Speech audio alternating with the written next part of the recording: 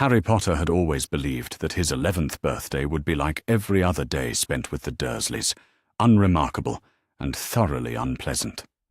The cramped cupboard under the stairs had been his world for as long as he could remember, a world where dust motes danced in the thin strips of light that managed to seep through the gaps in the wooden slats.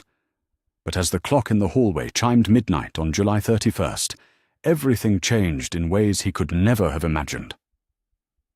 The thunderous knocking that shook the entire hut on the rock in the middle of the sea announced the arrival of Rubeus Hagrid, Keeper of Keys and Grounds, at Hogwarts School of Witchcraft and Wizardry. The massive man with his wild hair and kind eyes would become the first person to ever speak Harry's name with genuine affection, the first to treat him as someone worthy of respect rather than contempt. But more than that, Hagrid would be the one to unlock a door to a world that would challenge everything Harry thought he knew about himself and his future. "You are a wizard, Harry." The words echoed in his mind as they made their way through the crowded streets of London the next morning. Hagrid had explained so much the night before, about his parents, about their deaths, about the world he truly belonged to. Yet for all the revelations, for all the impossible magic he had witnessed, Harry still felt like he was walking through a dream. The brick wall that melted away to reveal Diagon Alley only confirmed what his rational mind was struggling to accept. The narrow cobblestone street stretched before them, lined with shops that seemed to lean inward as if sharing secrets. Witches and wizards in pointed hats and flowing robes moved about their business with an casual ease that made Harry marvel at this hidden world existing parallel to the mundane life he had known. The air itself seemed to shimmer with possibility, thick with the scent of magical herbs and the underlying current of power that made his skin tingle. Hagrid guided him past shop windows, displaying everything from cauldrons to crystal balls, past the towering white marble building that dominated the far end of the alley. Gringotts Wizarding Bank stood like a monument to magical prosperity, its bronze doors gleaming in the morning sunlight. 2 guards in scarlet uniforms flanked the entrance, but it was the creature standing between them that made Harry stop in his tracks. The goblin was unlike anything Harry had ever seen or imagined. No taller than Harry himself, but with a shrewd intelligence burning in his dark eyes, the creature possessed long fingers that ended in sharp points and ears that came to pronounced peaks. His skin had a greyish cast to it, and when he smiled, which he did upon noticing Harry's stare, his teeth gleamed white and sharp as daggers. "Welcome to Gringotts, young Potter," the goblin said, his voice carrying an accent Harry could not place. "I am Griphook. We have been expecting you." Hagrid shifted uncomfortably beside Harry, his massive frame seeming to shrink slightly under the goblin's penetrating gaze. The half-giant had warned Harry about goblins on their walk to the bank, explaining that they were the finest metalworkers in the wizarding world, and that their understanding of ownership ran deeper than most wizards could comprehend. What Hagrid had not mentioned was the unsettling feeling that came from being scrutinized by eyes that seemed to see through every pretense. The interior of Gringotts was even more impressive than its facade. The main hall stretched upward into shadows, its walls lined with more goblins, sitting behind curved counters, weighing precious metals and examining gems with jewelers' loupes. The sound of their work created a symphony of tiny bells and metallic scratches that seemed to follow some rhythm only they understood. Harry felt very small and very out of place as Griphook led them across the polished marble floor. "Vault 687 first," Griphook announced, consulting a ledger that appeared in his hands with no explanation of where it had come from. "But there are matters of inheritance that must be addressed before we proceed to your school vault, Mr. Potter." Harry exchanged a glance with Hagrid, who looked as confused as Harry felt. Inheritance matters had not been mentioned during their previous discussion, and the way Griphook pronounced the words suggested they carried more weight than a simple financial transaction. The goblin's expression had shifted to something that might have been anticipation, though it was difficult to read emotion on features so unlike human faces. They descended into the depths of the bank in a cart that moved with such speed and took such sharp turns that Harry was certain they would crash at any moment. The tunnels stretched in every direction, lit by torches that burned with an eerie blue flame. The darkness between the circles of light seemed absolute, as if it were not merely the absence of illumination, but something more tangible and hungry. When they finally came to a stop, Harry's legs were shaking from more than just the wild ride. The platform where they stood was carved from the living rock, and the air was noticeably cooler than it had been in the main hall above. Griphook produced a large key and approached what appeared to be a solid stone wall, but as he inserted the key into an invisible lock, the wall split down the middle and swung inward with a grinding sound that echoed through the tunnels. The Potter family vault was not what Harry had expected. Instead of the small chamber he had imagined, he found himself standing at the threshold of a room that stretched back into shadows, its walls lined with shelves that held not just gold and silver, but objects whose purposes he could not begin to guess. Ancient books, bound in leather that seemed to shift color in the torchlight, sat beside weapons that hummed with barely contained magic. Portraits of people who could only be his ancestors watched him from ornate frames, their painted eyes tracking his movement with an awareness that made his skin crawl. However, Griphook made no move to enter the vault. Instead, he turned to face Harry with an expression that had grown decidedly more serious. "There are protocols, young Potter, protocols that have not been observed in your case. As the heir to the Potter family name and fortune, there are documents that require your attention before you can claim your inheritance. Documents that should have been presented to you on your majority, or upon the death of your parents, whichever came first." Harry's mouth went dry. He had grown accustomed to learning that important information had been kept from him, but the formal way Griphook spoke suggested this was different from the casual neglect of the Dursleys. This felt deliberate, planned, significant in ways he was not sure he wanted to understand. "What kind of documents?" Harry managed to ask, his voice sounding much smaller than he intended in the echoing chamber. Griphook's smile returned, but it was not particularly reassuring. "Contracts, Mr. Potter. Agreements made by your father before his death. Agreements that bind you as surely as they bound him. Come." The goblin led them to a smaller chamber that branched off from the main vault, a room Harry had not noticed in his initial survey of his inheritance. This space felt different from the treasure room, more intimate and somehow more dangerous. The walls were covered in tapestries that depicted scenes from wizarding history, and the air carried a scent that reminded Harry of old parchment and candle wax. A single table sat in the center of the room, its surface polished to a mirror shine. Griphook approached a section of the wall that appeared identical to the rest and pressed his palm against the stone.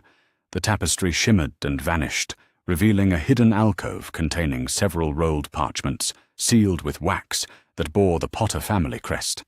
The goblin handled them with a reverence that bordered on the religious, his long fingers tracing the seals as if he were reading something written in the wax itself. "Your father, James Potter, was a forward-thinking wizard," Griphook began as he carefully broke the seal on the largest of the scrolls. He understood that the wizarding world was changing, that the old ways of doing things would need to adapt or be swept aside. These contracts represent his attempts to build bridges, to create alliances that would survive the coming storm. The parchment unrolled across the table like a living thing, its edges glowing briefly with magical energy before settling into stillness. The text was written in a formal script that seemed to shift and dance before Harry's eyes until he blinked hard and forced himself to focus. When the words finally stabilized, he felt the blood drain from his face. Marriage contract between the most ancient and noble house of Potter and the most ancient and noble house of Greengrass. The words seemed to grow larger as he stared at them, filling his vision until he could see nothing else. Marriage contract. The phrase repeated in his mind like an echo in an empty room, each repetition making it feel more real and more impossible at the same time. He was 11 years old. He had learned he was a wizard less than 24 hours ago. The idea that his future had been planned and arranged before his birth was so far beyond his ability to process that he simply stood there, staring at the parchment as if it might change its contents through the sheer force of his disbelief. Hagrid's sharp intake of breath suggested that he was as shocked as Harry, but Griphook seemed entirely unsurprised by their reactions. The goblin waited patiently as Harry struggled to make sense of what he was seeing, his dark eyes never leaving Harry's face, as if he were cataloguing every micro-expression for future reference. "I do not understand," Harry finally whispered. "How can there be a marriage contract?" "I am 11 years old. The contract does not take effect until the Lady Greengrass reaches her majority at 17, or earlier with the consent of both families," Griphook explained in the same tone he might use to discuss the weather. "It was signed in blood magic on October 31st, 1979, exactly 2 years before your parents' death, by James Potter, heir to the Potter family magic, and by Marcus Greengrass, patriarch of the Greengrass line." Harry's legs suddenly felt unsteady, and he reached out to grip the edge of the table for support. The smooth wood felt solid and real beneath his fingers, an anchor to the physical world, while his mind reeled with implications he was not equipped to understand. His father had signed a contract promising him to a girl he had never met, a girl whose name he had never heard spoken. The life he had imagined for himself, the freedom he thought he would find in the wizarding world, had been decided before his first birthday. "But why?" Harry asked, his voice cracking on the word. "Why would my father do such a thing?" Griphook's expression softened slightly, the first genuinely sympathetic look Harry had seen from the goblin. "Protection, young Potter. Your father was not a fool, and he could see the storm clouds gathering. Lord Voldemort was gaining power, recruiting followers from the old families, using fear and violence to bend the wizarding world to his will. The Greengrass family had similar concerns about their own safety, and the safety of their children." The goblin moved around the table to stand closer to Harry, his voice dropping to a confidential tone. Both families were what you might call progressive in their thinking. They believed that the old prejudices about blood purity were not only wrong but dangerous. They saw an opportunity to ally their houses, to create a bond that would protect both families from those who would force them to choose sides in a war they wanted no part of. Harry looked down at the contract again, trying to see past the formal language to understand what his father had been thinking. The parchment seemed to pulse with a faint, magical energy, and he realized that this was not simply a piece of paper, but a living document that bound him as surely as chains. The realization should have filled him with anger or despair, but instead he found himself feeling a strange sense of connection to the father he had never known. James Potter had been trying to protect his son, even from beyond the grave. "Who is she?" Harry asked quietly. "This Daphne Greengrass?" Griphook consulted another scroll, this one smaller and bearing a different seal. "Miss Daphne Greengrass, born March 15th, 1980, currently attending Hogwarts School of Witchcraft and Wizardry, sorted into Slytherin House. Eldest daughter of Marcus and Evelyn Greengrass, heir to the Greengrass family fortune and magical legacy." Slytherin. The word hit Harry like a physical blow. Everything he had heard about Slytherin House had been negative, from Hagrid's casual dismissal of there was not a witch or wizard who went bad who was not in Slytherin, to the way other students spoke about the house in hushed, fearful tones. The idea that he was contractually bound to marry a Slytherin seemed like some cosmic joke, a punishment for crimes he could not remember committing. Hagrid cleared his throat uncomfortably, his massive hands twisting together in a gesture that Harry was beginning to recognize as a sign of deep anxiety. "Perhaps we should be getting on with the school shopping," he suggested, his voice carefully neutral. This is a lot for Harry to take in all at once. But Griphook was not finished. "There are other matters that must be discussed," he said firmly. "The contract includes provisions that affect Mr. Potter's inheritance, his education, and his legal status within Wizarding Society. These are not matters that can be set aside for convenience." The goblin spread a second parchment beside the first, this one covered with smaller text that seemed to shimmer and shift as Harry tried to read it. The language was even more formal than the marriage contract, filled with legal terms and magical concepts that made his head spin. But certain phrases jumped out at him as if they were written in a different ink. Financial protections, joint magical inheritance, political alliance, blood ward strengthening. Your father was very thorough, Griphook continued. He understood that a marriage contract between two powerful families would create enemies as well as allies. The document includes provisions for your education in subjects not taught at Hogwarts, access to libraries and magical resources normally restricted to adults, and most importantly, legal protections that prevent certain individuals from making decisions about your welfare without your consent. Harry's head snapped up at this last point. What kind of decisions? The goblin's smile returned, but this time it carried a sharp edge that made Harry think of predators. Decisions about where you live, who you spend time with, what you learn, and how you spend your money. The contract makes you a legal adult in matters of marriage and inheritance, regardless of your chronological age. It also specifies that any guardian appointed to care for you must have the consent of the Greengrass family, as well as your own. The implications of this hit Harry like a thunderbolt. He thought of the Dursleys, of the years of neglect and casual cruelty, of the cupboard under the stairs and the bars on his bedroom window. He thought of Dumbledore, the wizard who had left him, with people who hated everything about what he was. According to what Griphook was telling him, none of that should have happened if the contract had been honored. Why was I never told about this? Harry asked, his voice growing stronger as anger began to replace confusion. Why did no one tell me that I had protections, that I had rights? Griphook's expression grew carefully neutral, the diplomatic face of someone who dealt with dangerous political questions on a regular basis.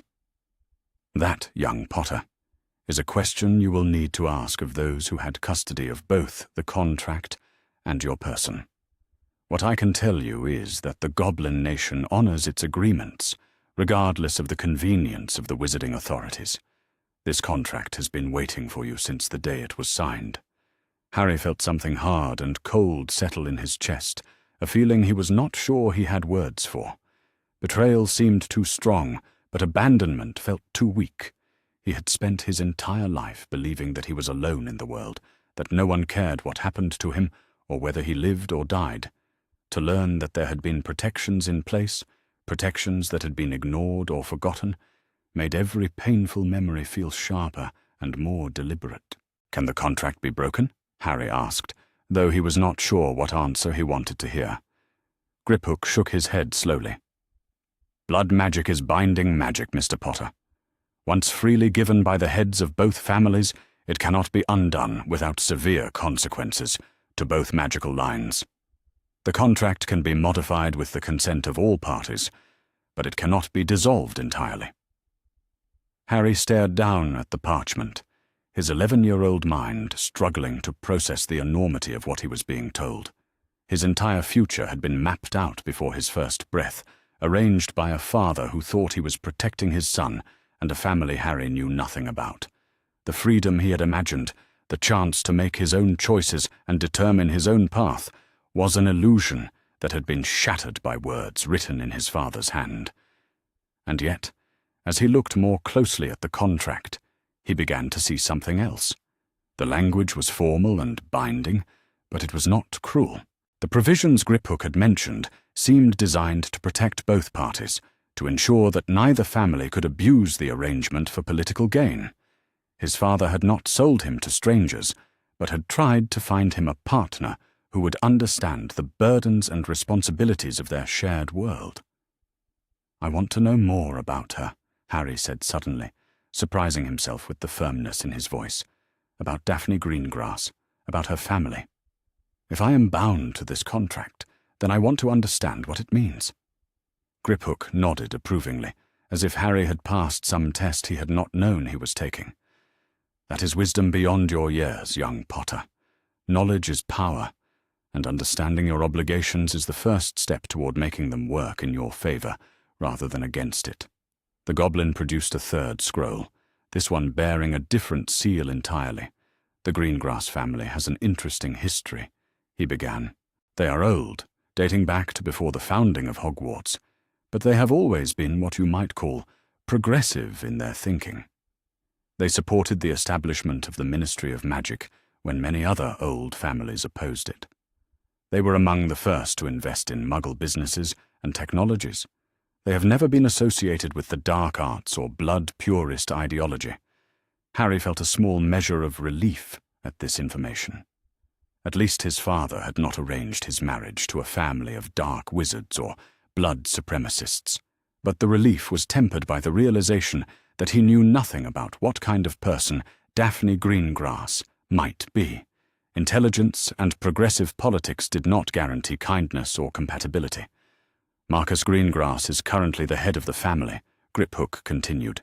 "He sits on several boards and committees within the ministry, mostly concerned with international magical cooperation and trade relations. His wife Evelyn is from the Zabini family, another old line with a reputation for political moderation. They have 2 daughters, Daphne and Astoria, both currently attending Hogwarts. The mention of a younger sister somehow made Daphne Greengrass seem more real to Harry. She was not just a name on a contract, but a person with family relationships and daily concerns that probably had nothing to do with marriage contracts or political alliances. The thought was both comforting and terrifying. "What happens now?" Harry asked. "Do I write to her? Do our families meet? How does this work?" Griphook carefully rolled up the contracts and sealed them again with wax that appeared to flow like liquid before hardening instantly. Traditionally, the families would arrange a formal introduction once both parties reached Hogwarts age. However, given the unusual circumstances of your upbringing, it might be wise to proceed more carefully.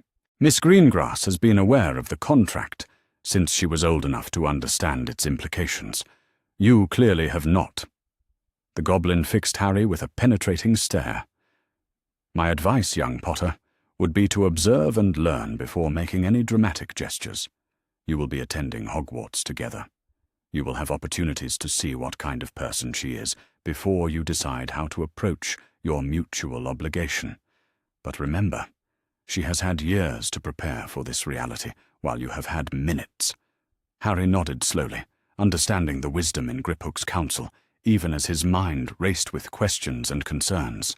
The idea of spending the next 7 years at school with someone who knew they were destined to marry him was daunting enough without adding the complication of house rivalries and the social dynamics he was only beginning to understand. "There is one more thing you should know," Griphook said, as he prepared to secure the contracts in their hidden alcove.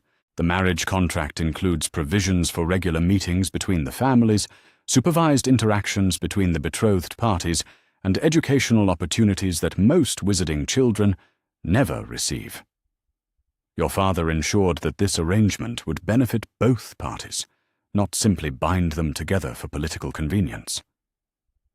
As they made their way back through the twisting tunnels toward Harry's school vault, his mind churned with everything he had learned. The gold and silver that awaited him seemed less important now than the knowledge that his life was more complicated than he had ever imagined.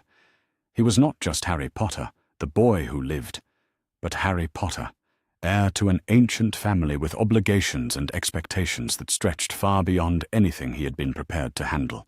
The school vault, when they finally reached it, contained enough money to buy his school supplies several times over, but Harry found himself caring less about the wealth than about the questions it raised. How much did Dumbledore know about the marriage contract? Had the headmaster deliberately kept him ignorant of his rights and protections? And if so, what else might he be hiding? As they rode the cart back to the surface, Harry clutched the key to his vault in one hand and thought about the contracts that were now secured far below. Daphne Greengrass. The name echoed in his mind, carrying with it the weight of destiny and the promise of a future he had never chosen, but might not be able to avoid. In a few short weeks, he would see her for the first time, and she would know exactly who he was and what he represented in her life. The thought should have terrified him. But as they emerged into the bright sunlight of Diagon Alley, Harry found himself feeling something that might have been anticipation. His father had trusted the Greengrass family enough to bind their children together in the most permanent way possible. Perhaps James Potter had seen something in that alliance that his son would come to understand in time. For now, Harry had school supplies to buy and a new world to explore. But in the back of his mind, a single question kept repeating itself like a mantra. What kind of person was Daphne Greengrass? And what would she think of the boy who had just learned he was destined to marry her? The maze that had been constructed on the Quidditch pitch for the final task of the Triwizard Tournament stretched before the 4 champions like a living monument to magical malevolence, its towering hedgerows shifting and reorganizing themselves with the kind of sinister intelligence that made even the most confident competitors question their readiness for what lay ahead. The walls of dense, enchanted vegetation rose 20 feet into the evening air, their surfaces dotted with thorns that gleamed with an oily sheen, suggesting they had been treated with substances far more dangerous than simple plant toxins. Harry Potter stood at the entrance to the maze alongside his fellow champions, acutely aware that the cheering crowds in the surrounding stands had no idea they were about to witness something far more deadly than the tournament's official organizers had advertised. The intelligence network that he and Daphne had been building over the past several months had provided them with warnings about the true nature of tonight's challenge, and the protective measures they had put in place were about to be tested in ways that could determine not only his survival, but the future of the political alliance they represented. Daphne Greengrass occupied a position of honor in the stands reserved for champions' families and supporters, but Harry knew that her presence there was far from merely ceremonial. The communication charms they had established would allow them to coordinate their responses to whatever threats emerged during the task, and the emergency protocols they had developed would enable her to summon assistance if the situation deteriorated beyond what he could handle alone. Sirius Black sat beside her, with the kind of alert tension that marked him as someone prepared for immediate action, despite the formal constraints of his position as Harry's legal guardian and political ally. The network of allies they had assembled for this evening included not only family members, but also representatives from the progressive coalition that had been building strength throughout the wizarding world since Harry and Daphne's betrothal ceremony. The signal to begin came from Ludo Bagman, whose enthusiastic announcement barely concealed the nervous energy that had characterized his behavior throughout the tournament. As the champions entered the maze from their respective starting positions, Harry felt the protective charms and defensive spells that Daphne had helped him master settling into place around him like invisible armor. The interior of the maze was even more oppressive than its exterior had suggested, with the magical hedgerows blocking not only physical passage, but also most forms of magical communication and detection. The air itself seemed thick with hostile enchantments, and Harry quickly discovered that the maze was designed to disorient and separate the competitors, rather than simply challenge their ability to navigate complex terrain. Within minutes of entering the labyrinthine passages, Harry encountered his first indication that the final task had been compromised by forces with agendas that extended far beyond the tournament's official purpose. The creature that emerged from a concealed alcove in the hedge wall was not one of the magical beasts that had been announced as part of the challenge, but rather a figure in a Death Eater mask, whose presence could only mean that Voldemort's followers had infiltrated the competition. The attack came without warning or conversation, a killing curse that blazed green through the evening air and missed Harry's head by inches, only because his newly developed political instincts had taught him to expect betrayal and treachery even in situations that appeared to be governed by rules and traditions. His response was immediate and decisive, the shield charm he had been practicing with Daphne deflecting the follow-up curse while he maneuvered for position to launch his own counterattack. The battle that followed was brief but vicious, with both combatants using spells that were decidedly more lethal than anything typically employed in academic competitions. Harry's victory came not from superior magical power, but from better tactical thinking and the defensive techniques that months of preparation with experienced allies had drilled into his reflexes and muscle memory. As he continued deeper into the maze, Harry discovered that the Death Eater he had defeated was not an isolated threat, but part of a coordinated assault designed to eliminate not only him, but also the other champions whose survival might complicate whatever larger plan was being implemented through the tournament. The sounds of magical combat, echoing from other sections of the maze, suggested that Cedric Diggory, Fleur Delacour, and Victor Crumb were facing similar attacks from enemies whose presence in the maze could only have been arranged through corruption of the tournament's security measures. The discovery of Cedric Diggory's body near the center of the maze confirmed Harry's worst fears about the true nature of the final task and the price that would be paid for whoever had arranged these deadly complications. The older student had clearly fought bravely against overwhelming odds, but his defensive training had not been sufficient to protect him against opponents who were willing to use unforgivable curses without hesitation or restraint.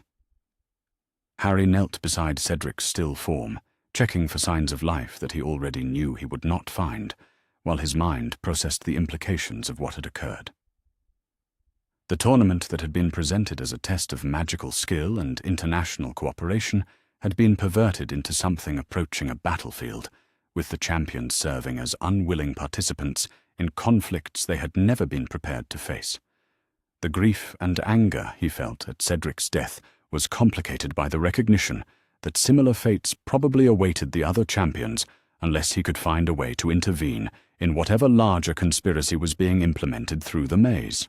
The communication charm that connected him to Daphne crackled with interference, but he managed to transmit a brief message warning her that the situation had deteriorated far beyond their most pessimistic projections. Her response was immediate and reassuring, confirming that the emergency protocols they had established were being activated and that assistance would be arriving as soon as the magical barriers surrounding the maze could be penetrated or circumvented.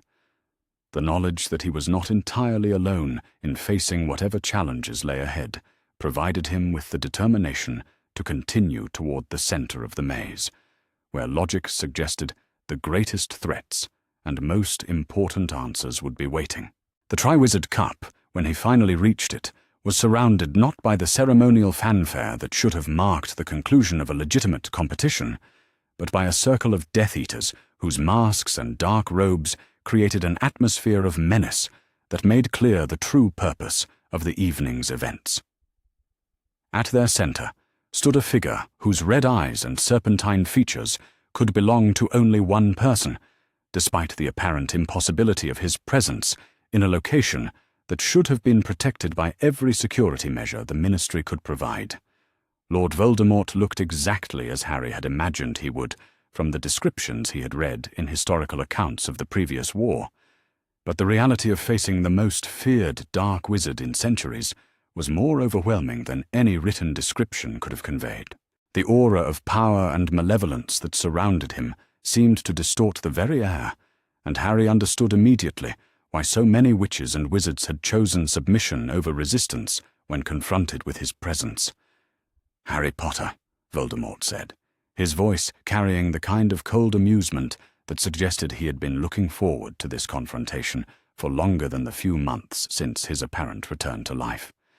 "How convenient that you have arrived just in time to witness the restoration of the natural order that your inconvenient survival disrupted so many years ago." The Dark Lord's presence in the maze confirmed Harry's suspicions that the Triwizard Tournament had been orchestrated as an elaborate trap designed not only to eliminate him, but to provide Voldemort with an opportunity to demonstrate his power in a way that would terrorize the wizarding world into submission. The death of the boy who lived in such a public and dramatic fashion would serve both practical and psychological purposes in the campaign to restore the Dark Wizard's dominance over magical society.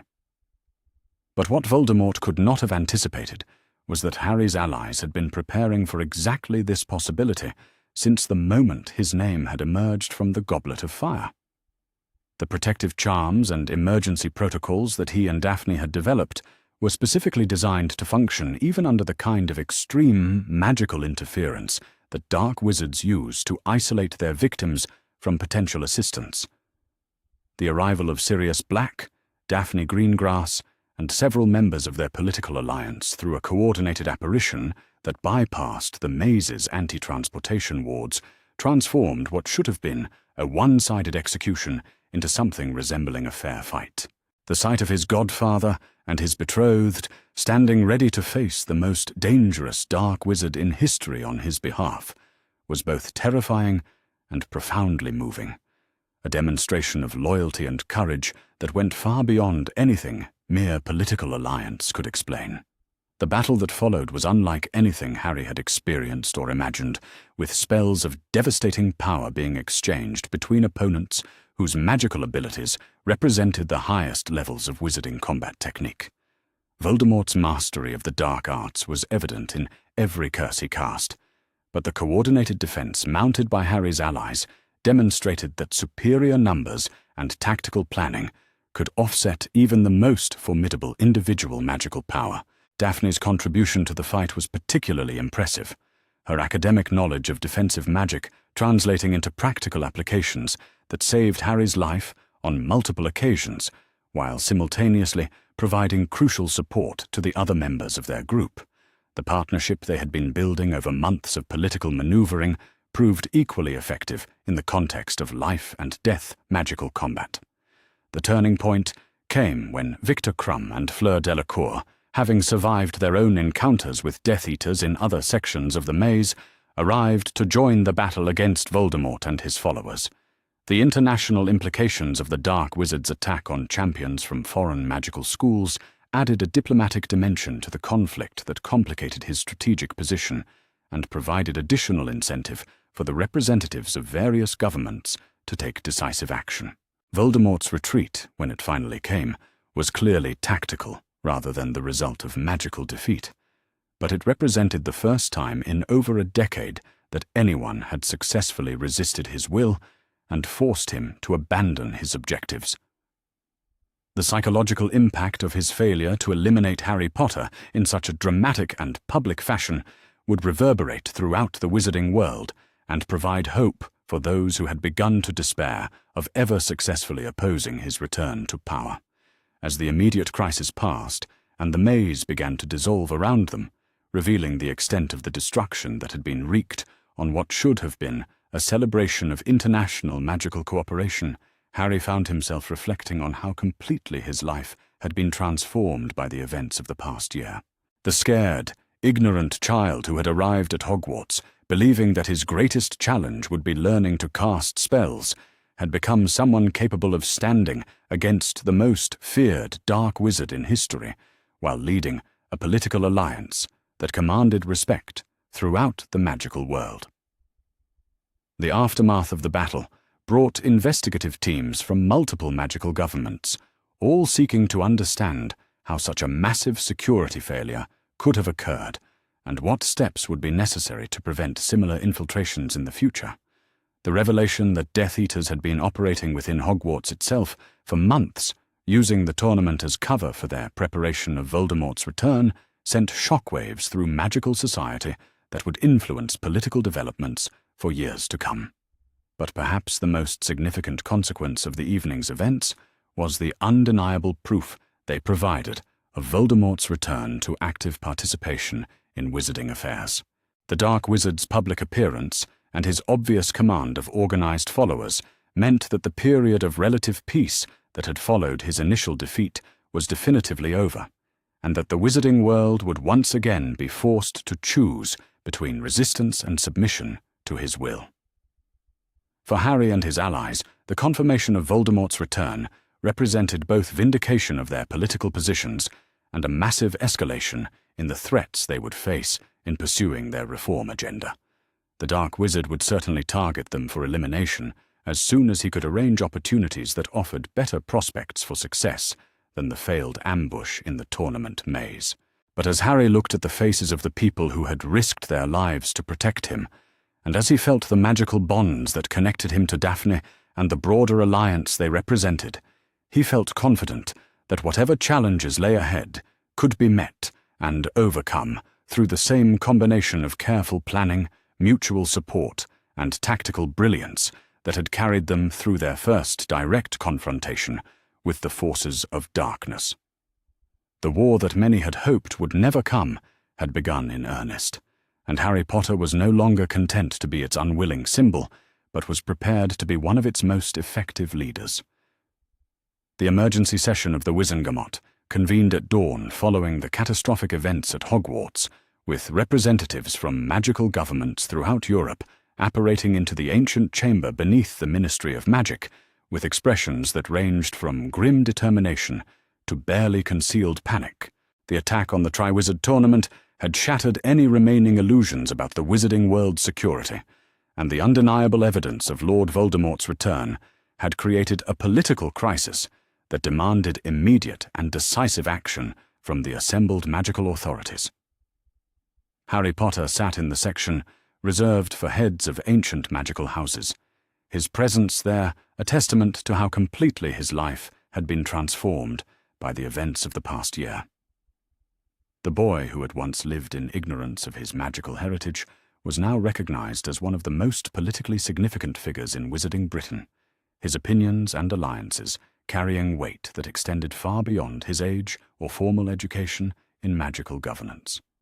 Beside him, Daphne Greengrass occupied her own seat as heir to her family's political legacy, her composed demeanor providing a steadying influence despite the chaos and uncertainty that had engulfed their world overnight. The magical bonds that connected them as betrothed partners had been strengthened by their shared experience of facing Voldemort in direct combat, and Harry found himself drawing on her calm intelligence as he prepared to navigate the treacherous waters of emergency magical politics. Minister Cornelius Fudge, whose political career had been built on avoiding difficult decisions and maintaining comfortable illusions, appeared to have aged a decade since the previous evening's events. His usually bombastic confidence had been replaced by a haunted expression that suggested he understood that his credibility and authority would not survive the revelations about ministry security failures that were about to be made public. The first order of business was the testimony of eyewitnesses to Voldemort's return, a process that required each person who had been present during the battle in the tournament maze to provide detailed accounts of what they had observed and experienced. Harry's testimony was particularly significant, as his status as the primary target of the attack and his survival of direct confrontation with the Dark Lord carried implications that would influence magical policy throughout Europe. When called to address the assembled representatives, Harry rose with the kind of composed dignity that months of political education had taught him to project, even under the most stressful circumstances. His voice carried clearly through the ancient chamber as he described the events that had transformed what should have been a celebration of international magical cooperation into a battlefield where students had died and the most feared dark wizard in history had demonstrated his return to active malevolence. "The Dark Lord spoke to me directly," Harry testified, his words carefully chosen to convey both the reality of the threat and his own credibility as a witness to events that many still hoped might prove to be elaborate deceptions. He made clear that his attack on the tournament was intended not only to eliminate me personally, but to send a message to the entire wizarding world about his restored power and his intention to reclaim the dominance he wielded before his initial defeat. The reaction to Harry's testimony varied dramatically, depending on the political allegiances and personal courage of the assembled representatives. Some nodded grimly, already convinced by the evidence of their own eyes and the reports from international observers who had witnessed the battle. Others appeared to struggle with accepting the implications of what he was telling them, their faces reflecting the kind of denial that came from understanding that their comfortable assumptions about magical security had been permanently shattered. Minister Fudge's response was predictably inadequate, focused more on protecting his own political position than on addressing the genuine threats that Harry's testimony revealed. "While we must certainly investigate these serious allegations," he said in the pompous tone that had characterized his approach to controversial issues throughout his tenure, "we must also be careful not to allow fear and speculation to override our commitment to due process and careful analysis of the available evidence.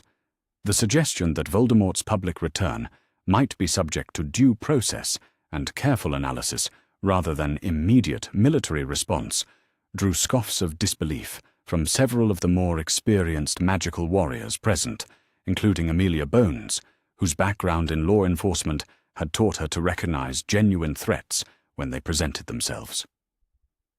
"Minister," Bones said, with the kind of professional courtesy that barely concealed her contempt for Fudge's political cowardice, "the evidence for you-know-who's return is not a matter of speculation or allegation. Multiple credible witnesses, including representatives from foreign magical governments, observed him personally directing an armed attack on students participating in an international competition. The appropriate response is not investigation, but immediate mobilization of our defensive resources." Her intervention transformed the discussion from a debate about the validity of eyewitness testimony into a practical conversation about military preparedness and strategic planning for the conflict that everyone present understood was now inevitable. The political dynamics of the chamber shifted visibly as representatives began aligning themselves with factions that would shape magical policy for the duration of whatever war was about to engulf their world. The progressive coalition that Harry and Daphne represented found itself in the unexpected position of being ahead of the political curve, having spent months preparing for exactly the kind of crisis that other factions were still struggling to acknowledge. Their alliance with families throughout Europe provided them with intelligence networks and strategic resources that were already proving invaluable in coordinating responses to Voldemort's renewed campaign of terror. Augusta Longbottom, speaking as the representative of her ancient family's interests, rose to address the chamber with the kind of moral authority that came from having lost family members to Death Eater attacks during the previous war. "We cannot afford to repeat the mistakes that allowed you-know-who to gain power the first time," she declared, her voice carrying the weight of personal experience with the consequences of political inaction.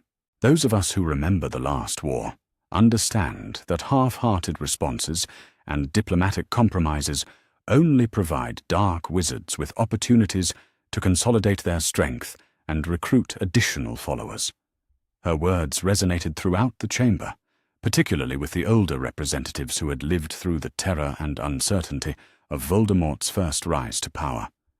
The reminder that their current crisis was not unprecedented, but rather the continuation of conflicts that had been temporarily suspended, rather than permanently resolved, helped focus attention on practical questions about military strategy and resource allocation. The debate about appropriate responses to Voldemort's return was complicated by news that arrived through Emergency Owl Post during the middle of the session. Reports from magical communities throughout Britain described coordinated attacks on ministry facilities, aura stations, and the homes of prominent figures who had opposed dark magic during the previous conflict. The scope and timing of these attacks made clear that Voldemort's appearance at Hogwarts had been only the beginning of a carefully planned campaign designed to destabilize magical society and eliminate potential sources of organized resistance. Harry found himself thinking about the people who were dying, while the Wizengamot debated appropriate levels of response to threats that were already manifesting in violence throughout their world. The political processes that were supposed to protect magical society seemed inadequate to address the kind of decisive action that the current crisis demanded, and he began to understand why his progressive alliance had been building independent capabilities rather than relying entirely on traditional governmental institutions. The turning point in the emergency session came when representatives from the International Confederation of Wizards announced that several European magical governments had already begun implementing emergency measures in response to intelligence suggesting that Voldemort's campaign would not be limited to Britain. The threat posed by the Dark Lord and his followers was being recognized as an international crisis that required coordinated responses from magical authorities throughout the continent. This international perspective on the conflict provided political cover for those members of the Wizengamot who had been reluctant to support aggressive measures against Voldemort's forces. The possibility that Britain might find itself isolated from its magical allies if it failed to take adequate defensive action was apparently more persuasive than arguments based solely on moral obligation or strategic necessity. The resolution that eventually emerged from hours of debate was both more comprehensive and more inadequate than Harry had expected. The Wizengamot voted to declare a state of magical emergency that would allow for expanded aura authority and accelerated military preparations, but the implementation of these measures was left to ministry bureaucrats whose competence and loyalty remained questionable given their failure to prevent the security breaches that had made Voldemort's return possible. More significantly for Harry's personal situation, the emergency resolution included provisions that recognized the legitimacy of private defensive organizations formed by ancient magical families for the protection of their members and allies. This legal framework would allow the progressive coalition that he and Daphne represented to operate openly as a paramilitary force without being subject to ministry oversight or interference. As the formal session concluded, and representatives began making arrangements for the emergency measures that would reshape magical society for the duration of the conflict, Harry found himself surrounded by allies and potential partners who understood that the real work of organizing resistance to Voldemort would take place outside the official governmental structures that had already proven their inadequacy. Sirius Black approached with the kind of grim satisfaction that came from seeing long-held suspicions about ministry incompetence confirmed by events. The emergency powers they granted themselves will be used primarily to protect their own positions and blame others for their failures, he observed quietly. The real fighting will be done by people like us, who understand that this war cannot be won through committee meetings and bureaucratic procedures. Daphne nodded her agreement, her political instincts having reached similar conclusions about the gap between official responses and practical necessities. "We need to accelerate our plans for independent operations," she said. "The alliance we have built provides us with resources and capabilities that the ministry lacks, and we should be prepared to act without waiting for official authorization or support."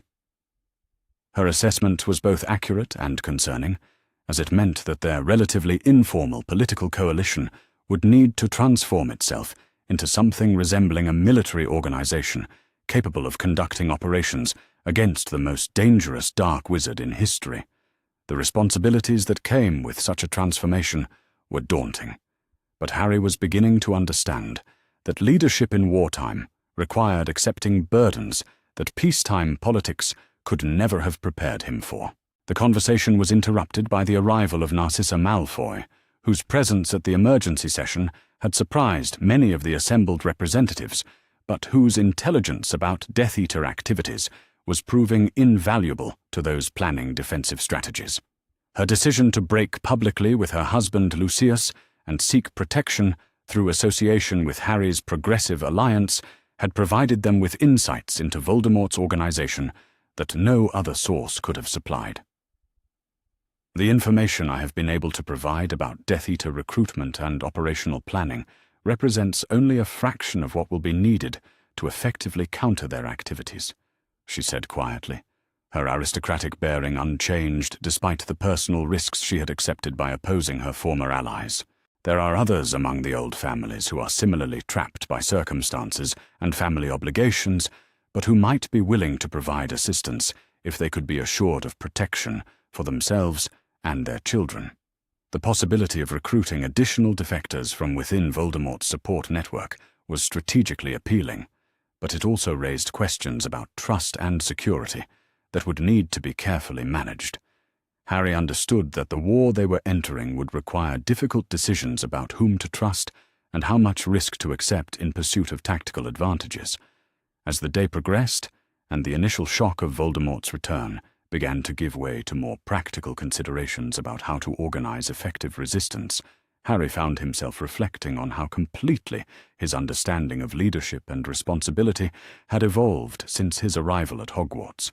The scared, ignorant child who had been amazed by moving staircases and talking portraits had become someone capable of making strategic decisions that would affect the survival of thousands of people throughout the magical world. The transformation had been gradual but profound, shaped by his relationship with Daphne and the political education he had received from her family and their allies. The marriage contract that had initially seemed like a limitation on his freedom had become the foundation for capabilities and connections that he could never have developed on his own. Most importantly, he was no longer facing the challenges of leadership alone. The magical bonds that connected him to Daphne had created a partnership that was stronger than the sum of its individual components, and the network of allies they had built together provided them with resources that extended far beyond what any single family or organization could have assembled independently. The war against Voldemort would test every aspect of their alliance and every assumption they had made about the nature of power and responsibility in magical society. But as Harry looked at the faces of the people who had committed themselves to supporting their cause, he felt confident that whatever challenges lay ahead could be met and overcome through the same combination of strategic thinking, mutual support, and moral courage that had carried them through every previous crisis. The boy who had once believed he would spend his life as an unwanted burden on his relatives had become a leader whose decisions would help determine the future of magical civilization, and he was ready to embrace whatever sacrifices that responsibility might require. The ancient gardens of Greengrass Manor had been transformed into something resembling a fairy tale dream for the wedding of Harry Potter and Daphne Greengrass, with magical enhancements that made every flower bloom in perfect harmony, and every tree sparkle with ethereal light that seemed to dance in celebration of the union being solemnized on this perfect spring morning.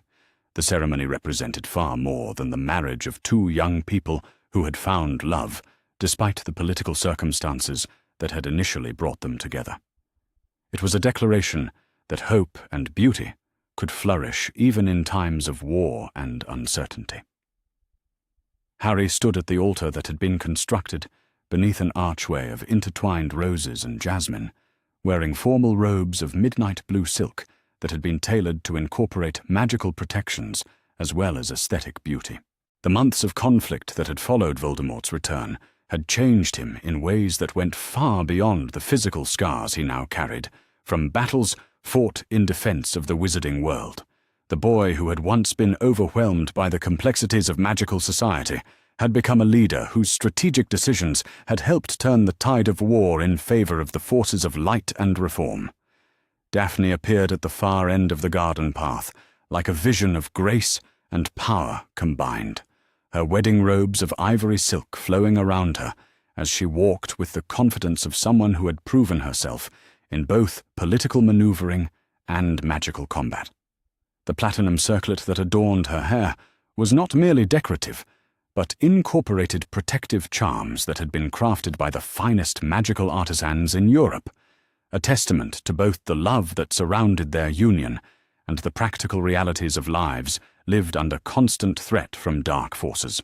The assembled guests represented a remarkable cross-section of magical society, from the ancient families whose political support had made their alliance possible to representatives of governments throughout Europe who had come to witness the marriage of two people whose partnership had already begun to reshape the magical world. The presence of former enemies alongside longtime allies demonstrated the healing and reconciliation that their leadership had fostered during the darkest period in recent magical history. Sirius Black occupied the place of honor reserved for Harry's family, his bearing reflecting both pride in his godson's achievements and the weight of responsibilities they had shared during the war against Voldemort and his followers. The legal guardian who had fought to protect Harry's right to make his own choices about his future now watched with satisfaction as those choices culminated in a partnership that promised to benefit not only the couple being married, but the entire magical community they served. Marcus and Eveline Greengrass stood with equal pride as witnesses to their daughter's marriage, their expressions reflecting the success of plans that had been set in motion years earlier, but which had evolved into something far more meaningful than either of them had dared to hope when they first signed the contract that had brought these two remarkable young people together. The arranged marriage they had negotiated for political protection had become a love story that would be remembered and celebrated for generations to come. Augusta Longbottom, now serving as the interim Minister for Magic, following the coalition government that had been established after the war, occupied a position that reflected both her personal friendship with the couple and her official recognition of their political significance. The reform agenda that Harry and Daphne represented had become the foundation for governmental policies that were transforming magical society in ways that would have been impossible without the crisis that had forced everyone to reconsider their assumptions about power and leadership. The ceremony itself followed traditions that honored both families' magical heritage while incorporating innovations that reflected their commitment to creating new ways of thinking about partnership and mutual responsibility. The vows they exchanged were personal statements about their love for each other, but they were also public commitments to the shared vision of magical society that had brought them together as political allies before they discovered they could also be romantic partners. As the officiant began the binding rituals that would create magical connections between their life forces and their magical cores, Harry found himself thinking about the incredible journey that had brought him to this moment. The scared, ignorant child who had lived in a cupboard under the stairs could never have imagined that he would one day stand before hundreds of the most powerful witches and wizards in Europe, committing himself to a partnership that represented hope for positive change throughout the magical world. The transformation had not been easy or without cost, as evidenced by the memorial garden that had been created within the manor grounds to honor the friends and allies who had died during the war against Voldemort. Cedric Diggory's name was carved into stone alongside those of aurors, politicians, and ordinary magical citizens whose courage and sacrifice had made possible the victory they were celebrating today. But the presence of grief alongside joy seemed appropriate for a ceremony that marked not just a personal milestone, but the beginning of a new chapter in magical history. The war against Voldemort had ended with his final defeat just 3 months earlier, achieved not through Harry's individual heroism, but through the coordinated efforts of the international alliance that he and Daphne had built together over years of careful political work and strategic planning. The final battle had taken place not in some remote location, but in the heart of magical London, with Death Eaters and their allies making a desperate attempt to seize control of the Ministry and establish Voldemort's dominance over British magical society. The response had been swift and decisive, with forces loyal to the Progressive Coalition surrounding and defeating the attackers in a confrontation that lasted less than 6 hours, but which settled questions about leadership and authority that had been brewing for decades. Harry's role in that final victory had been significant, but not solitary, reflecting the leadership philosophy he had developed during his political education. Rather than facing Voldemort in single combat, as prophecies and legends might have suggested, he had coordinated the efforts of dozens of skilled magical warriors whose combined abilities proved superior to even the most powerful dark wizard in history. The death of Lord Voldemort had come not from a dramatic duel between good and evil, but from the systematic dismantling of his power base by people who understood that lasting victory required more than individual courage or magical strength. The political networks that supported him had been infiltrated and undermined. His financial resources had been identified and seized, and his followers had been given opportunities to surrender and seek redemption, rather than fighting to the death for a cause that no longer offered them any hope of success. The approach had been controversial among some traditional magical warriors who believed that dark wizards deserved nothing but destruction, but Harry and Daphne had insisted that lasting peace required offering alternatives to violence for those who were willing to abandon their allegiance to supremacist ideologies. The success of their reconciliation programs had vindicated their strategy and demonstrated that mercy could be a more effective weapon against hatred than vengeance. As the magical binding rituals reached their climax, and Harry felt the familiar sensation of his magical core connecting with Daphne's in ways that went far deeper than their previous betrothal ceremony, He was struck by the completeness of the partnership they had created. What had begun as a contractual obligation imposed by their parents had evolved into a collaboration that encompassed every aspect of their lives, from personal intimacy to political leadership to shared vision for the future of magical society. The moment when they were officially declared married was marked by magical phenomena that seemed to celebrate their union, with flowers blooming spontaneously throughout the garden and the very air itself seeming to sparkle with joy and approval. The assembled guests responded with applause and cheers that reflected not only their happiness for the couple, but their appreciation for the leadership and sacrifice that had made such celebrations possible after years of war and uncertainty.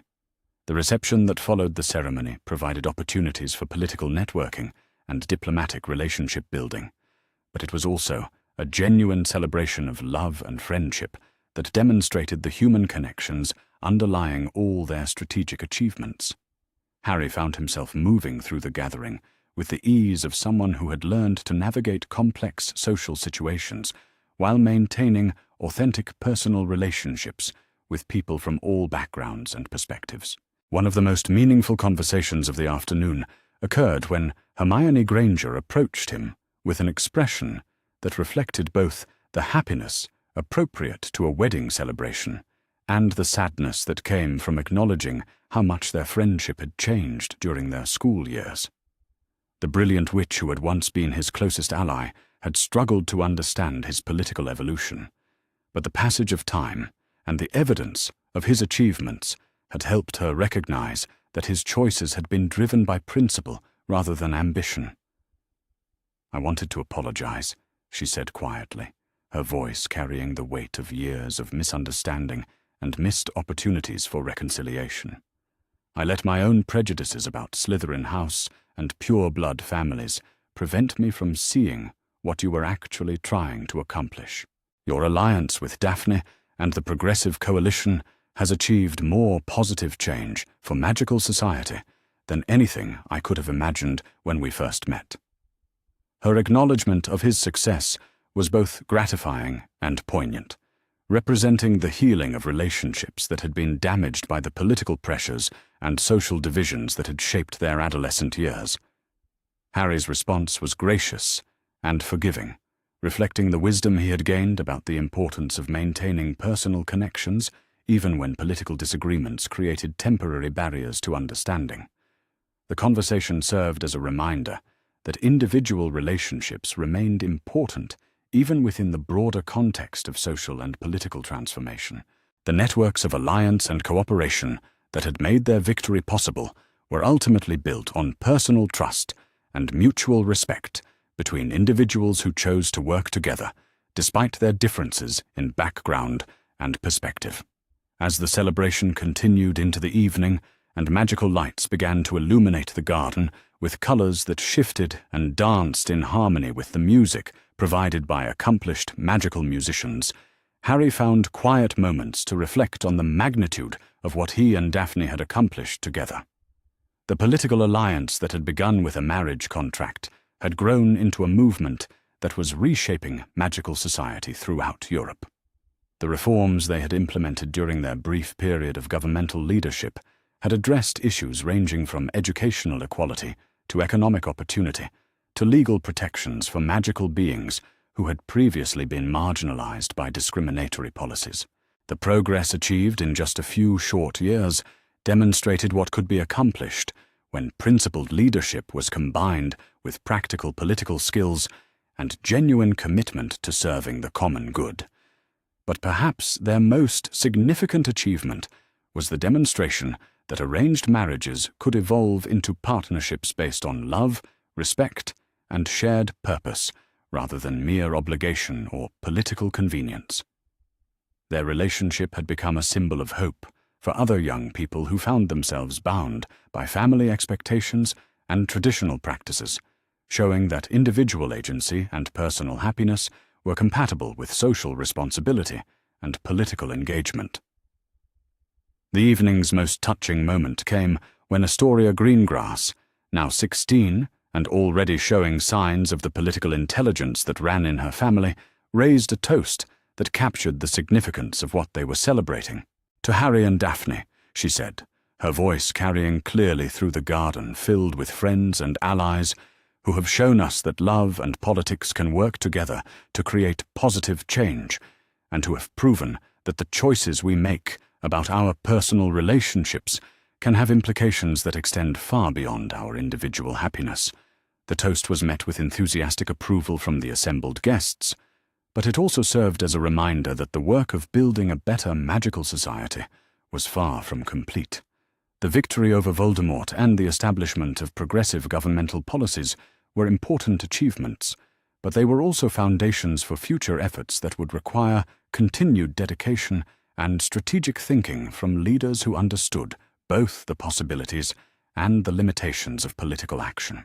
As the formal celebration began to wind down and guests started making their farewells, Harry and Daphne found themselves alone together for the first time since early morning. The magical bonds created by their marriage ceremony had deepened their connection in ways that went beyond their previous betrothal, and they both felt the completeness that came from a partnership that had been tested by every possible challenge and had emerged stronger than either of them had dared to hope. The conversation between them was comfortable and intimate, reflecting the genuine affection that had developed alongside their political collaboration over the years since they first met in Professor Snape's potions class. The arranged marriage that had initially seemed like an imposition of their parents' will had become a choice they made freely and repeatedly, reaffirmed through every crisis they faced together and every success they achieved through their combined efforts. Looking toward the future, they discussed plans that encompassed both personal goals and public responsibilities, understanding that their lives would always involve balancing individual desires with the leadership roles they had accepted within magical society. The reforms they had implemented would require ongoing oversight and refinement, and the international relationships they had built would need continued attention to maintain the cooperation that had made their achievements possible. But they also talked about hopes and dreams that were purely personal, including their desire to raise children who would grow up in a magical world that was more just and equitable than the one they had inherited. The next generation would face different challenges and opportunities, but they would do so with the advantage of institutions and policies that had been shaped by leaders who understood the importance of balancing tradition with innovation and individual rights with collective responsibility. As they walked together through the garden that had witnessed their marriage ceremony, Harry reflected on the incredible journey that had brought him from ignorance and isolation to love and leadership. The marriage contract that had once seemed like a limitation on his freedom had become the foundation for achievements that exceeded anything he could have imagined when he first learned about his magical heritage. Most importantly, he had found in Daphne not just a political ally or even a romantic partner, but a true equal whose intelligence, courage, and commitment matched his own. Their partnership represented the kind of collaboration that could accomplish far more than either of them could achieve alone, and their love for each other provided the personal foundation that made their public service both sustainable and meaningful. The stars that appeared in the clear evening sky seemed to approve of their union and the promises they had made to each other and to the magical world they served. The boy who had once slept in a cupboard under the stairs had become a man whose marriage would be remembered as the beginning of a new era of hope and progress in magical society, and he faced the future with confidence that whatever challenges lay ahead could be met and overcome through the same combination of love, wisdom, and determination that had carried him to this perfect moment of happiness and fulfillment. The owl arrived at Greengrass Manor precisely at sunrise, its tawny feathers catching the first golden rays of light as it swooped through the enchanted gardens toward the breakfast terrace where the family had gathered for their morning meal. Daphne Greengrass looked up from her copy of the Daily Prophet, noting with the detached curiosity of someone accustomed to magical correspondence that this particular owl bore the distinctive bronze seal of Gringotts Wizarding Bank. Her father, Marcus Greengrass, a distinguished wizard whose greying temples and sharp green eyes spoke of both intelligence and authority, accepted the letter with the kind of careful attention he reserved for matters of genuine importance. The seal broke with a soft pop that seemed unusually loud in the morning stillness, and as he unfolded the parchment, Daphne watched his expression shift from mild interest to something that looked remarkably like relief mixed with apprehension. Her mother, Evelyn, paused in her delicate consumption of toast and marmalade, her dark eyes moving between her husband's face and the letter in his hands. After 23 years of marriage, she could read Marcus's moods with the accuracy of a skilled diviner, and whatever news the Gringotts owl had brought was significant enough to warrant immediate family discussion. "It has begun," Marcus said quietly, his voice carrying the weight of years of careful planning and patient waiting. "Harry Potter visited his family vault yesterday. The contracts have been reviewed." Daphne felt her stomach drop in a way that had nothing to do with the excellent breakfast the house elves had prepared. She had known this day would come, had been prepared for it since she was old enough to understand what the words marriage contract meant in the context of wizarding society. But knowing something intellectually and experiencing it emotionally were two entirely different matters, and she found herself gripping her teacup with unnecessary force. "All of them?" Evelyn asked, though her tone suggested she already knew the answer. Marcus nodded gravely. Griphook included a full report. The boy was understandably shocked. According to the goblin's account, he had never been told of his obligations or his rights. Dumbledore, it seems, has been less than forthcoming about certain aspects of young Mr. Potter's inheritance. The casual mention of Albus Dumbledore's name sent a chill through Daphne that had nothing to do with the morning air. The headmaster of Hogwarts was widely regarded as the most powerful wizard alive, the defeater of Grindelwald, the only wizard you know who had ever feared. That such a man had chosen to keep Harry Potter ignorant of his contractual obligations suggested political maneuvering on a scale that made her feel very small and very vulnerable. "What does this mean for us?" she asked, proud that her voice remained steady despite the turmoil in her mind. "For our family."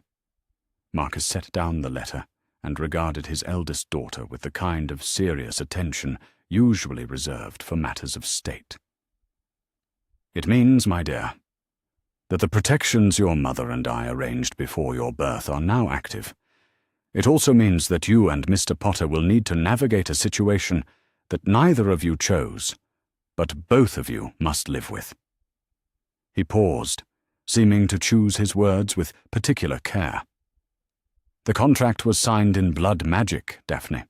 It cannot be broken without severe consequences to both our magical lines. But it was also crafted with protections for both parties, safeguards that ensure neither family can abuse the arrangement for political gain." Daphne had heard variations of this explanation many times over the years, but hearing it in the context of Harry Potter's actual discovery of their binding made it feel infinitely more real and immediate. She thought of the famous boy who had somehow defeated the most feared dark wizard in a century while still in his crib, wondered what he looked like now, what kind of person he had become under the care of his Muggle relatives. "Tell me again why this was necessary," she said, though she knew the answer by heart. "Tell me why my future had to be decided before I was even born." Evelyn reached across the table to touch her daughter's hand, her fingers warm and reassuring despite the gravity of their conversation. "Because the alternative was far worse," she said simply. "Because in 1979 it was becoming clear that the wizarding world was heading toward a war that would tear apart everything we held dear." Marcus picked up the explanation where his wife had left off, his voice taking on the lecturing tone he used when discussing particularly complex political matters. Lord Voldemort was gaining power by forcing old families to choose sides. Join him willingly and maintain your status and wealth. Oppose him and risk everything, including the lives of your children. The marriage contract offered a third option, a way for progressive families to ally themselves with each other rather than with either extreme. But why Harry Potter specifically? Daphne pressed. Why not one of the other families who shared your political views? The answer to that question carried implications that made Marcus hesitate before responding. James Potter was already marked for death by Voldemort, he said finally. The prophecy had been made, and those who knew of it understood that the Potter family was living on borrowed time. But James was also one of the most magically powerful wizards of his generation, and his son would inherit that power along with the Potter family magic. He stood and walked to the edge of the terrace, looking out over the carefully maintained grounds that had been in the Greengrass family for over 4 centuries. If James and Lily Potter died, as seemed inevitable, their son would become the most important orphan in the wizarding world.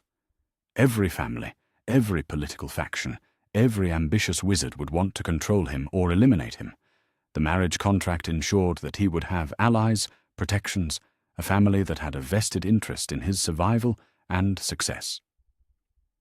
Daphne absorbed this information with the analytical mind that had made her one of the top students in her year at Hogwarts. The political logic was sound, even brilliant in its way. But the personal cost was something her 11-year-old self was still struggling to comprehend fully. "What is he like?" she asked quietly. "What do you know about who Harry Potter has become?" Marcus returned to his seat and consulted the Gringotts letter again. According to Griphook's observations, he is intelligent, but has clearly been kept ignorant of wizarding customs and politics. He asks thoughtful questions and seems to process information quickly. He was shocked by the revelation of the marriage contract, but did not react with anger or rejection, which suggests emotional maturity beyond his years. The goblin also noted that Mr. Potter was accompanied by Hagrid rather than by Dumbledore or any other authority figure, which is unusual for such an important visit. This suggests that either Dumbledore is being deliberately hands-off in his approach to the boy's education, or there are political considerations that prevent more direct involvement. Daphne found herself trying to imagine what it must have been like for Harry Potter to learn of his magical heritage and his contractual obligations in the same 24-hour period. The boy who had defeated Voldemort as an infant had spent his entire childhood with Muggles, who, according to the limited information available, had not treated him kindly. To discover not only that he was a wizard, but that his future had been predetermined, must have been overwhelming. "How much does he know about our family?" she asked. "Does he understand what kind of people we are, what we believe in?" "That," Marcus replied, "is one of the challenges we will need to address. The contract includes provisions for regular family meetings and supervised interactions between the betrothed parties, but those provisions assume a normal wizarding upbringing on both sides. Mr. Potter's situation is far from normal." Eveline, who had been listening to this exchange with the thoughtful expression of someone weighing complex options, finally spoke up. Perhaps it would be wise to proceed slowly. "Daphne will see Mr. Potter at Hogwarts in a few weeks. She can observe, make her own assessment of his character and temperament. There is no need to rush into formal introductions or family meetings until we better understand what kind of person he has become." This suggestion made perfect sense to Daphne, who had been dreading the prospect of some awkward formal meeting where she and Harry Potter would be expected to discuss their mutual fate like adults negotiating a business arrangement. The idea of being able to observe him from a distance first, to form her own opinions about his character and compatibility, felt like a small mercy in an otherwise predetermined situation. But there was another consideration that made her stomach clench with anxiety. Harry Potter was famous throughout the wizarding world as the boy who lived, the child who had somehow survived the killing curse and defeated the most feared dark wizard in a century. When he arrived at Hogwarts, he would be the center of attention in a way that would make any normal interaction nearly impossible. "What if he does not like me?" she asked, voicing the fear that had been growing in her mind since she first understood what the marriage contract meant. "What if he finds me cold or boring or incompatible? What if he resents being forced into this arrangement?" Marcus and Eveline exchanged one of their wordless spousal communications, the kind of glance that carried years of shared understanding and mutual support. When Marcus finally answered, his voice was gentler than it had been during their discussion of political necessities. "Then we will deal with that challenge when it arises," he said. "The contract binds you to each other, but it does not require love or even friendship. It requires only that you honor your obligations to both families and to the magical community. Many arranged marriages in our world begin with mutual indifference and grow into genuine partnership over time. But," he added, reaching across the table to take her hand in his, "I do not think you need to worry overmuch about Mr. Potter's reaction to you. You are intelligent, well-educated, politically astute, and possessed of a dry wit that has been known to surprise even your most cynical professors. Any young wizard would be fortunate to have you as a partner, contractual or otherwise." The compliment was typical of her father, delivered with the kind of matter-of-fact confidence that made it impossible to dismiss as mere parental bias, but it did little to ease the fundamental anxiety that came with knowing that her entire future depended on the approval of someone she had never met, someone whose childhood experiences had been so different from her own that they might as well have grown up in different worlds. As if reading her thoughts, Eveline added, "Remember, my dear, that Mr. Potter is likely just as nervous about this situation as you are. He has had even less time to adjust to the idea than you have. If anything, he may be more concerned about your opinion of him than you are about his opinion of you." This perspective had not occurred to Daphne, and it provided a small measure of comfort. She had grown up knowing about the marriage contract, had had years to imagine what her future husband might be like and how their relationship might develop. Harry Potter had learned of their binding yesterday morning, and would soon be thrust into a world where everyone knew his name and expected great things from him.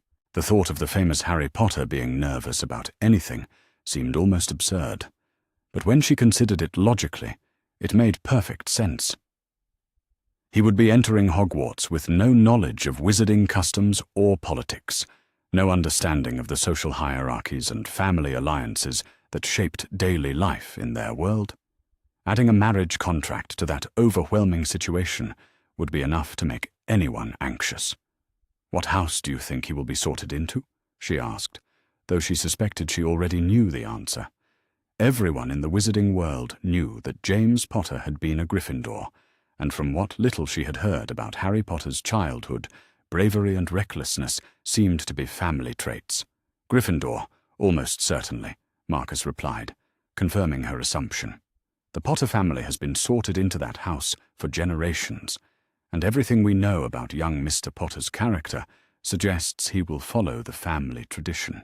This created another layer of complexity to their situation. Daphne had been sorted into Slytherin 2 years earlier, and the rivalry between their houses was legendary. Inter-house relationships were not unheard of, but they were rare and often viewed with suspicion by both sides. The idea of the famous Harry Potter dating a Slytherin would be scandalous enough without the added complication of a marriage contract. "How are we supposed to get to know each other if he is in Gryffindor and I am in Slytherin?" she asked. "The houses barely interact except during Quidditch matches and joint classes. That," Eveline observed, "will require creativity and discretion on both your parts. But it is not impossible. The library is neutral territory, as are the grounds and many of the common areas. And remember, the contract includes provisions for supervised meetings that would take precedence over normal house restrictions." The mention of supervised meetings made Daphne cringe slightly. She could imagine few things more awkward than trying to get to know someone while their respective families watched and evaluated every interaction. But perhaps such formal arrangements would not be necessary if she and Harry Potter could find ways to interact naturally within the normal social structure of Hogwarts.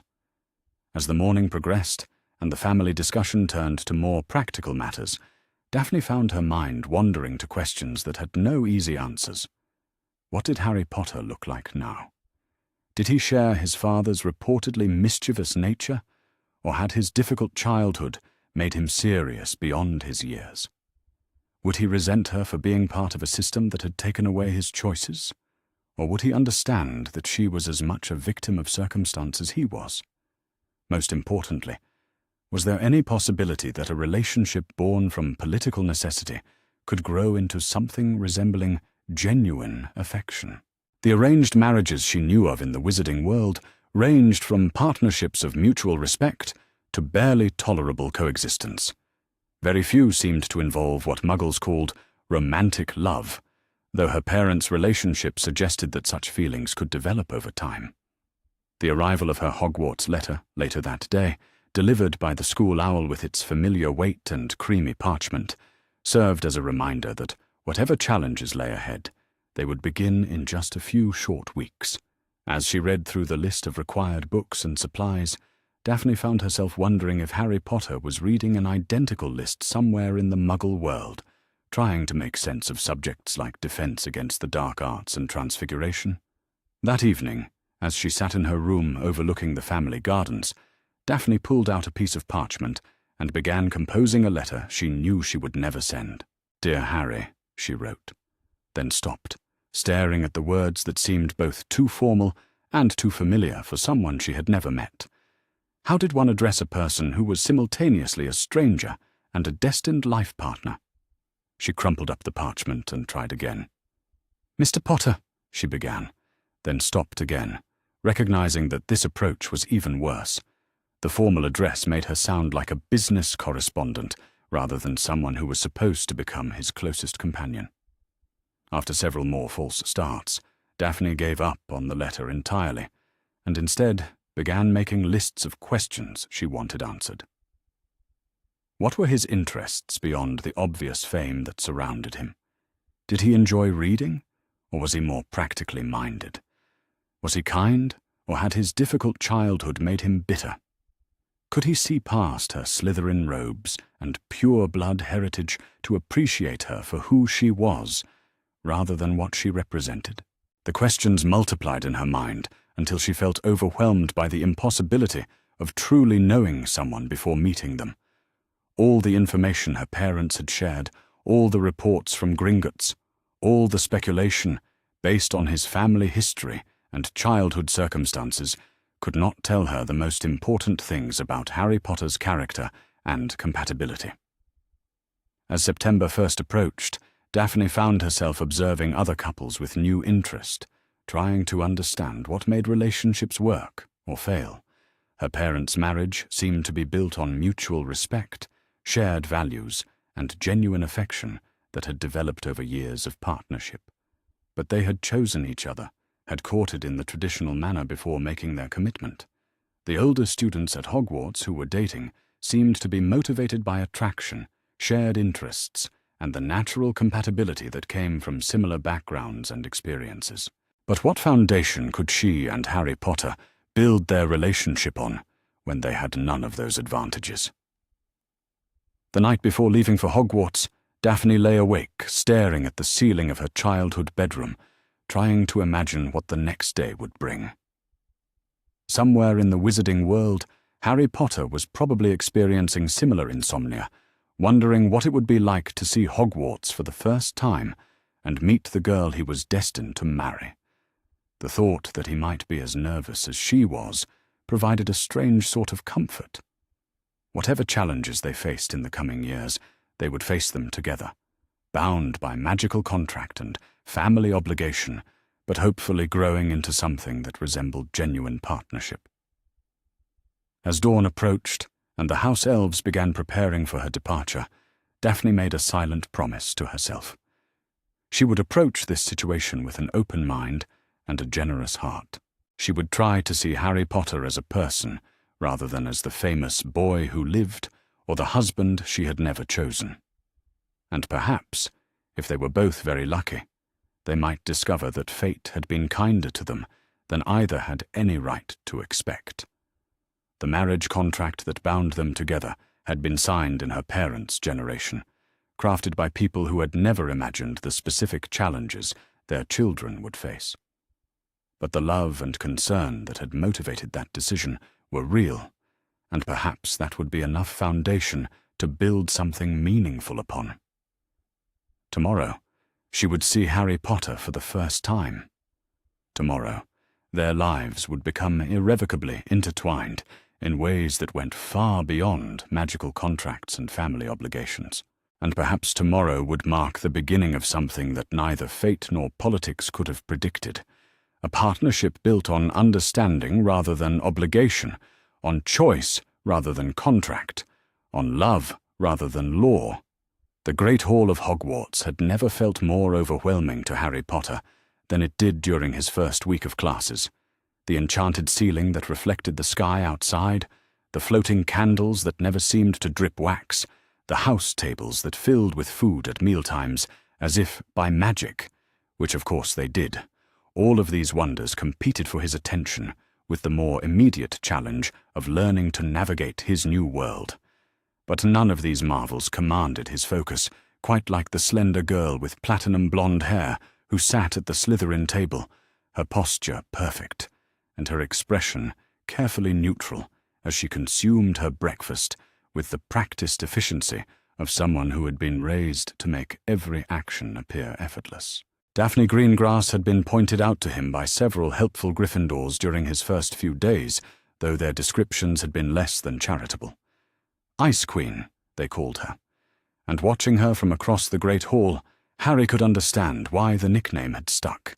She spoke rarely during meals, and when she did, it was with the kind of measured precision that suggested every word had been carefully considered before being spoken aloud. Her laugh, when it occurred at all, was soft and controlled, never drawing attention to herself or disrupting the careful social order that seemed to govern Slytherin interactions. Yet Harry found himself watching her anyway, trying to reconcile the composed young woman he observed with the concept of the girl he was contractually bound to marry. She seemed impossibly sophisticated for someone only a year older than himself, as if she had been born understanding rules and expectations that he was still struggling to learn. The distance between the Gryffindor and Slytherin tables felt like more than just physical space. It was a chasm of culture and expectation that he had no idea how to bridge. The opportunity to observe her more closely came during their first shared potions class, held in the dungeons beneath the castle in a room that seemed designed to intimidate rather than educate. Professor Snape, a man whose black hair and hooked nose gave him the appearance of a particularly malevolent bat, had made his disdain for Harry clear from their very first interaction.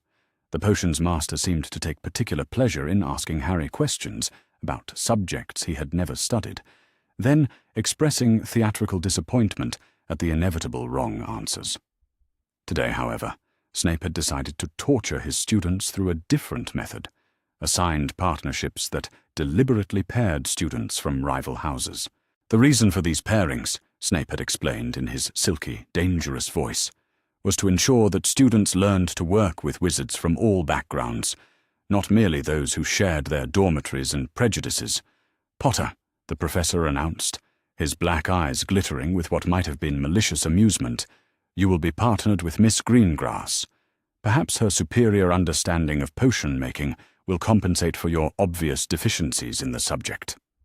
Harry felt heat rise in his cheeks as several Slytherins snickered at the insult, but he gathered his supplies and made his way to the workstation where Daphne Greengrass had already begun organizing ingredients with the methodical precision he had observed during meals. Up close, she was even more intimidating than she had appeared from a distance, her green eyes sharp with intelligence and her movements economical in a way that spoke of extensive training in the domestic arts expected of pure-blood daughters. She looked up as he approached, and for a moment, Harry thought he saw something flicker across her expression, too quickly for him to identify. But when she spoke, her voice carried the same measured control he had come to associate with her public persona. "Mr. Potter," she said, the formal address somehow managing to sound both respectful and distant. "I trust you have read the assigned chapters on basic potion preparation techniques. Harry felt his stomach sink as he realized that not only had he not read the assigned chapters, he was not entirely certain which chapters had been assigned. The transition from living with muggles who actively discouraged his academic efforts to attending a school where extensive preparation was simply expected had been more challenging than he had anticipated. He began, then stopped, recognizing that any excuse would sound inadequate in the face of her obvious competence. "I am still catching up on the reading assignments," he admitted finally. "My background in magical theory is not as extensive as it should be." Daphne studied him for a long moment, her expression unreadable. Then, to his surprise, she moved slightly closer and lowered her voice so that their conversation would not carry to the other students working nearby. "The draft of Living Death requires precise timing and temperature control," she said, opening her copy of Advanced Potion Making to a page covered with detailed annotations in her neat handwriting. "The key is to add the powdered moonstone in 3 equal portions, stirring counterclockwise between each addition. Most students rush this step and end up with a potion that resembles muddy water rather than the desired pale lavender." Her willingness to help surprised him, especially given the house rivalry he had been warned about and the formal way she had initially addressed him. As they worked together, Harry found himself studying her more closely than social protocol probably allowed. Her movements at the cauldron were precise and confident, and she explained each step in a way that was educational rather than condescending, as if she genuinely wanted him to understand the principles behind the process rather than simply complete the assignment.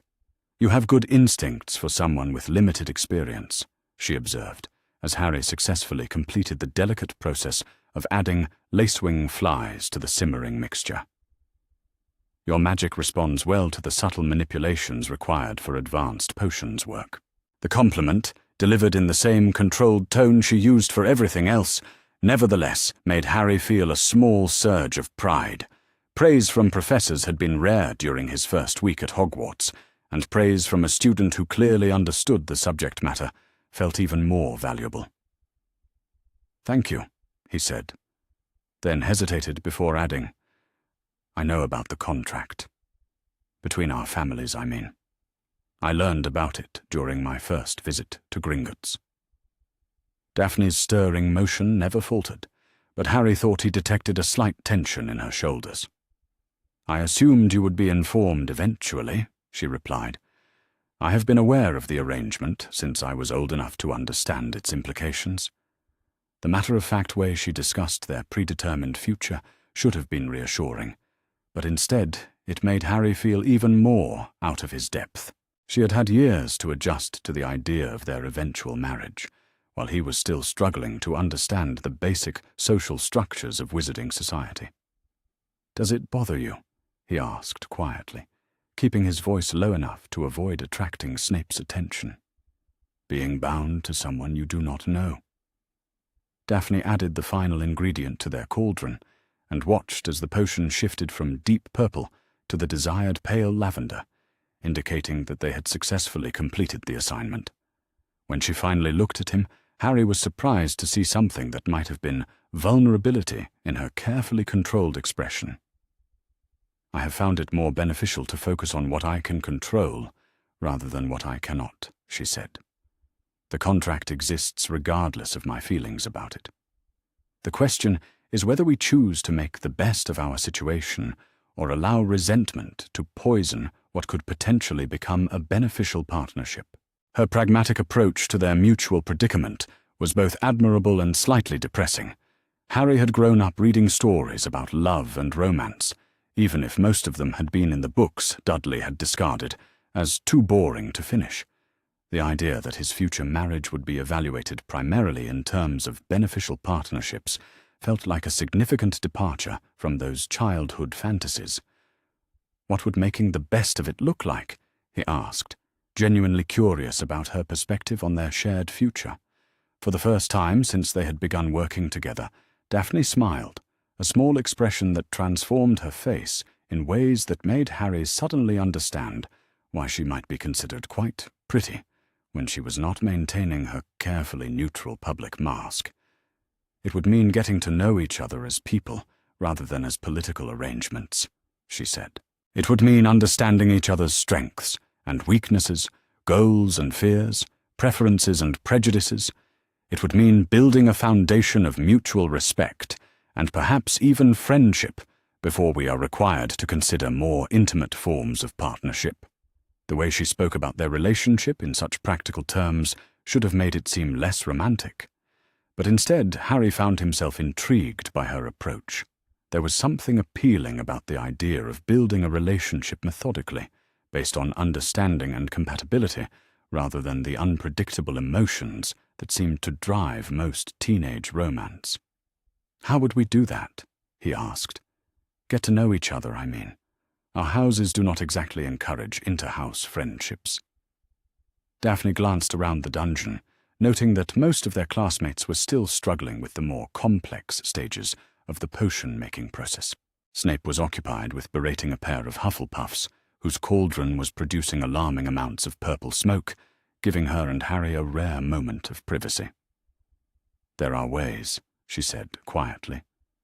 "The library stays open until 10 o'clock each evening, and it serves students from all houses.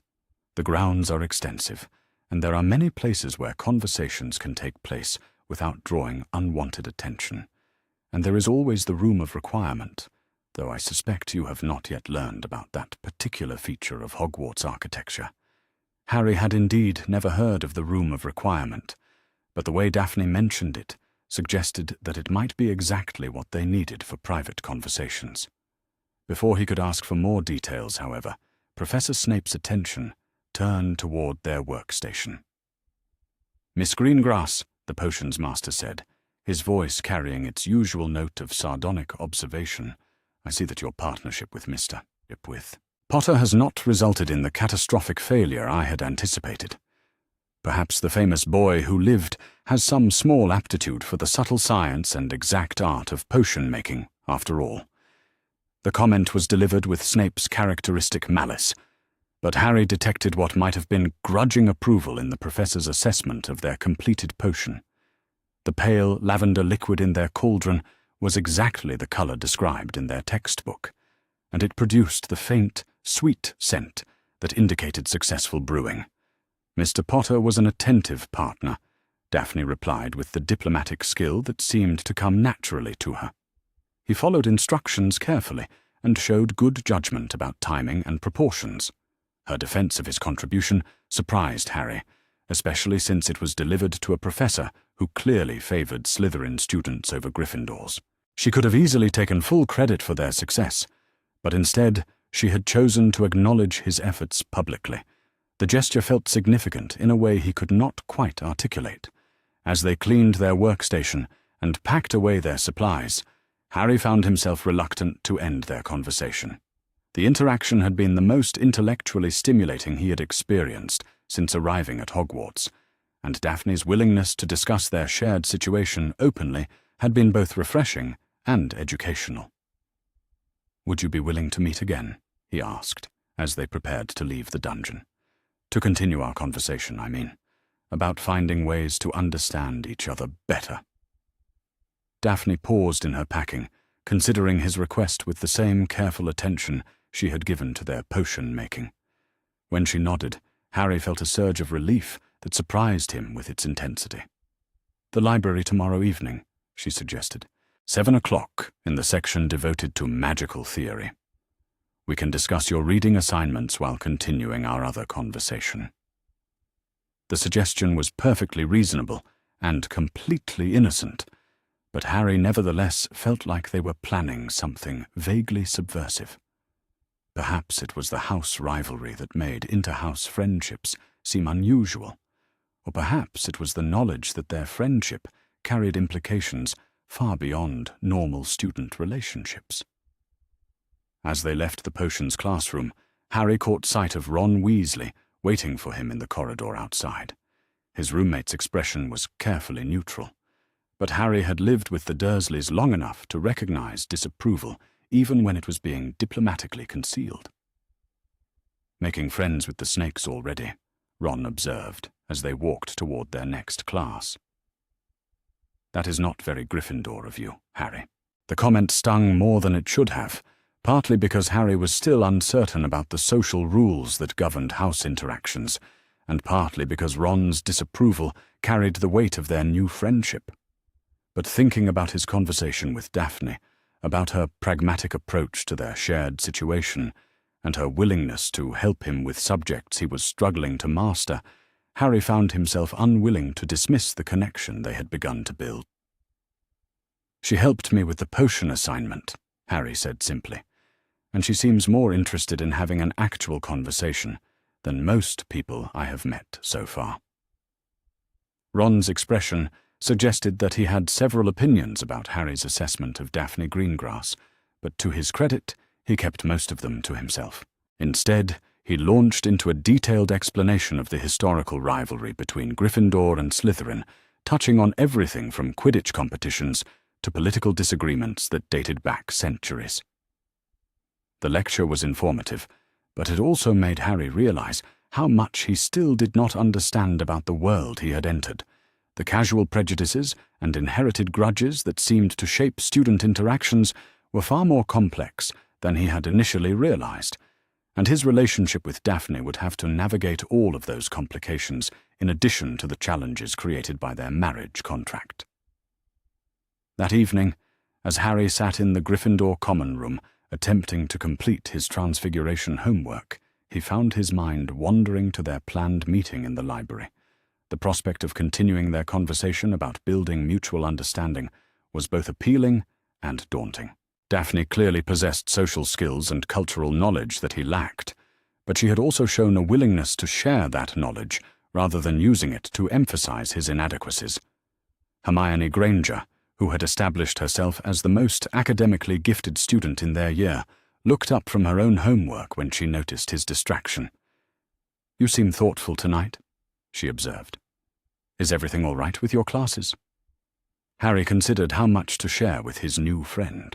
Hermione had been kind and helpful since their first meeting, but he was not yet certain how she would react to learning about his marriage contract and his growing interest in getting to know Daphne Greengrass. "I had an interesting conversation with someone today," he said carefully, "about approaches to learning and academic partnership. It made me realize how much I still need to understand about wizarding culture and expectations." Hermione's expression brightened with the enthusiasm she always showed for academic discussions. "If you need help with any subjects, I would be happy to study with you," she offered. "I have been reading ahead in most of our textbooks, and I find that explaining concepts to others helps reinforce my own understanding." The offer was generous and practical, but Harry found himself hesitant to accept. Hermione's approach to learning was thorough and systematic, but it lacked the personal dimension that had made his conversation with Daphne so compelling.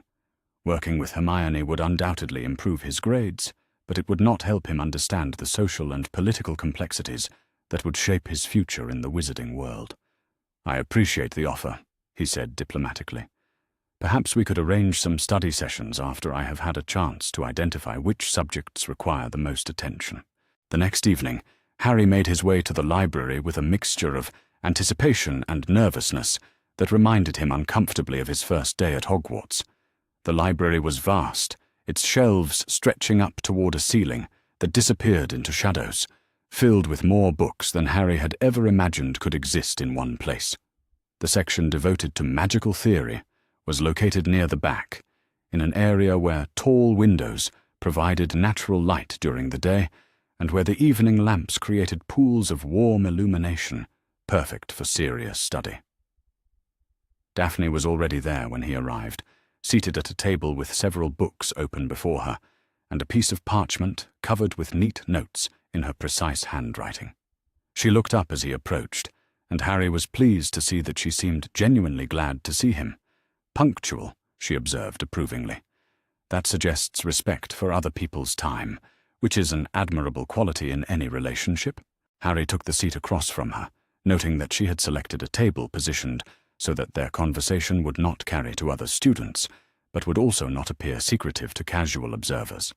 The choice demonstrated the kind of social awareness he was still learning to develop.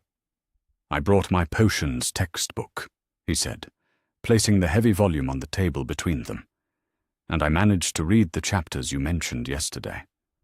I think I understand the basic principles, but some of the more advanced techniques still seem beyond my current skill level."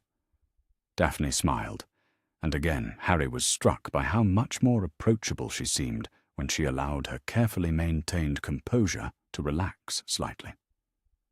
"Advanced techniques require practice more than theoretical understanding," she said. "The important thing is to master the fundamentals thoroughly before attempting more complex procedures. Many students try to rush ahead to impressive achievements without developing proper foundation skills, and their progress suffers as a result." As they worked through the potions material together, Harry found himself appreciating not just Daphne's knowledge, but her teaching style. She explained concepts clearly and waited patiently while he worked through problems, offering hints and encouragement rather than simply providing answers. Her approach made him feel like a capable student who needed guidance rather than a hopeless case requiring rescue. After they had covered the assigned reading, their conversation naturally shifted to more personal topics. Harry found himself telling her about his experiences with the Dursleys, about growing up without knowing he was a wizard, about the overwhelming nature of suddenly finding himself famous in a world he had never known existed. Daphne listened with the kind of focused attention that made him feel like his experiences mattered to her, asking thoughtful questions and making observations that helped him understand his own situation more clearly. When he finished describing his first week at Hogwarts, she was quiet for a long moment before responding. "It must be extraordinarily difficult to navigate all of these new expectations, while also dealing with the fame that comes with your name," she said. "Most of us have the advantage of growing up in wizarding families, learning the social rules and cultural expectations gradually over time. You are being required to master everything simultaneously, while everyone watches and judges your progress." Her understanding of his situation felt like a gift, especially coming from someone who clearly possessed all of the advantages he lacked. The fact that she could recognize his challenges without dismissing them or offering patronizing reassurance made him feel genuinely seen and understood for the first time since arriving at Hogwarts. "What about you?" he asked. "What has it been like, growing up knowing about our contract? Has it affected your relationships with other people, your plans for the future?" Daphne's expression grew more thoughtful, and Harry realized that he was asking her to share something deeply personal. He waited patiently, understanding that she was entitled to the same consideration she had shown him. "It has shaped my perspective on many things," she said finally. "I have always known that my future would involve obligations to my family and to the wizarding community more broadly. The marriage contract is significant, but it is only one of several expectations that come with being born into an old pureblood family." She paused, seeming to choose her words carefully. "In some ways, knowing about our arrangement has been liberating. I have never needed to worry about romantic relationships during my school years, because I knew they would ultimately be temporary. I could focus on my studies and personal development without the distractions that seem to consume many of my classmates." The practical way she discussed their situation continued to fascinate Harry. Where he might have expected resentment or romance, she offered analysis and adaptation. Her approach was so different from his own emotional reactions that it challenged him to think about their relationship in new ways. "Do you ever wonder what it would be like," he asked, "if we had met under normal circumstances? If we could choose whether or not to get to know each other?" Daphne smiled again, and this time there was something almost mischievous in her expression. "But we can choose that," she pointed out.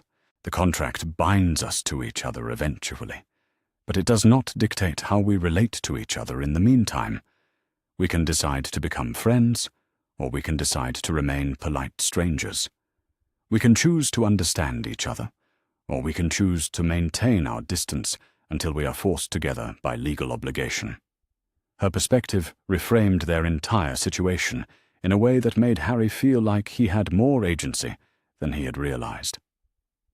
The marriage contract was a fact of their lives, but how they chose to approach it was still within their control.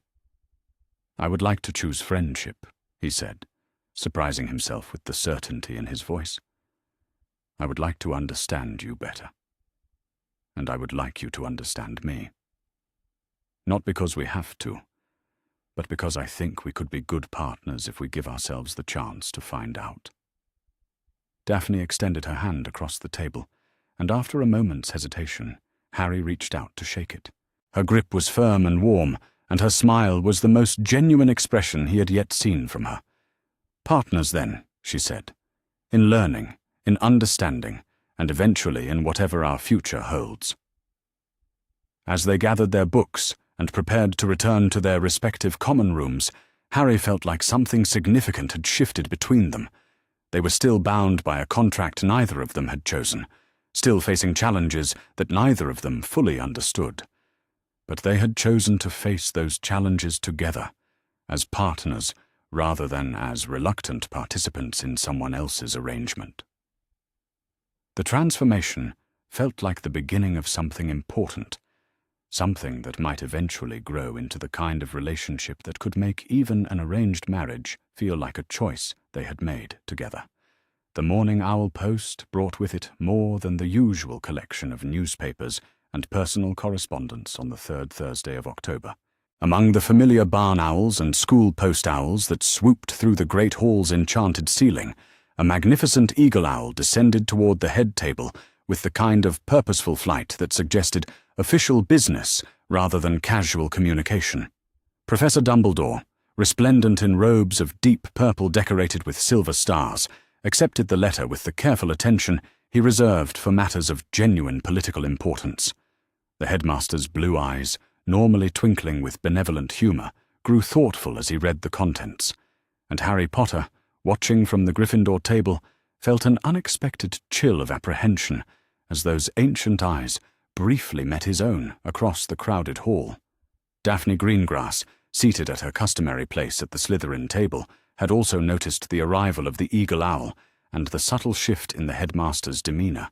Over the past several weeks, she had grown increasingly skilled at reading the undercurrents of political tension that flowed through Hogwarts like an invisible river, and she recognized the signs of significant news in the way Dumbledore's shoulders straightened and his expression grew more guarded. The summons came during their afternoon transfiguration class, delivered by Professor McGonagall with the kind of crisp efficiency that suggested she was not entirely pleased with whatever interruption had been requested. Harry was in the middle of attempting to transform a mouse into a snuff-box, a task that required the kind of precise, magical control he was still developing, when the stern-faced professor appeared at his elbow. "Mr. Potter," she said, in her characteristic Scottish accent, "Professor Dumbledore requires your presence in his office immediately. Miss Granger can partner with Mr. Weasley for the remainder of today's exercise." The walk to the headmaster's office felt longer than usual, despite Harry's familiarity with the route through the castle's twisting corridors. The stone gargoyle that guarded the entrance to Dumbledore's domain stepped aside at the mention of the password, and Harry climbed the spiral staircase with growing unease about what awaited him in the circular room above. Dumbledore's office was as fascinating as ever, filled with delicate silver instruments that whirred and clicked mysteriously, portraits of former headmasters who observed visitors with painted eyes that seemed far too alive for comfort, and Fawkes the Phoenix, who regarded Harry with the kind of ancient intelligence that made him feel as though he were being evaluated by something far wiser than himself. The headmaster himself was seated behind his ornate desk, the eagle owl's letter spread before him, alongside several other documents that Harry could not identify from his position near the door. When Dumbledore gestured for him to take the chair positioned across from the desk, Harry noticed that a second chair had been placed beside it, suggesting that he would not be the only student involved in this conversation.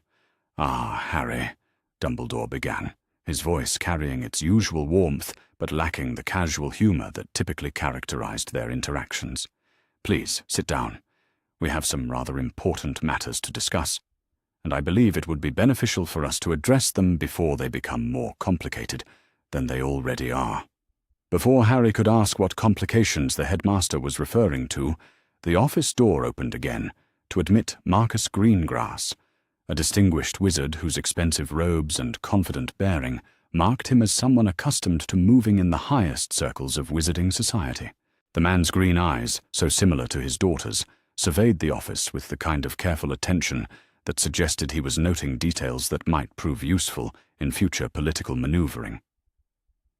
"Lord Greengrass," Dumbledore said, rising from his chair with the courteous formality due to a member of an ancient wizarding family. "Thank you for coming to Hogwarts on such short notice. I trust your journey from the Ministry was pleasant." Marcus Greengrass inclined his head with the practiced grace of someone who had spent years in diplomatic circles. "Headmaster," he replied, his voice carrying the cultured accent that marked him as a product of the finest wizarding education.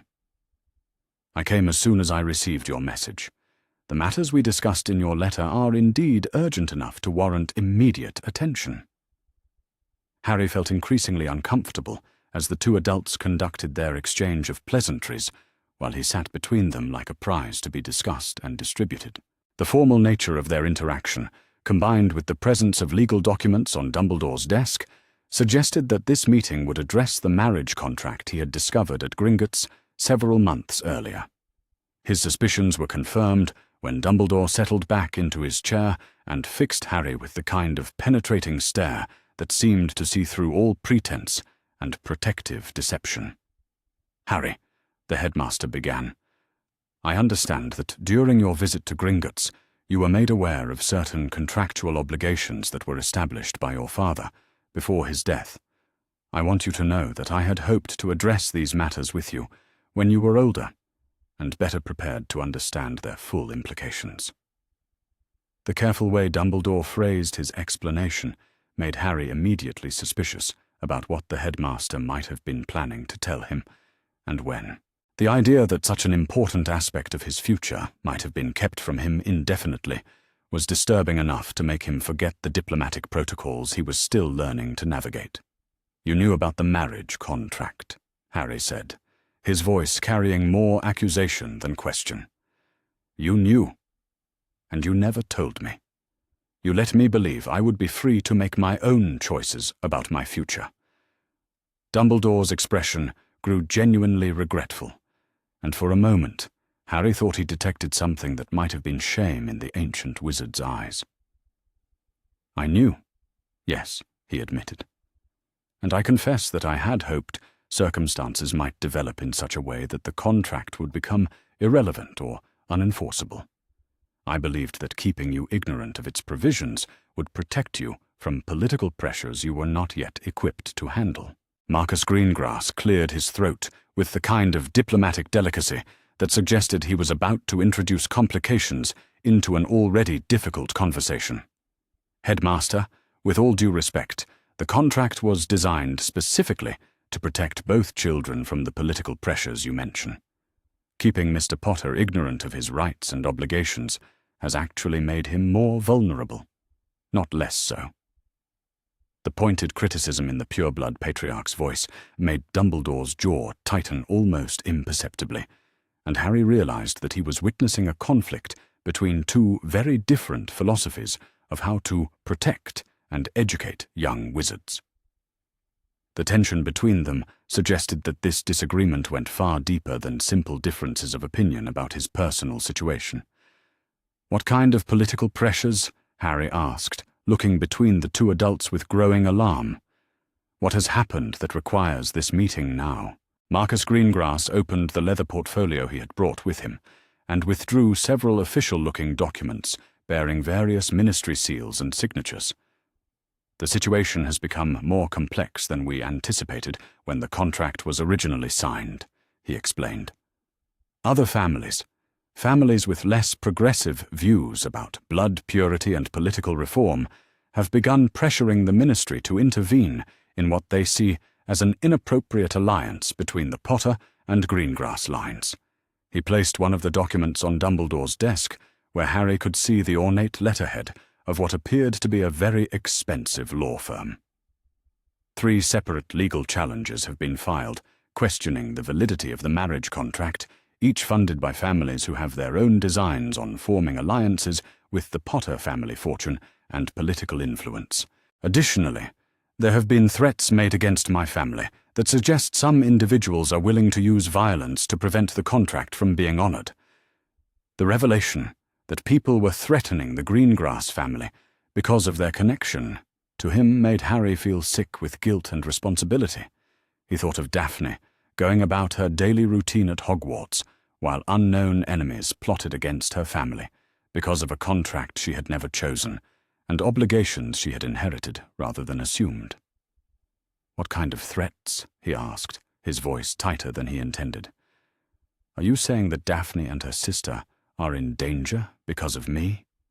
Marcus's expression grew grimmer as he consulted another document from his portfolio.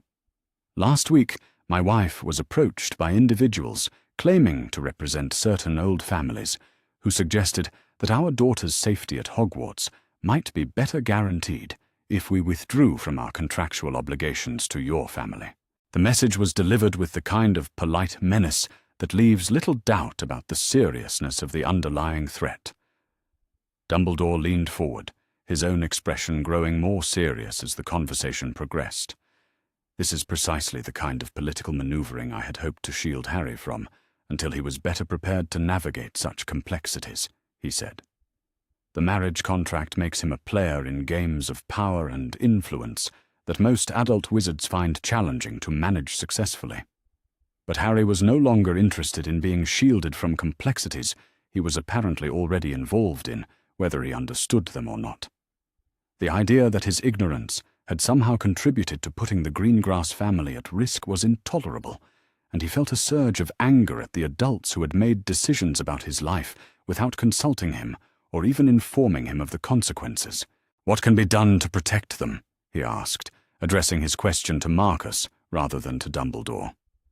"What would honoring the contract mean in practical terms?" The pureblood patriarch looked surprised by Harry's directness, but also impressed by his willingness to focus on solutions rather than blame. "The most immediate protection would come from a formal recognition of the engagement," he explained. "Once the betrothal is publicly acknowledged, any attacks on my family would be seen as attacks on the Potter line as well, which would invoke protections and alliance obligations that even our enemies would be reluctant to challenge." Dumbledore's expression grew troubled as he listened to this explanation. "Harry," he said gently, "you must understand that such a public commitment would fundamentally change your life at Hogwarts and beyond. You would no longer be simply a student learning magic, but a political figure with obligations and enemies that extend far beyond normal educational concerns." The warning was well-intentioned, but it also highlighted the fundamental difference between Dumbledore's approach to Harry's situation and Marcus Greengrass's perspective. The headmaster seemed to believe that Harry could be protected through ignorance and isolation, while the Greengrass patriarch understood that Harry was already a political figure whether he acknowledged it or not. "I think," Harry said slowly, "that I am already a political figure. People have been making decisions about my life and my future since before I was born. The question is whether I am going to participate in those decisions or continue to be a passive victim of other people's choices." Marcus nodded approvingly at Harry's analysis. "That is a mature perspective, Mr. Potter, and it suggests that you understand the realities of your position better than many adults who find themselves in similar circumstances. The marriage contract offers you a way to transform a situation you did not choose into an alliance that serves your interests, as well as those of my family." "But what about Daphne?" Harry asked, thinking of the composed young woman who had become his study partner and tentative friend over the past several weeks. "Does she have any choice in whether this formal engagement is announced? Does she want her future decided by political necessities rather than personal preferences?" The question clearly pleased Marcus, whose smile suggested that Harry had passed some kind of test he had not known he was taking. "My daughter is a remarkably intelligent and practical young woman," he said. "She understands the situation as well as any of us, and she has already indicated that she would prefer to face these challenges as your acknowledged partner rather than as a potential victim of political violence. This information surprised Harry, who had not realized that Daphne had been consulted about the escalating political situation. The idea that she had already decided to support a formal engagement made him feel both grateful for her commitment and concerned about the pressures she must be facing from her own family and social circle. "How would this formal engagement work?" he asked. "What would be expected of us? And how would it change our lives at school?" Marcus consulted his notes again, clearly having anticipated this question. The formal betrothal ceremony would be conducted according to traditional pureblood customs, which involve magical binding rituals that are more serious than typical engagement announcements, but less permanent than actual marriage. Both families would publicly acknowledge the alliance, and both young people would be recognized as representatives of their respective family interests. At Hogwarts, the practical changes would be relatively minor, he continued. You would be permitted to spend time together without the usual house restrictions, and you would have access to certain educational opportunities that are normally reserved for adult members of established wizarding families. Most importantly, you would both be under the formal protection of both family lines, which should discourage direct attacks from your political enemies. Dumbledore had been listening to this explanation with growing unease, and when Marcus finished outlining the proposed arrangements, the headmaster cleared his throat with obvious reluctance. "I must point out," he said carefully, "that such formal arrangements would also attract considerable attention from the press and from other students.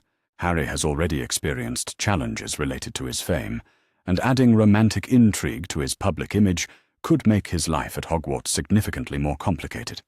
The concern was valid, but Harry found himself more worried about the consequences of inaction than about the difficulties that might come with taking a more active role in shaping his own future.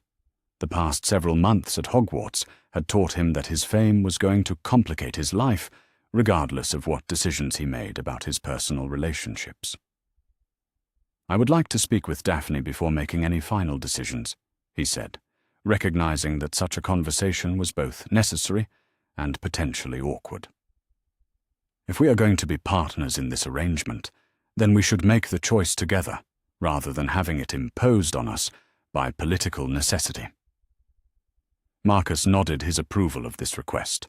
"I have already spoken with my daughter about the current situation, and she has indicated that she would welcome the opportunity to discuss the matter with you directly.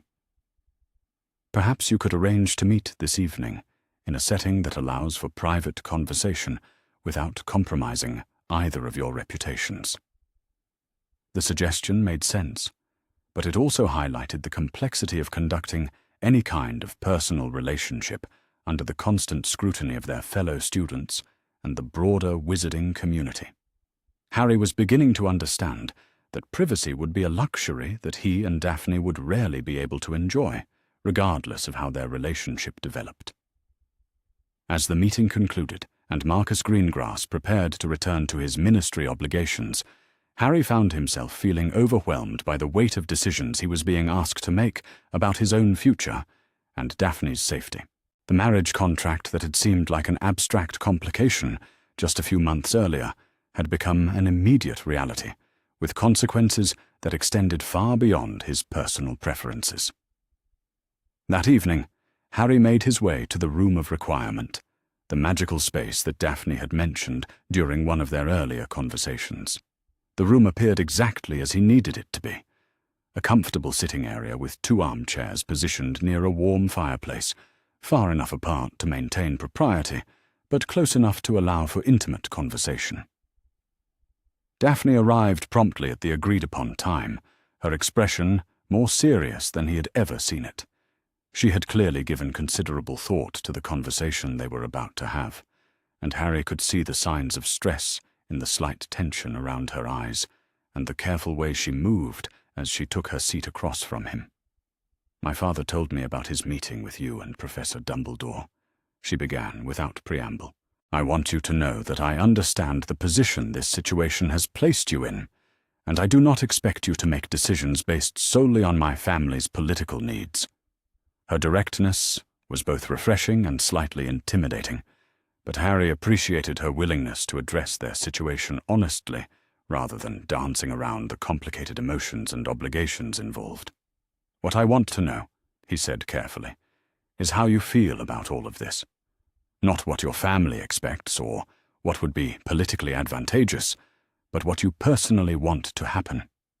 Daphne was quiet for a long moment, staring into the flickering flames of the fireplace as she considered her response. When she finally spoke, her voice carried a vulnerability that he had rarely heard from her. "I want to feel like I have some control over my own life," she said. "I want to believe that my future will be shaped by my own choices and efforts rather than entirely by obligations I inherited from previous generations. But I also understand that complete independence is not realistic, given our family's positions in wizarding society." She turned to look at him directly, her green eyes reflecting both determination and uncertainty. "If we are going to be bound together eventually, then I would prefer that binding to be based on mutual respect and partnership rather than mere legal obligation. I would like to believe that we could build something meaningful together, even if it began with political necessity rather than romantic attraction." Her honesty deserved an equally honest response, and Harry found himself sharing thoughts and feelings he had barely admitted to himself. "I never imagined having to make these kinds of decisions at 11 years old," he said. "I thought I would have years to figure out who I was and what I wanted before having to worry about marriage and political alliances. But if I have to navigate these complexities anyway, then I would rather do it with someone I trust and respect than with someone chosen by people who do not know me at all."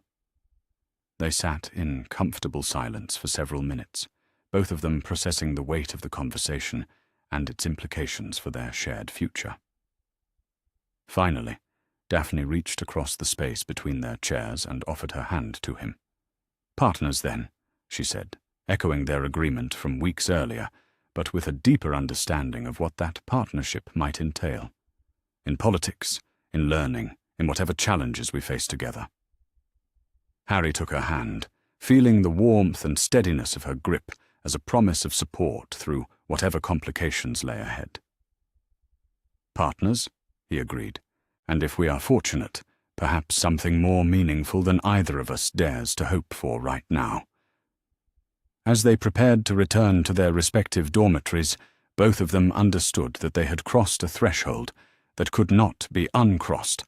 The formal engagement that would be announced in the coming weeks would change their lives in ways they could not fully anticipate, but they had chosen to face those changes together as willing participants rather than reluctant victims of political necessity. The decision felt simultaneously like the end of their childhood and the beginning of something that might eventually grow into the kind of partnership that could make even an arranged marriage feel like a choice they had made together. The news of Harry Potter's formal engagement to Daphne Greengrass spread through Hogwarts with the kind of velocity that only the most scandalous gossip could achieve. By breakfast on Monday morning, barely 48 hours after the official announcement had been published in the Daily Prophet, every student in the castle seemed to have developed strong opinions about the unlikely pairing between the famous Gryffindor hero and the notorious Slytherin Ice Queen. Harry discovered the extent of his newfound notoriety when he entered the Great Hall and found himself the target of hundreds of stares, whispered conversations, and not-so-subtle pointing from students at every house table. The normal morning chatter had been replaced by an electric tension that made the very air seem to vibrate with curiosity and speculation about his personal life. At the Gryffindor table, the reaction was more complex and significantly more personal. Hermione Granger looked up from her copy of the Daily Prophet, her expression a mixture of concern and barely concealed hurt that made Harry's stomach clench with guilt. Ron Weasley, meanwhile, was staring at his breakfast with the kind of focused intensity usually reserved for particularly challenging chess problems, his ears red with what Harry had learned to recognize as suppressed anger. "So it is true, then," Hermione said quietly, her voice carrying a note of betrayal that cut deeper than any accusation. "You are really engaged to Daphne Greengrass, to a Slytherin." The way she pronounced the word Slytherin made it sound like a curse, and Harry realized that his decision to formalize his relationship with Daphne had created a rift with his friends that went far deeper than simple house rivalry. For Hermione, who had faced prejudice and discrimination because of her Muggle-born status, his alliance with a pure-blood family probably felt like a personal rejection of everything she represented. "It is complicated," Harry began, but Ron cut him off with a bitter laugh that drew attention from nearby students. "Complicated," Ron repeated, his voice loud enough to carry to neighboring tables. "That is one way to describe selling out to the snakes, I suppose. What did they offer you, Harry? Money? Political connections? Or did you just decide that being famous was not enough? That you needed to be part of the pure-blood elite as well?" The accusation stung because it contained just enough truth to be difficult to dismiss entirely. Harry's engagement to Daphne was indeed motivated partly by political considerations, and he could not deny that the alliance would provide him with advantages in wizarding society that his fame alone could not guarantee. But the suggestion that he had somehow betrayed his friends or abandoned his principles by accepting his contractual obligations made him angry in a way that surprised him with its intensity. He had not chosen the marriage contract, had not asked to be thrust into political games he barely understood, had not requested the kind of fame that made his every decision subject to public scrutiny and judgment. "You do not understand the situation," he said, his voice tighter than he intended. "This is not about wanting to join some pure-blood elite. This is about honoring obligations that were made before I was born and protecting people who are in danger because of their connection to me." Ron's expression grew even more skeptical, and Harry could see that his explanation was not having the desired effect. The redhead had grown up in a family that prided itself on its opposition to pure-blood supremacy and its support for progressive values, and from his perspective, Harry's engagement probably looked like a betrayal of those principles. "Protecting people," Ron said with heavy sarcasm. "Is that what you call it when you ally yourself with families that think Muggle-borns like Hermione are inferior? When you give legitimacy to the same blood purity nonsense that you know who used to justify his attacks on innocent people?" The comparison to Voldemort hit Harry like a physical blow, partly because it was so unfair, and partly because he could see how someone might draw such conclusions without understanding the full context of his situation. But before he could formulate a response that might bridge the growing gap between them, the conversation was interrupted by an unexpected voice. "Mr. Weasley," said Daphne Greengrass, her tone carrying the kind of polite formality that somehow managed to sound more cutting than open hostility. "I could not help but overhear your comments about blood purity and its relationship to my family's political positions. Perhaps you would be interested in learning some facts before continuing to make accusations based on ignorance and prejudice." Harry turned to see Daphne standing beside their table, her posture perfectly composed, despite the obvious tension of the situation. She was flanked by Theodore Nott and Blaise Zabini, two Slytherin students Harry recognized, but had never spoken with directly. The presence of witnesses made the confrontation feel more significant and more dangerous than a simple disagreement between friends. Ron's face flushed even redder as he found himself being lectured by a Slytherin in front of half the Great Hall. "Your family is part of the Sacred 28, he said defensively. "Everyone knows what that means about your attitudes toward blood purity."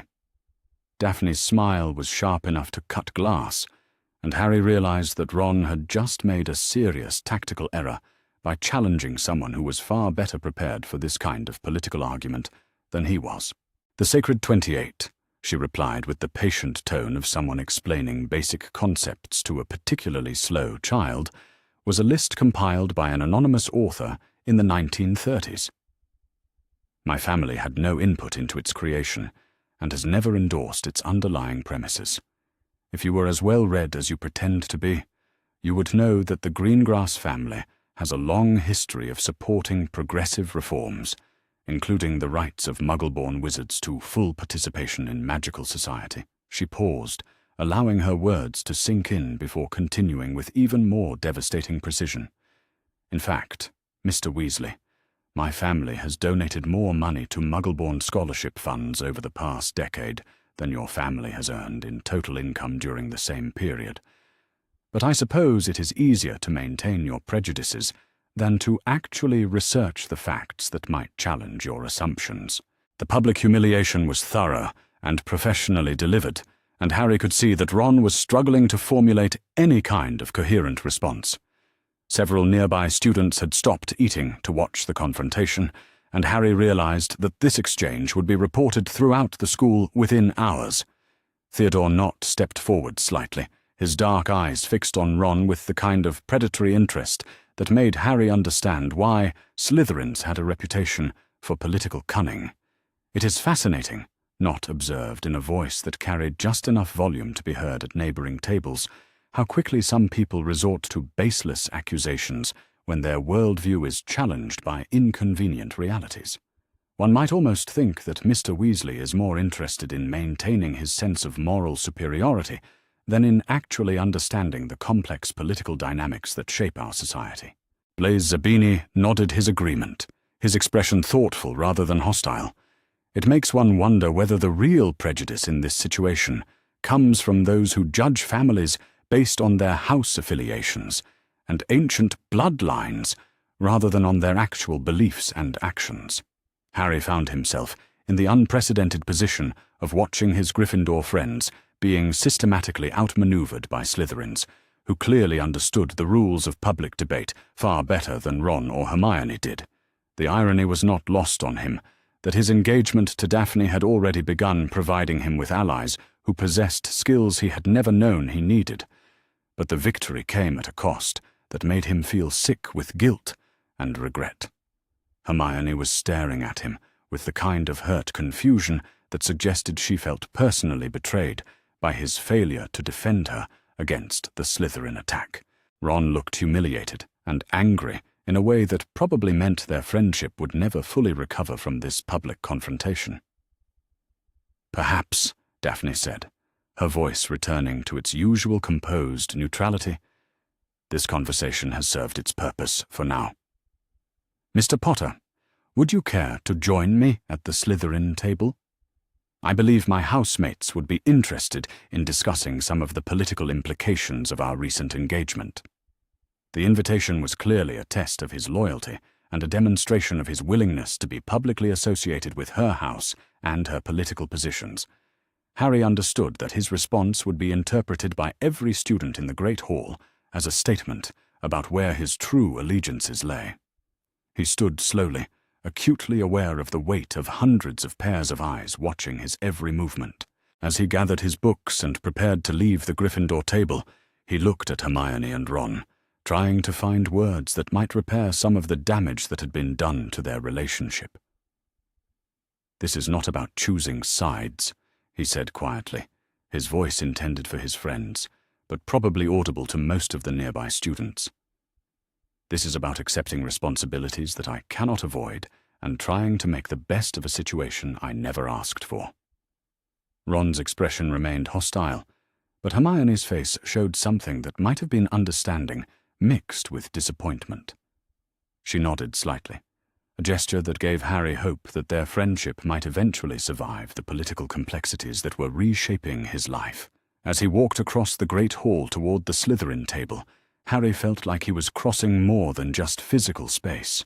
The symbolic weight of his choice to sit with Daphne and her housemates would be discussed and analyzed throughout the school for weeks to come, and he understood that he had just taken a step toward a very different kind of life than the one he had imagined when he first learned he was a wizard.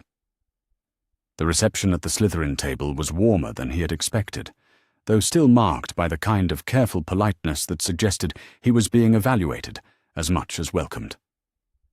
Daphne introduced him to several students he had previously known only by reputation, and Harry was surprised to discover that many of them were more intellectually curious and politically sophisticated than the blood-obsessed supremacists he had been led to expect. Tracy Davis, a sharp-eyed girl who seemed to serve as Daphne's closest friend, leaned across the table to address him directly. "So, Potter," she said with a slight smile, "how does it feel to be the center of the most interesting political scandal to hit Hogwarts in decades?" The question was clearly designed to test his reaction to the attention and speculation his engagement had generated, and Harry realized that his response would influence how the other Slytherins viewed his character and his fitness to be Daphne's partner. "Overwhelming," he admitted honestly.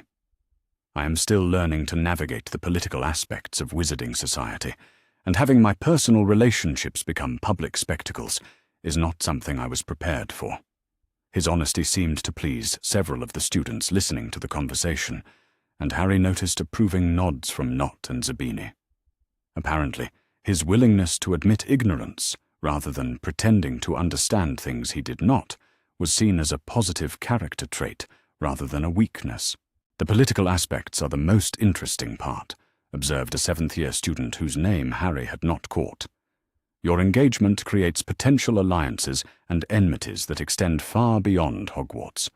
There are families throughout magical Britain who are reassessing their own political positions based on the implications of a Potter-Greengrass alliance." This perspective on his personal relationship was both flattering and terrifying. Harry had not fully grasped that his choice of romantic partner could influence the political calculations of people he had never met, and the responsibility that came with such influence felt heavier than anything he had experienced during his first months at Hogwarts. Daphne, sensing his discomfort with the topic, smoothly redirected the conversation toward more practical matters. "Harry has been working to catch up on the political and social education that most of us received from our families," she explained. "Perhaps some of you would be willing to share insights about the current dynamics within the Ministry and the various faction alignments that shape policy decisions." The suggestion transformed what could have been an awkward social situation into something resembling a tutorial on wizarding politics. Harry found himself learning more about the complex relationships between different magical families, the economic interests that drove policy debates, and the historical grievances that shaped contemporary alliances than he had absorbed during months of casual observation and second-hand information. By the end of breakfast, Harry understood that his engagement to Daphne had not simply allied him with the Greengrass family, but had positioned him within a network of progressive, pure-blood families who were working to reform Wizarding Society from within existing power structures rather than through external opposition or revolution. The knowledge was both empowering and daunting. He now had access to political resources and strategic thinking that could help him navigate the challenges that came with his fame and his inherited obligations. But he also had new enemies among families who preferred the existing system and new responsibilities to people whose safety and political success were now tied to his own decisions and actions. As classes began and Harry made his way through the castle corridors, he became acutely aware of how differently other students were treating him. Some seemed intimidated by his new political connections, while others appeared eager to curry favor with someone who now represented significant influence within Wizarding Society. The most painful reaction came from his fellow Gryffindors, many of whom seemed to view his alliance with Slytherins as a betrayal of house loyalty and Gryffindor values. The easy camaraderie he had begun to develop with his housemates was replaced by polite distance and barely concealed suspicion about his motivations and loyalties. During their shared defense against the dark arts class, Harry found himself partnered with Daphne for a practical exercise in defensive spellcasting. Professor Quirrell had announced that students would work in pairs to practice the shield charm, and the room had naturally divided along house lines until Harry crossed to join Daphne on the Slytherin side of the classroom. The partnership proved to be both educationally valuable and politically symbolic. Daphne's technical knowledge of defensive magic complemented Harry's intuitive understanding of spellwork, and they were soon producing shield charms that were stronger and more stable than those achieved by most of their classmates. "Excellent work, Miss Greengrass, Mr. Potter," Professor Quirrell observed, his nervous stutter less pronounced when he was focusing on academic matters. "Your combined approach demonstrates the benefits of cooperation between students with different educational backgrounds and magical strengths." The praise was gratifying, but Harry noticed that it also drew resentful looks from several students in both houses. His success with Daphne seemed to be interpreted as further evidence that he had chosen political advancement over house loyalty, while some Slytherins appeared to view his competence as a potential threat to their own academic standing. After class, as they walked together toward the library for their regular study session, Daphne addressed the social dynamics that were shaping their daily experiences. "You are handling the political pressure better than I expected," she observed. "Most people your age would be overwhelmed by the kind of scrutiny and criticism you have been facing since our engagement was announced." Harry considered her assessment as they found their usual table in the quieter section of the library. "I suppose I have had practice dealing with unwanted attention," he said. "Being famous for something I did as a baby prepared me for having my life discussed by people who do not actually know me." "But this is different," Daphne pointed out. "Fame is passive, but political engagement requires active decision-making and acceptance of consequences that affect other people. You are no longer just a symbol. You are becoming a leader whether you intended to be one or not." Her analysis was perceptive and slightly unsettling. Harry had not thought of himself as a leader, but he was beginning to understand that his choices now carried weight beyond their personal implications. The students who were watching him, both supporters and critics, were looking for cues about what kind of adult he would become and what role he would play in the broader wizarding community. "How do you handle it?" he asked. "The constant evaluation, the way every choice becomes a political statement, the knowledge that your mistakes could hurt people who depend on you?" Daphne was quiet for a moment, and Harry realized that he had asked her something she had probably never been asked before. As the daughter of a prominent political family, she had grown up with these pressures, but that did not mean she had never struggled with their implications. "I remind myself that the alternative to engaging with these systems is to let other people make decisions that affect everyone," she said finally. "If progressive families withdraw from politics because the process is messy and compromising, then the only voices shaping policy will belong to people who do not share our values about equality and social justice." Her pragmatic approach to political responsibility was both admirable and sobering. Harry was beginning to understand that his engagement to Daphne was not just a personal relationship, but a commitment to a particular vision of what wizarding society could become. As they worked through their assignments together, Harry found himself appreciating not just Daphne's intelligence and political insight, but her ability to help him see complex situations from multiple perspectives. She challenged his assumptions without dismissing his concerns, and she offered strategic advice without trying to control his decision-making. The partnership they were building felt like something that could eventually grow into genuine affection and mutual support, even if it had begun with contractual obligation rather than romantic attraction. And perhaps, Harry reflected, as they packed up their books and prepared to return to their respective dormitories, that kind of foundation might prove to be more durable than relationships based solely on emotional impulse. The confrontation with Ron and Hermione had been painful, but it had also clarified the stakes involved in his choice to embrace his political responsibilities rather than avoiding them. He could no longer pretend to be just a normal student who happened to be famous.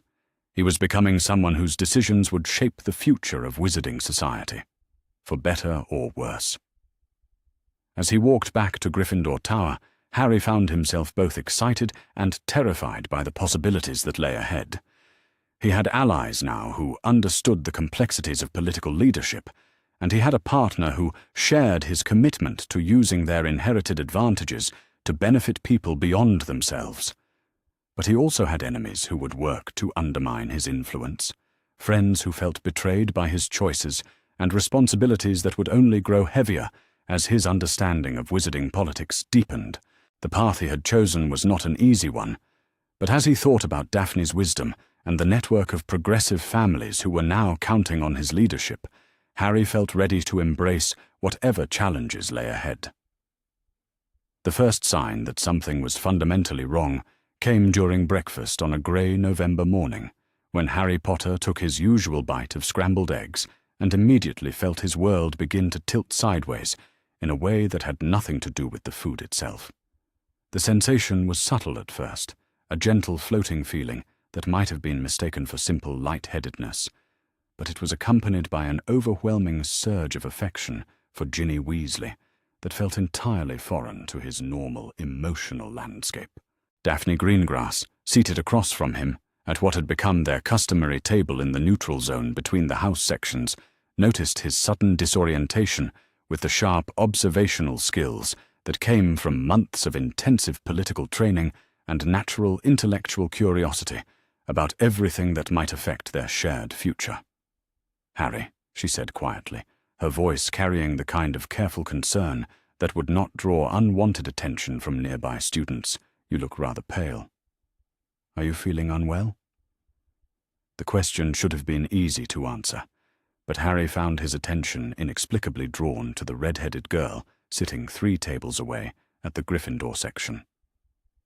Ginny Weasley had always been a peripheral figure in his consciousness, Ron's younger sister, who occasionally appeared in conversations, but who had never registered as particularly interesting or attractive. Now, however, she seemed to glow with an inner light that made her the most fascinating person in the entire Great Hall. "I feel strange," Harry admitted, though even as he spoke the words, part of his mind was cataloguing the way Ginny's hair caught the morning sunlight, and wondering why he had never noticed how gracefully she moved when she reached for the marmalade. The thoughts felt simultaneously compelling and completely wrong, as if they belonged to someone else, but had somehow become lodged in his consciousness. Daphne followed his gaze toward the Gryffindor table, and her expression immediately sharpened into something that looked remarkably like alarm, mixed with professional calculation. Her eyes moved quickly from Ginny to Harry and back again, and he could practically see her mind working through possibilities and implications with the kind of systematic analysis that had made her one of the most politically astute students at Hogwarts. "Harry," she said, her voice dropping to a whisper that would not carry beyond their immediate vicinity, "I need you to listen to me very carefully. What you are experiencing right now is not natural. Someone has given you something, probably in your food, and we need to address the situation immediately before it gets worse." The suggestion that his sudden fascination with Ginny Weasley was the result of external manipulation should have been alarming, but Harry found it difficult to focus on Daphne's words when Ginny was sitting so tantalizingly close. The rational part of his mind recognized that his thoughts and feelings had been artificially altered, but the affected part of his consciousness insisted that his newfound attraction was both genuine and overwhelmingly important. "How do you know?" he asked, though his voice sounded distant and dreamy even to his own ears. "Perhaps I simply never noticed how beautiful she is before now." Daphne reached across the table and took his hand in hers, the physical contact sharp enough to cut through some of the artificial haze that had settled over his thoughts. "Because," she said with the patient tone of someone explaining basic concepts to a person whose judgment had been compromised, 3 days ago you told me that you thought Ginny Weasley was nice enough, but rather immature for her age. Yesterday you mentioned that you found her hero, worship of your fame, somewhat uncomfortable. And this morning you are staring at her like she is the most important person in the world." The logic was unassailable, and Harry felt a flicker of genuine alarm break through the chemical contentment that had been clouding his judgment. Someone had indeed tampered with his food, which meant that someone had access to his meals and was willing to use magical coercion to manipulate his romantic inclinations. The implications were disturbing enough to make him focus on Daphne's face instead of Ginny's admittedly attractive profile. "What should we do?" he asked, pleased to discover that speaking directly to Daphne helped him think more clearly about the situation. Can the effects be reversed? And how do we find out who is responsible? Daphne was already reaching into her school bag, withdrawing a small vial of clear liquid that looked like ordinary water, but which Harry suspected was something far more specialized. The Greengrass family had spent centuries navigating political intrigue, and she had clearly been prepared for the possibility that someone might try to use magical manipulation against either of them. This is a general antidote for most common love potions and emotional manipulation charms, she explained, as she carefully poured a few drops of the liquid into his pumpkin juice. It will not cause any harmful reactions, but it should clear your head enough for you to think rationally about what has happened and who might be responsible. Harry drank the mixture without hesitation, trusting Daphne's expertise in matters of magical politics and personal security. The effects were almost immediate. The artificial warmth he had been feeling toward Ginny Weasley faded like morning mist in sunlight, replaced by his normal emotional equilibrium and a growing anger at whoever had violated his mental autonomy so casually. "Better?" Daphne asked, watching his face carefully for signs that the antidote was working properly. "Much better," Harry confirmed, though the experience had left him feeling violated in a way that made his skin crawl. The idea that someone could manipulate his emotions and romantic preferences so easily was terrifying, and it raised questions about how many other aspects of his life might have been subject to external control without his knowledge or consent.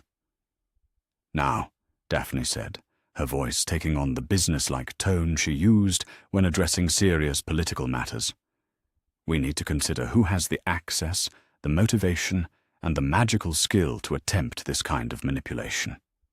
The list of suspects is probably shorter than you might initially assume."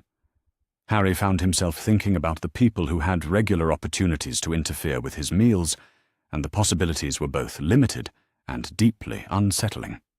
The house elves who prepared the food were unlikely suspects, as their magical nature made them resistant to bribery or coercion by wizards. The teachers who supervised meals had no apparent motivation to manipulate his romantic life, with one notable exception: Dumbledore, Harry said quietly, the name feeling heavy with implication and betrayal. "He has been trying to convince me that the marriage contract is not in my best interests. He might think that encouraging me to develop feelings for someone else would provide him with an argument for breaking the engagement." Daphne nodded grimly, clearly having reached the same conclusion through her own analysis of the situation. "The headmaster has both the access and the motivation you mention," she agreed. "He also has a well-documented history of making decisions about students' personal lives based on his own judgment about what would be best for the greater good, regardless of the student's own preferences or rights. The realization that Dumbledore might have authorized the use of love potions against him was profoundly disillusioning.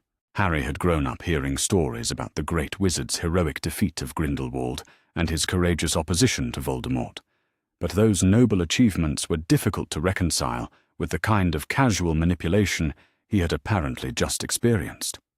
"What can we do about it?" Harry asked. "How do we prove what happened, and how do we prevent it from happening again?" Daphne was already pulling out parchment and a quill, apparently intending to document their suspicions and the steps they planned to take in response. "The first priority is to ensure your continued safety," she said, as she began writing. "I can provide you with additional antidotes and detection charms that will alert you if someone attempts similar manipulation in the future." She paused in her writing to look at him directly, her green eyes serious and determined. "But the larger issue is that this incident represents a significant escalation in the political pressure surrounding our engagement. If Dumbledore is indeed responsible, then he is no longer content to rely on persuasion and indirect influence. He is now willing to use magical coercion to achieve his goals." The implications of this escalation were sobering. Harry had assumed that his conflicts with the headmaster would remain within the bounds of normal disagreement between adults and students, but the use of love potions suggested that Dumbledore viewed their engagement as enough of a threat to justify extraordinary measures. "We need to inform my parents," Daphne continued, still writing rapidly as she outlined their response strategy. "They have legal resources and political connections that can provide us with protection and potentially hold Dumbledore accountable for his actions.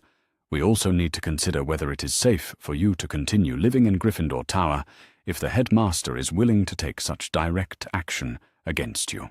The suggestion that he might need to leave his dormitory was startling, but Harry was beginning to understand that his safety could no longer be taken for granted within the walls of Hogwarts. If Dumbledore was indeed responsible for the love potion incident, then nowhere in the castle could be considered truly secure from further manipulation. Before they could continue their planning, however, their conversation was interrupted by the arrival of Professor McGonagall, whose stern expression and rapid pace suggested that she was dealing with a matter of considerable urgency and importance. "Mr. Potter, Miss Greengrass," the deputy headmistress said without preamble, "Professor Dumbledore requires your immediate presence in his office. Please gather your belongings and come with me now." The timing of the summons, coming so soon after Harry's experience with what they suspected was a love potion, felt ominous rather than coincidental. Daphne quickly folded her notes and slipped them into her bag, but not before giving Harry a meaningful look that suggested she intended to continue their discussion, regardless of what Dumbledore might say or do. The walk to the headmaster's office felt longer than usual, partly because of the tension that accompanied their escort, and partly because Harry was dreading the conversation that awaited them. If Dumbledore was indeed responsible for the morning's magical manipulation, then this meeting would represent a direct confrontation about methods and ethics that would fundamentally change their relationship. The circular office looked the same as always, filled with its mysterious silver instruments and watching portraits. But the atmosphere felt different in a way that made Harry immediately alert for signs of deception or manipulation. Dumbledore himself appeared calm and grandfatherly as usual, but Harry now found himself analyzing the headmaster's expressions and word choices for evidence of ulterior motives. "Harry, my dear boy," Dumbledore began, his voice carrying its familiar warmth and concern, "I understand that you may be experiencing some confusion about your recent engagement and the political pressures that have accompanied it. I wanted to speak with both of you about some concerns that have been brought to my attention." The careful way Dumbledore phrased his opening statement immediately raised Harry's suspicions. The headmaster's reference to confusion suggested that he might be aware of the love potion incident, which would be evidence of his involvement in what had happened during breakfast. "What kind of concerns?" Daphne asked, her voice perfectly polite, but carrying an undertone of challenge that suggested she was not intimidated by the headmaster's reputation or authority.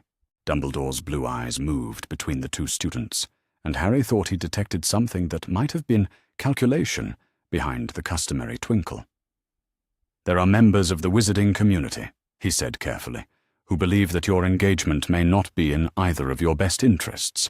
They have suggested that young people your age might benefit from exploring other relationships before committing to arrangements made by previous generations." The euphemistic language did nothing to disguise the fact that Dumbledore was advocating for breaking the marriage contract, and Harry felt his anger at the morning's manipulation intensify into something approaching fury. The headmaster was not simply offering advice or expressing concern. He was actively working to undermine a legal agreement that had been made by Harry's parents and that currently provided protection for both families involved.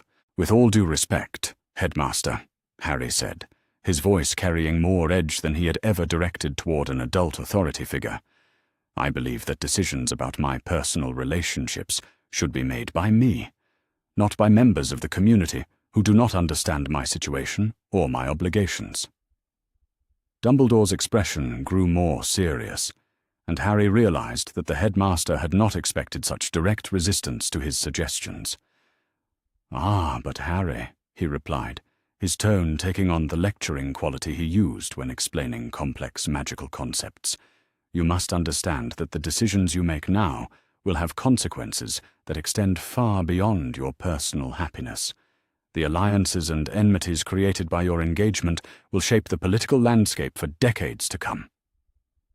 The argument was familiar from their previous conversations, but this time Harry was prepared with counter-arguments that Daphne and her family had helped him develop. "The political consequences you mention already exist," he pointed out. "Breaking the engagement now would not eliminate those consequences. It would simply ensure that the Greengrass family faces them without the protection that our alliance was designed to provide." Daphne, who had been listening to this exchange with the focused attention of someone analyzing a chess game, decided to intervene with her own perspective on the situation. "Headmaster," she said, her voice carrying the diplomatic skills that had been trained into her since childhood, "I am curious about your specific objections to our engagement. Are you concerned about our compatibility as individuals, or are there political considerations that you believe outweigh the benefits of our alliance?" The question was cleverly designed to force Dumbledore to either admit that he was making judgments about their personal relationship based on limited information, or to reveal that his opposition was motivated by political calculations that had nothing to do with their individual happiness or welfare. Dumbledore seemed to recognize the trap that had been set for him, and his response was more careful than his previous statements. "I am concerned," he said slowly, "about the pressure that such formal arrangements place on young people who should be free to discover their own paths and preferences. Marriage contracts, however well-intentioned, can prevent the natural development of emotional maturity and personal autonomy."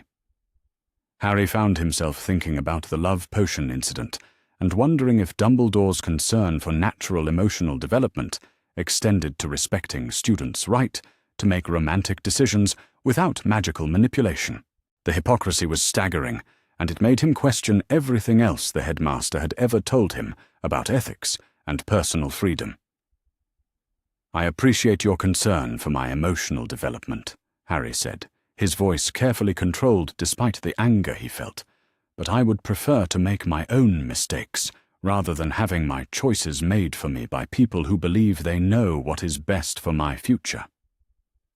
The statement was as close as Harry dared come to a direct accusation about the morning's incident, but he watched Dumbledore's face carefully for any sign that the headmaster understood the implication. What he saw was a flicker of something that might have been guilt, quickly suppressed and replaced by the familiar expression of benevolent concern. As the conversation continued, Harry became increasingly convinced that Dumbledore had indeed been responsible for the love potion, and that the headmaster's moral objections to arranged marriages were selective enough to allow for magical manipulation when it served his purposes. The realization was profoundly disillusioning, but it also clarified the stakes involved in his relationship with Daphne and the political forces they were navigating together. By the time they were dismissed from the headmaster's office, both Harry and Daphne understood that their engagement had become the focal point of a much larger conflict about power, autonomy, and the right to make decisions about the future of wizarding society.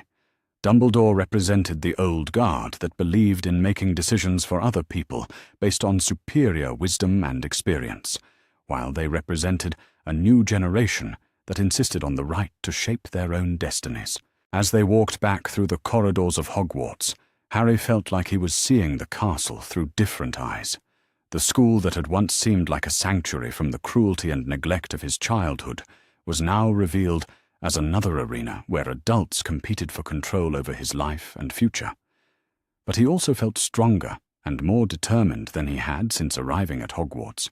His partnership with Daphne had given him allies and resources that made it possible to resist manipulation and assert his own agency. The love potion incident had been a violation, but it had also been a learning experience that would make him more careful and more prepared for future attempts at coercion. Most importantly, the morning's events had clarified his commitment to the relationship he was building with Daphne.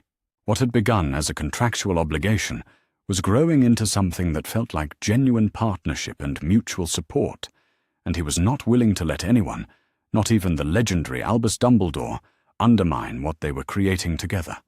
The war for his autonomy and his future had begun in earnest, and Harry Potter was no longer content to be a passive participant in other people's plans for his life.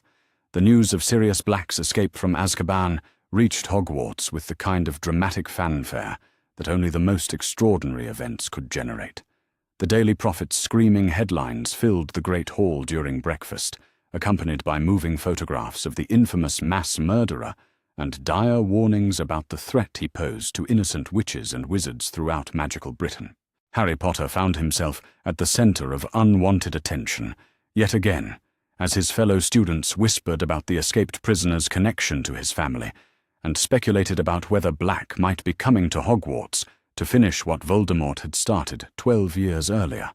The weight of their stares and their barely concealed fear made the familiar space of the Great Hall feel oppressive in a way that reminded him uncomfortably of his early days at Privet Drive. But what his classmates could not have known, what even the teachers discussing security measures in hushed tones at the head table did not suspect, was that Harry had been expecting this news for weeks. The secret message that had arrived by House Elf 3 days earlier, delivered with the kind of magical subtlety that only members of ancient wizarding families truly understood, had prepared him for his godfather's dramatic return to the world of the living. Daphne Greengrass, seated beside him, at what had become their customary table in the politically neutral zone of the Great Hall, noticed his lack of surprise at the morning's revelations with the observational skills that had made her such an effective partner in navigating the treacherous waters of Hogwarts politics. "You do not seem as shocked by this news as everyone else appears to be," she observed quietly, her voice pitched low enough to avoid attracting attention from nearby students who were still absorbed in reading every detail of the Prophet's coverage. "Is there something about Sirius Black's escape that you were expecting?" Harry glanced around the Great Hall, noting the positions of teachers and the general level of distraction among the student body before responding. The timing was carefully chosen to ensure their conversation would remain private, despite the public setting. "There are things about my family's history that I am still learning," he said carefully. "Things that were kept from me during my childhood with the Dursleys, and things that certain people at Hogwarts have chosen not to share, despite having ample opportunity to do so." His oblique reference to Dumbledore's pattern of withholding important information was understood immediately by Daphne, who had become adept at reading the political subtext of his statements. She nodded slightly, a gesture that conveyed both sympathy for his situation and curiosity about what revelations might be forthcoming. Before she could ask for more specific details, however, their conversation was interrupted by the arrival of Professor McGonagall, whose stern expression and urgent manner suggested that the morning's news had created complications that extended far beyond normal school security concerns. "Mr. Potter," the deputy headmistress said without preamble, "Professor Dumbledore requires your immediate presence in his office. The current circumstances necessitate a discussion about your safety and the additional precautions that may be required during your time at Hogwarts." The summons was expected, but Harry felt a familiar surge of resentment at the assumption that decisions about his safety would be made by others without consulting his own preferences or involving him in the planning process. The pattern of adults making choices about his life, while keeping him ignorant of the reasoning behind those choices, had become increasingly intolerable as he learned more about his true heritage and obligations. As he prepared to follow Professor McGonagall to the headmaster's office, Daphne caught his hand in a gesture that was both supportive and subtly possessive. "Be careful," she said quietly, her green eyes reflecting concern that went deeper than their formal engagement might normally warrant. "Remember that you have allies now who are invested in your safety and success." The reminder was both comforting and strategically important. Over the past several months, Harry's relationship with Daphne had evolved from contractual obligation into something resembling genuine partnership, and he had learned to value her political insight and personal loyalty as much as her academic assistance and social connections. The walk to Dumbledore's office felt different this time, charged with anticipation and underlying tension that had nothing to do with the escaped prisoner who was supposedly threatening his safety. Harry understood that the conversation awaiting him would involve revelations about his family's past and decisions about his future that would fundamentally alter his understanding of his place in wizarding society. The headmaster's circular office appeared unchanged from his previous visits, but Harry now approached the familiar space with the wariness of someone who had learned not to trust appearances or accept reassurances at face value.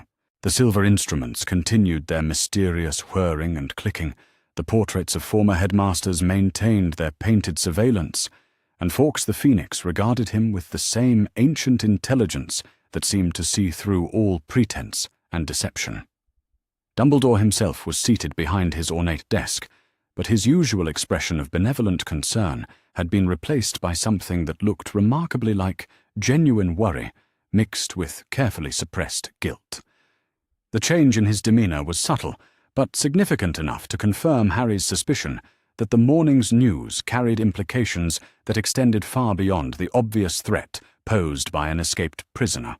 "Harry, my dear boy," Dumbledore began, his voice lacking its customary warmth and confidence, "I am afraid that Sirius Black's escape from Azkaban has created a situation that requires us to discuss certain aspects of your family's history that I had hoped to address when you were older and better prepared to understand their full implications." The familiar pattern of Dumbledore's justifications for withholding information made Harry's jaw clench with suppressed frustration. The headmaster's repeated references to what Harry was supposedly not prepared to understand had become increasingly insulting as his actual maturity and political sophistication developed beyond what anyone at Hogwarts seemed willing to acknowledge. "What aspects of my family's history?" Harry asked, his voice carrying more challenge than deference.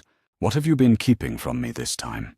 And why should I believe that your reasons for secrecy are any more valid now than they were when you hid my marriage contract or when you placed me with relatives who despised everything about what I am?"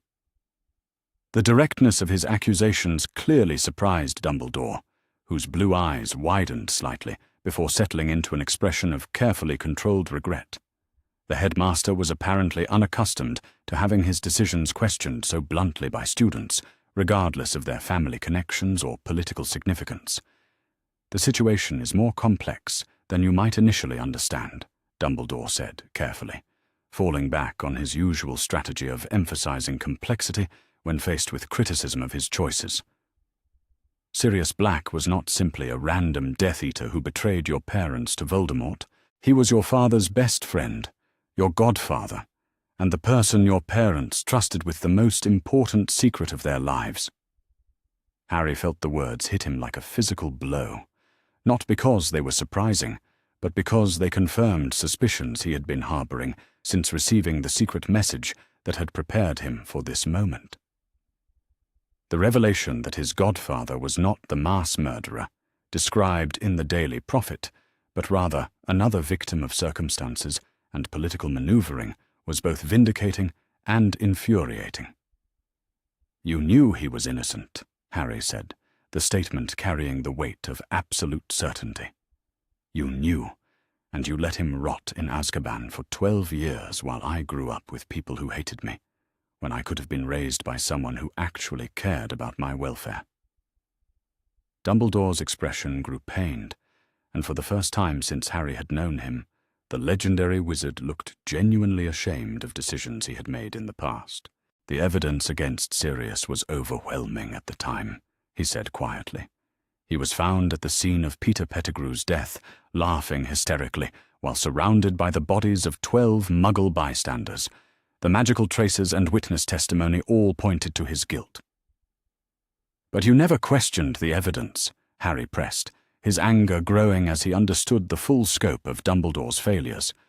"You never investigated whether there might be alternative explanations, never used the political influence you supposedly wield for the greater good to ensure that an innocent man received justice."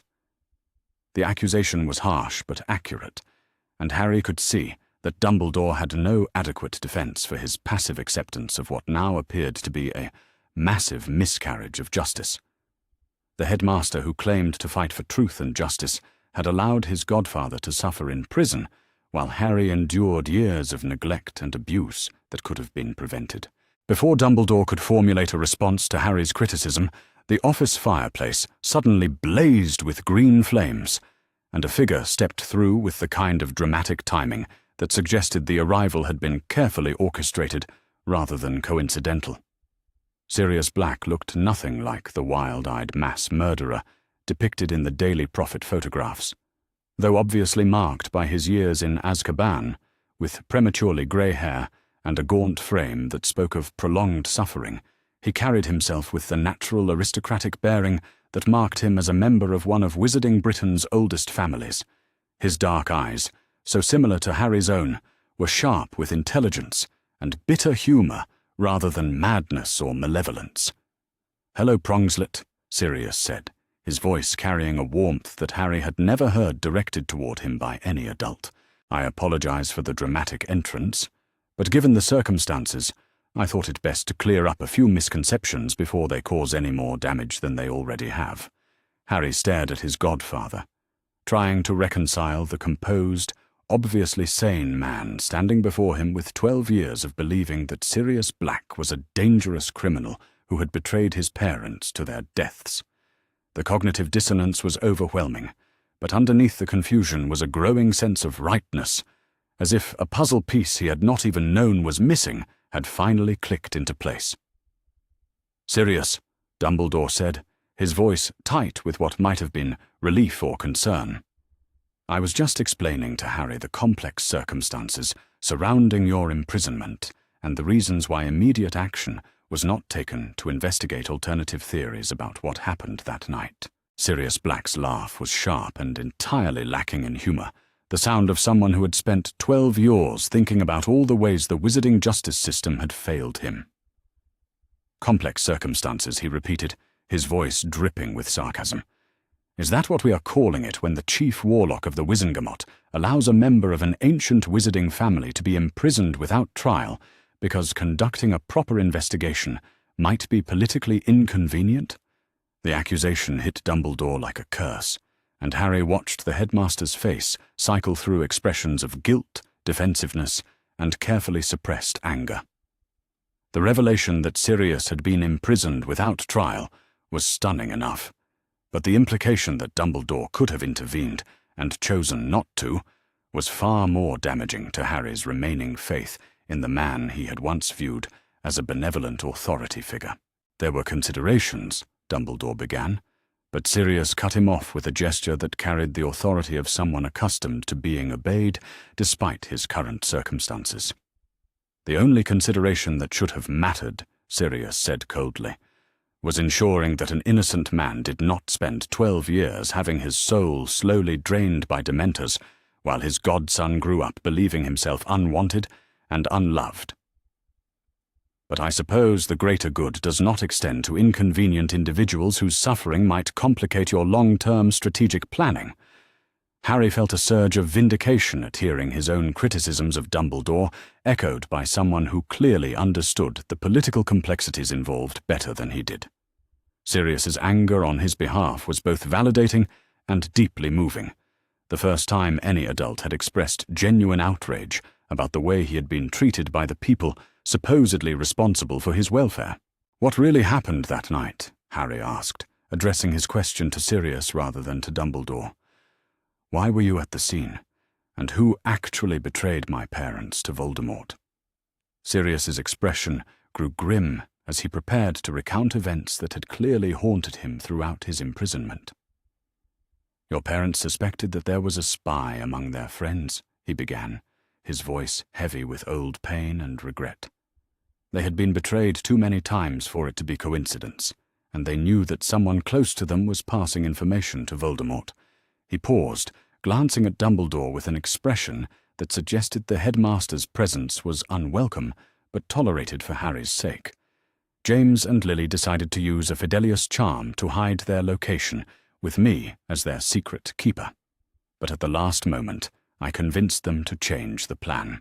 I thought it would be safer to use Peter Pettigrew instead, because no one would suspect him of being capable of such responsibility. The admission was clearly painful, and Harry could see the guilt and self-recrimination that had tormented his godfather for over a decade. The decision that had seemed tactically sound at the time had led directly to the deaths of his best friends, and his own wrongful imprisonment. Peter betrayed them, Sirius continued, his voice growing harder with each word. He had been working for Voldemort all along, feeding him information about Order operations and waiting for the perfect opportunity to deliver the ultimate prize. When I realized what had happened, I went after him, but he was cleverer than any of us had given him credit for. What followed was a description of events that painted Peter Pettigrew not as a victim, but as a master manipulator who had orchestrated his own apparent death while framing Sirius for the crime. The story was both plausible and horrifying, a testament to how easily truth could be obscured by clever planning and the willingness to sacrifice innocent bystanders for personal gain. As Sirius finished his account of that terrible night, Harry found himself looking at Dumbledore with new eyes. The headmaster, who claimed to value truth and justice, had accepted a convenient narrative without investigation, had allowed an innocent man to suffer, because acknowledging his innocence would have been politically complicated. "Why now?" Harry asked, though he suspected he already knew the answer. "Why did you escape from Azkaban now, after 12 years of imprisonment?" Sirius's smile was grim but determined, the expression of someone who had spent years planning for this moment. "Because circumstances have changed in ways that make my freedom necessary for your protection," he said. "The marriage contract between the Potter and Greengrass families has created political pressures that require someone with legal authority over your welfare to counteract Dumbledore's attempts to manipulate your personal relationships for his own purposes." The revelation that Sirius knew about the marriage contract and understood its political implications was both surprising and deeply reassuring. Harry had been feeling increasingly isolated in his conflicts with Dumbledore, despite Daphne's support and the allies he had found among the progressive Slytherins. "As your legal guardian," Sirius continued, "I have the authority to approve or disapprove of decisions about your education, your living arrangements, and your personal relationships. This authority supersedes Dumbledore's position as your magical guardian and headmaster, which should provide you with protection against future attempts at coercion or manipulation." The implications of having a legal guardian who actually supported his choices and understood the complexities of his situation were staggering. For the first time since learning about the marriage contract, Harry felt like he had an adult ally who possessed both the knowledge and the authority to help him navigate the political challenges he faced. Dumbledore, who had been listening to this exchange with growing alarm, finally found his voice. "Sirius," he said carefully, "you must understand that your legal status remains complicated by your escape from Azkaban. Until your innocence is officially recognized by the Ministry, any guardianship claims you might make would be legally questionable at best." Sirius's laugh was sharp and predatory, the sound of someone who had spent 12 years planning for exactly this objection.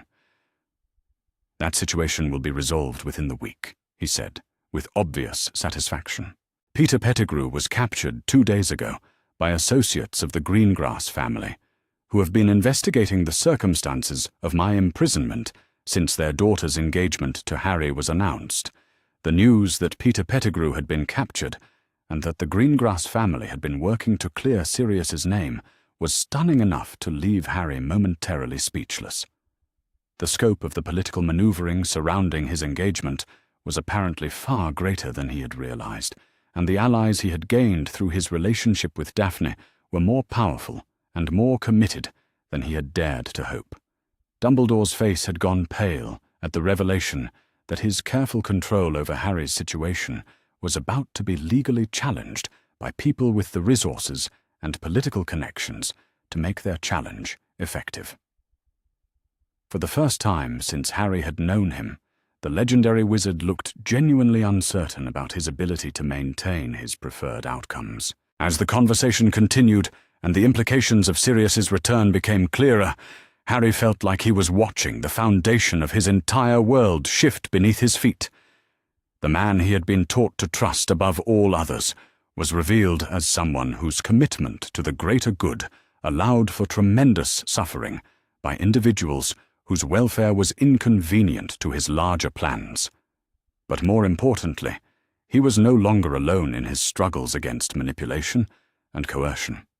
He had a godfather who understood his situation, allies who were working actively to protect his interests, and a partner whose family possessed the political sophistication to challenge even Albus Dumbledore when necessary.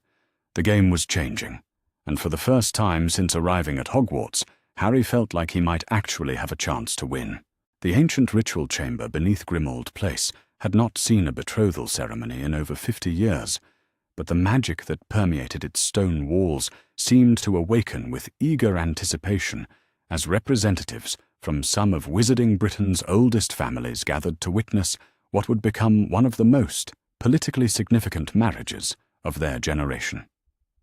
The room itself was a testament to centuries of Black family history, its walls lined with portraits of stern-faced ancestors whose painted eyes followed every movement with the kind of sharp intelligence that had made their bloodline legendary for both political acumen and dangerous ambition. Harry Potter stood at the center of the ceremonial circle, wearing formal robes of deep green silk that had been tailored specifically for this occasion by the finest magical seamstresses in Diagon Alley. The color had been chosen deliberately to honor both his own heritage and that of his bride-to-be, a symbolic gesture that represented the merging of two ancient magical lines that had previously moved in different political circles, but now found themselves united by circumstances that transcended personal preference. Beside him, Daphne Greengrass appeared every inch the pure-blood heiress she had been raised to become. Her platinum blonde hair arranged in an elaborate style that incorporated strands of silver thread enchanted to catch and reflect the magical light that illuminated the chamber. Her robes were of matching green silk, but embroidered with the intricate knotwork patterns that had been used in Greengrass family ceremonies for over 6 centuries, each symbol carrying layers of meaning that spoke to magical theory, family honor, and the binding nature of the vows they were about to exchange. Sirius Black, now officially cleared of all charges and restored to his position as head of the most ancient and noble house of Black, served as Harry's family representative, with a dignity that belied his recent imprisonment and the years of suffering he had endured. The legal proceedings that had secured his freedom had been swift and decisive. Once Peter Pettigrew's capture provided irrefutable evidence of the true events surrounding the Potter family's betrayal, and his presence at the ceremony carried the full weight of his family's political influence and magical authority. Marcus Greengrass stood opposite Sirius, his bearing reflecting both the gravity of the occasion and the satisfaction of a plan that had been years in the making finally coming to fruition. The alliance between their families represented more than just a marriage between their children. It was a formal declaration that progressive, pure-blood families were prepared to work together to reshape wizarding society according to their shared vision of equality and reform. The guest list for the ceremony read like a roster of Wizarding Britain's political elite, but these were not casual observers attending a social event. Augusta Longbottom sat in the front row with the stern expression of someone evaluating a strategic alliance that could affect her own family's safety and political position. Amelia Bones, recently appointed as interim Minister for Magic, following Cornelius Fudge's resignation in disgrace, occupied a place of honor that reflected both her official position and her personal commitment to the reform agenda that the Potter-Greengrass alliance represented. Most surprising of all was the presence of Narcissa Malfoy, who had broken publicly with her husband Lucius following revelations about his Death Eater activities and was now seeking sanctuary and political protection through association with families that opposed Voldemort's ideology. The summer of 1987 had been particularly brutal at No. 4 Privet Drive. 7-year-old Harry Potter pressed himself deeper into the shadows of his cupboard under the stairs, listening to Uncle Vernon's voice thunder through the thin wooden door like an approaching storm. The boy had learned to read the subtle variations in his uncle's rage. This wasn't the usual irritation about burnt toast or a neighbor's comment about their peculiar nephew. This was the dangerous kind, the kind that left bruises hidden beneath Harry's too large clothes. Where are you watching this story from today? Let me know in the comments below, because I love hearing from viewers all around the world who connect with these tales of what might have been. The floorboards above groaned under Vernon's considerable weight as he paced the living room, his voice carrying that particular edge that made Harry's stomach clench with familiar dread. Something about abnormality, about keeping things quiet, about making sure the boy understood his place. The words filtered through the walls like poison, each syllable designed to remind Harry that he was unwanted, unwelcome, a burden that existed solely at the sufferance of his reluctant guardians. Harry had grown accustomed to being called freak, to being told he was lucky they hadn't thrown him out on the street where he belonged. At 7 years old, he possessed a vocabulary of self-loathing that would have concerned any reasonable adult. But there were no reasonable adults in Harry's world, only the Dursleys with their careful cruelty and their endless reminders that normal people didn't want him around. The cupboard door rattled as Vernon's fist connected with it, making Harry flinch despite himself. The boy had learned not to cry out, not to give them the satisfaction of knowing they had frightened him. Fear was weakness, and weakness invited more punishment. Instead, he pressed his small hands against the rough wooden walls of his prison, feeling for the familiar gouges his fingernails had carved during previous episodes of imprisonment. But tonight felt different. Tonight, Vernon's rage carried an undertone of genuine panic, as if something had shaken the foundation of his carefully constructed normalcy. Harry caught fragments through the door, words about letters and people asking questions, and the need to make sure certain things stayed buried. The boy's unnaturally sharp mind, honed by years of hypervigilance, catalogued every inflection, every pause, every telling emphasis. The shouting continued for what felt like hours, though Harry's understanding of time remained frustratingly imprecise in the windowless confines of his cupboard. Aunt Petunia's voice joined the symphony of domestic discord, her words sharper than Vernon's, but somehow more desperate. She spoke of keeping up appearances, of what the neighbors might think, of responsibilities they had never wanted, but couldn't escape. Dudley's whimpering provided the soundtrack's final movement, the spoiled boy unused to witnessing his parents' fury, directed at anything other than his cousin. Harry felt a moment of bitter satisfaction at his cousin's discomfort, though he immediately pushed the feeling away.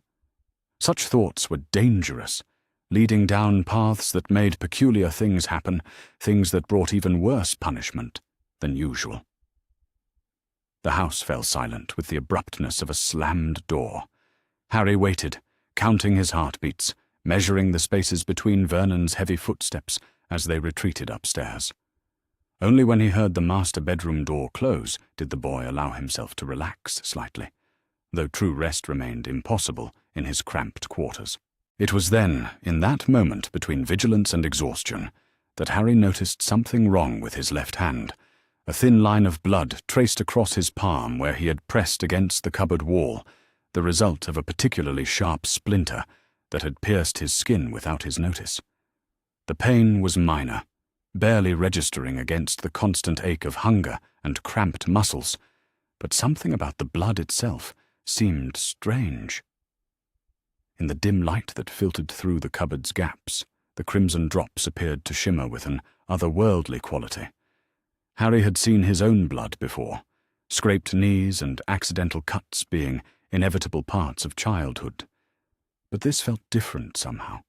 The blood seemed almost warm against the cool wood, spreading in patterns that defied simple physics. Where the blood touched the wall, Harry could swear he saw something shifting beneath the surface. The wood grain itself appeared to ripple, as if responding to some unseen force.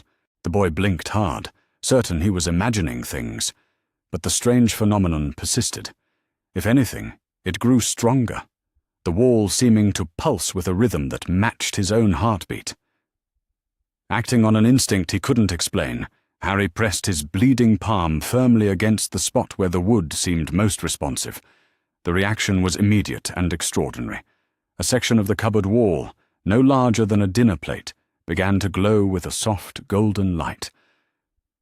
The illumination revealed details Harry had never noticed in his confined space, intricate patterns carved into the wood that had been invisible in the darkness. The glowing section of wall slid aside, with the whisper, quiet precision of well-oiled machinery, revealing a hidden compartment that defied the cupboard's modest dimensions. Inside, nestled in what appeared to be red velvet that had somehow maintained its rich color despite years of concealment, sat an ornate wooden box no larger than a jewelry case. Harry's breath caught in his throat as he reached for the box with trembling fingers. The moment his skin made contact with its surface, he felt a warmth that had nothing to do with temperature and everything to do with recognition. This box knew him, had been waiting for him, had somehow called to his blood through years of concealment. The box opened at his touch, revealing contents that would shatter everything Harry thought he knew about his life. 3 items lay within the velvet-lined interior, each one representing a different aspect of the lies that had shaped his existence. A letter bearing his mother's handwriting, a formal document with official seals, and a crystal that pulsed with captured light. Harry lifted the letter first, his young eyes struggling to make sense of the elegant script in the dim light. But as he focused on the words, they seemed to glow slightly, becoming legible despite the poor conditions. The letter was addressed to him, written in a hand he had never seen, but somehow recognized, with the certainty that came from deeper knowledge than memory. "My dearest Harry," the letter began, and already tears were forming in the boy's eyes. "If you are reading this, then something has gone terribly wrong with our plans. Your father and I made arrangements for your care, specific instructions that were meant to ensure your safety and happiness. If you have found this box, it means those arrangements have been betrayed." The letter continued, each word a revelation that rebuilt Harry's understanding of his world. His parents had not been the irresponsible drunks Vernon described, killed in a car crash brought on by their own recklessness. They had been murdered, victims of a dark wizard whose name made even the letter's magical ink seem to recoil. More importantly, they had made careful provisions for Harry's care, naming guardians who would love him and protect him. Sirius Black was to have been his guardian, a man his father trusted above all others. Remus Lupin would have provided education and guidance. Frank and Alice Longbottom were designated as backup guardians should anything happen to the primary choices. Nowhere in the carefully detailed instructions did Harry find any mention of the Dursleys, no provision for placing him with relatives who viewed his very existence as an affront to their rigid normalcy. The formal document proved even more damaging to the lies Harry had been fed. James Potter's will, bearing official seals and witness signatures, laid out explicit instructions for Harry's upbringing.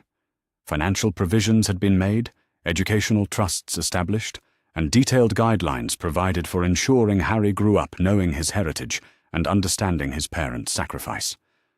But most devastating of all was the final item in the box. The crystal, when Harry lifted it with shaking hands, projected images into the air above it with startling clarity.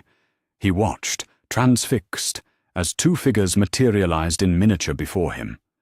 One was an elderly man with a long white beard and twinkling eyes. The other, a stern woman in emerald robes with her hair pulled back in a tight bun. The bearded man was speaking, his words carrying clearly despite the crystal's small size. Albus Dumbledore, though Harry didn't yet know the name, was explaining his decision to override James Potter's will. The boy would be better served by hardship, the man argued, than by the love his parents had intended for him.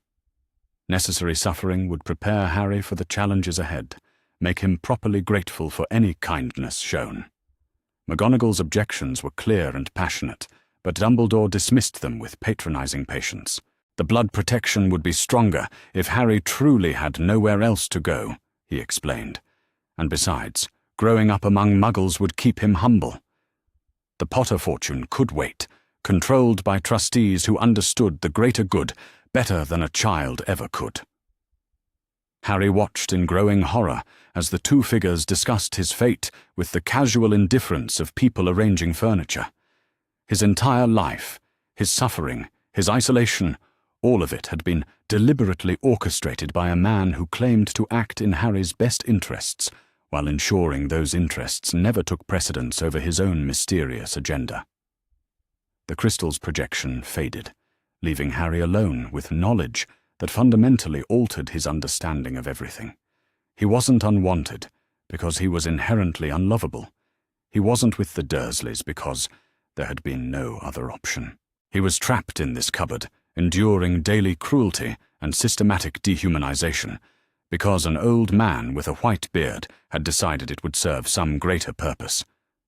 The rage that filled Harry in that moment was unlike anything he had ever experienced.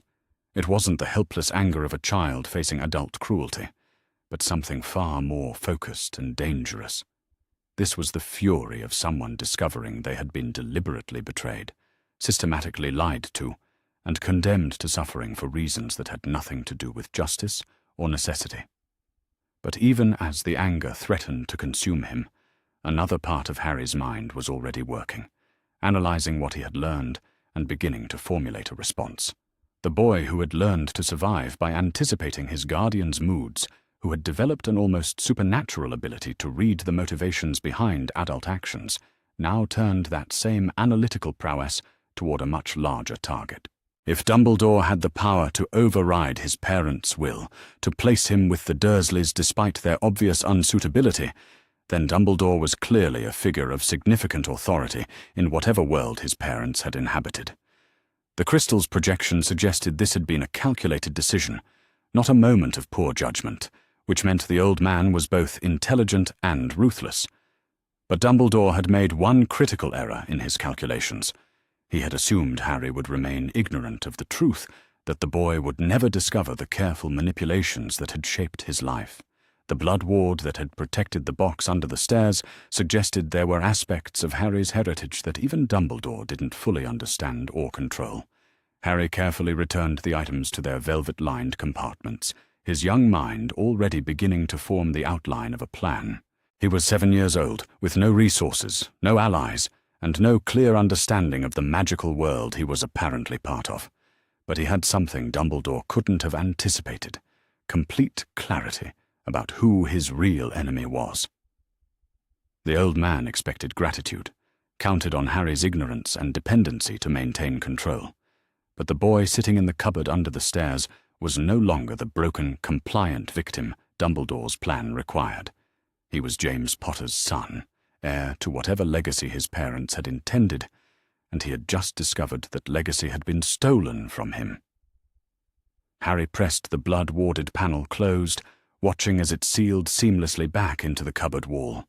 The box and its contents were safe, protected by magic he didn't understand, but could somehow feel responding to his presence. More importantly, they represented proof that couldn't be dismissed or explained away, evidence of a conspiracy that reached to the highest levels of the magical world. The house above remained quiet, the Dursleys presumably asleep after their evening's entertainment.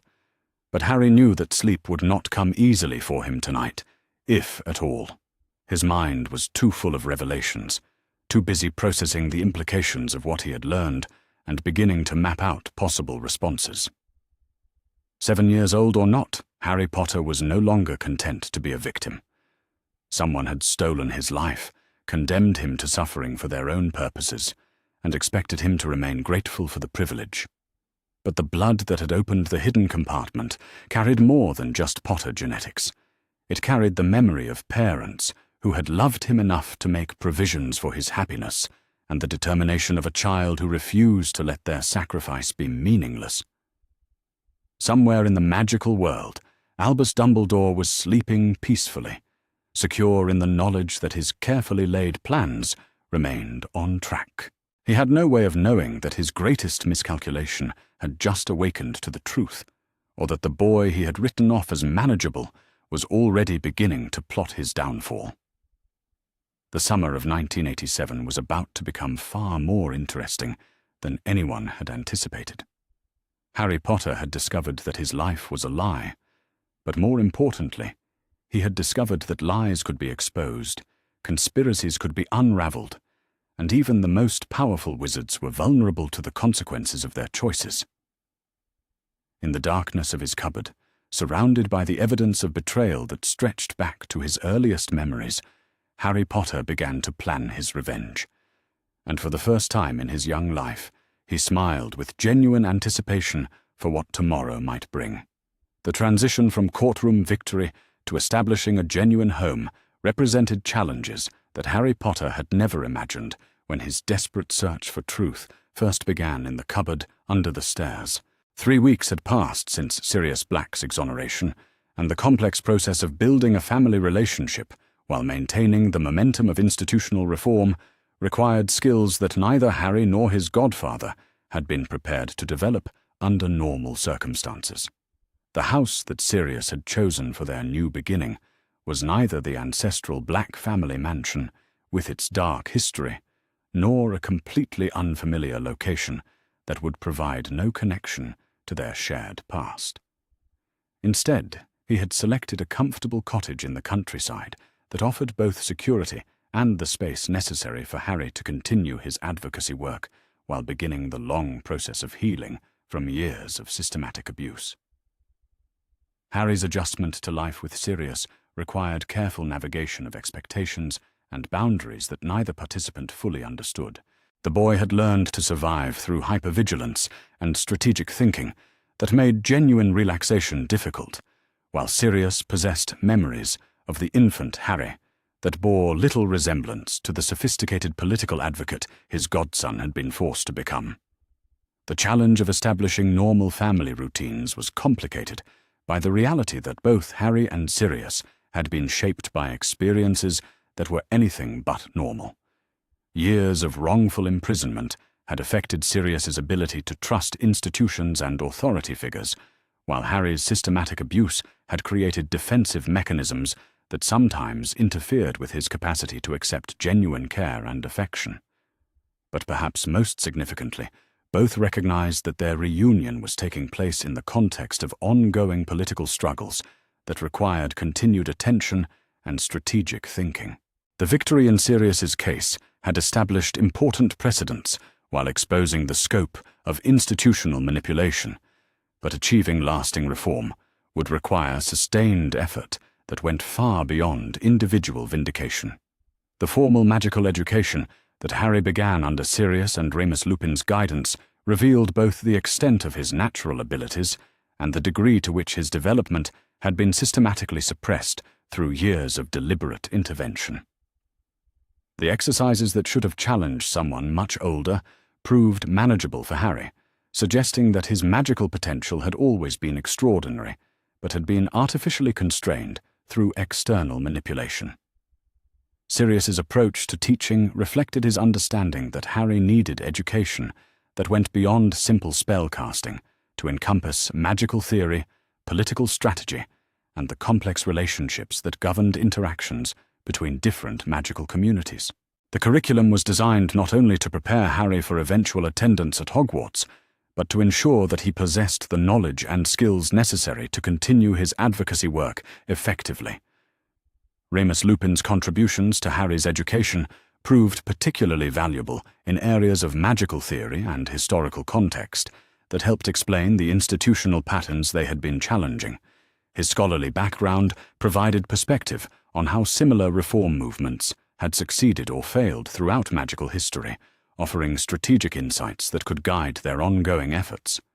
But perhaps most importantly, both Sirius and Remus recognized that Harry's education needed to accommodate his existing political commitments while providing the foundation for whatever future role he chose to pursue.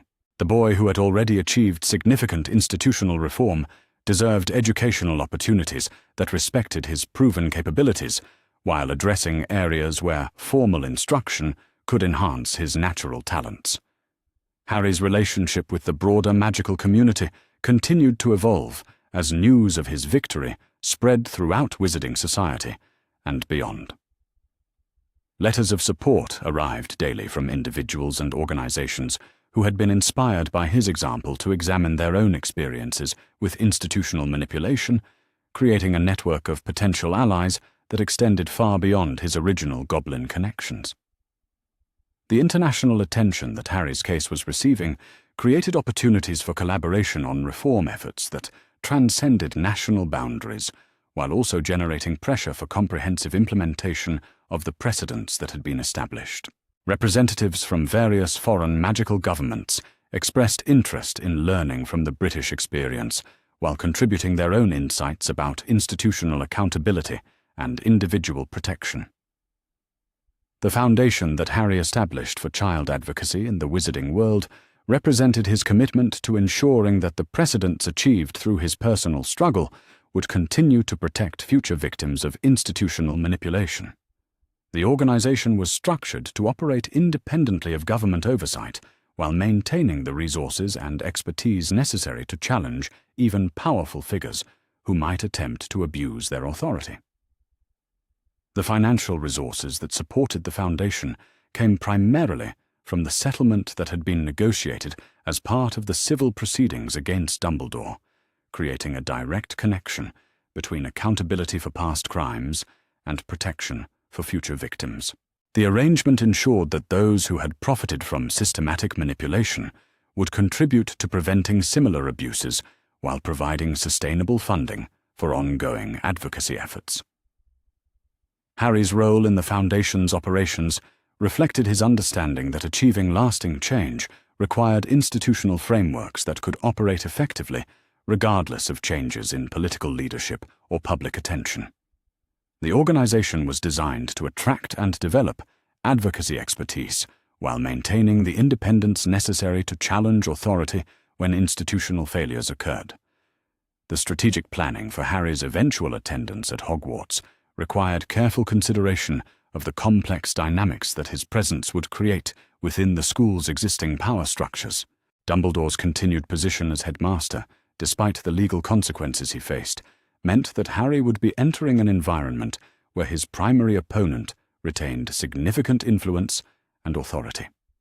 Sirius and Remus's approach to preparing Harry for this challenge involved both practical education about navigating hostile institutional environments and strategic thinking about how to maintain his advocacy efforts while completing his formal magical education. The goal was to ensure that Harry could achieve his educational objectives without compromising either his personal safety or his ongoing reform work. But perhaps most importantly, they recognized that Harry's attendance at Hogwarts would provide opportunities to demonstrate the practical benefits of the reforms that had been achieved, while inspiring other students to question institutional authority when it failed to serve their legitimate interests. Harry's presence could serve as a catalyst for broader cultural change that went beyond formal policy reforms to encompass fundamental shifts in how young witches and wizards understood their rights and responsibilities. The relationship between Harry's personal healing and his continued political advocacy required careful balance, as both Sirius and Remus worked to provide the emotional support that years of systematic abuse had denied him, while respecting his commitment to ongoing reform efforts. The challenge was creating space for genuine childhood experiences, while acknowledging that Harry's political sophistication and institutional responsibilities were real and important aspects of his identity. Harry's work with the Goblin community during this period expanded beyond the original financial investigations to encompass broader questions of interspecies relations and the structural inequalities that characterized interactions between different magical communities. His unique position as someone who had successfully challenged wizarding institutional authority while maintaining respectful relationships with Goblin representatives created opportunities for dialogue that could address long-standing sources of tension. The political ramifications of Harry's continued advocacy were becoming apparent as other cases of institutional manipulation began receiving attention that might not have been possible without the precedents his struggle had established. Families who had suffered financial abuse, children who had been placed in inappropriate situations, and individuals who had been denied legal protections were finding that the frameworks Harry had helped create provided viable paths to justice. But the success of these broader reform efforts also created new challenges, as those whose interests depended on maintaining existing power structures began developing more sophisticated strategies for resistance. The opposition that emerged was more organized and better funded than the initial responses to Harry's case, requiring continued vigilance and strategic adaptation from reform advocates. Harry's personal development during this crucial period reflected his growing understanding of the complex relationships between individual healing, family reconstruction, and ongoing social responsibility. The boy who had been forced to mature rapidly under circumstances of systematic abuse was now learning to balance legitimate childhood needs with genuine political commitments in ways that honored both aspects of his identity. The magical abilities that Harry demonstrated during his training with Sirius and Remus continued to reveal the extraordinary nature of his suppressed potential, while also raising questions about the responsible development of such significant power. The protective magic that had preserved his evidence and resisted Dumbledore's manipulation attempts suggested inherited capabilities that required careful guidance to develop safely and ethically. The broader magical community's response to Harry's continued prominence revealed ongoing divisions about the appropriate scope of individual rights and institutional accountability. While his personal story commanded widespread sympathy and respect, the systematic reforms that had resulted from his advocacy created changes that some viewed as potentially destabilizing to traditional authority structures. These political tensions required Harry to develop increasingly sophisticated understanding of alliance building and strategic communication as he worked to maintain support for ongoing reform efforts while building bridges with those who had legitimate concerns about rapid institutional change. His ability to articulate principled positions while acknowledging valid complexities impressed even experienced political observers. The international collaboration that emerged from Harry's case created opportunities for comparative analysis of institutional accountability mechanisms across different magical communities, while also providing examples of successful reform strategies that could be adapted to various cultural and political contexts. The precedents being established were beginning to influence policy discussions far beyond the specific circumstances that had originally motivated them. Harry's relationship with his extended family and community connections began to develop as the protective isolation that had characterized his early childhood gave way to broader social engagement. The process of building these relationships required careful attention to security considerations, while also ensuring that Harry's continued political activities didn't create risks for those who supported him.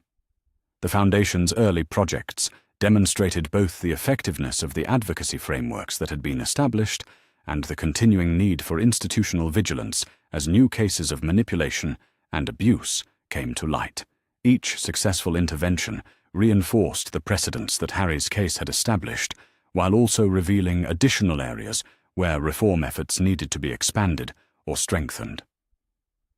Harry's preparation for the broader challenges that lay ahead reflected his growing understanding that the victory in his personal case was just the beginning of a longer campaign for institutional accountability and individual protection throughout magical society.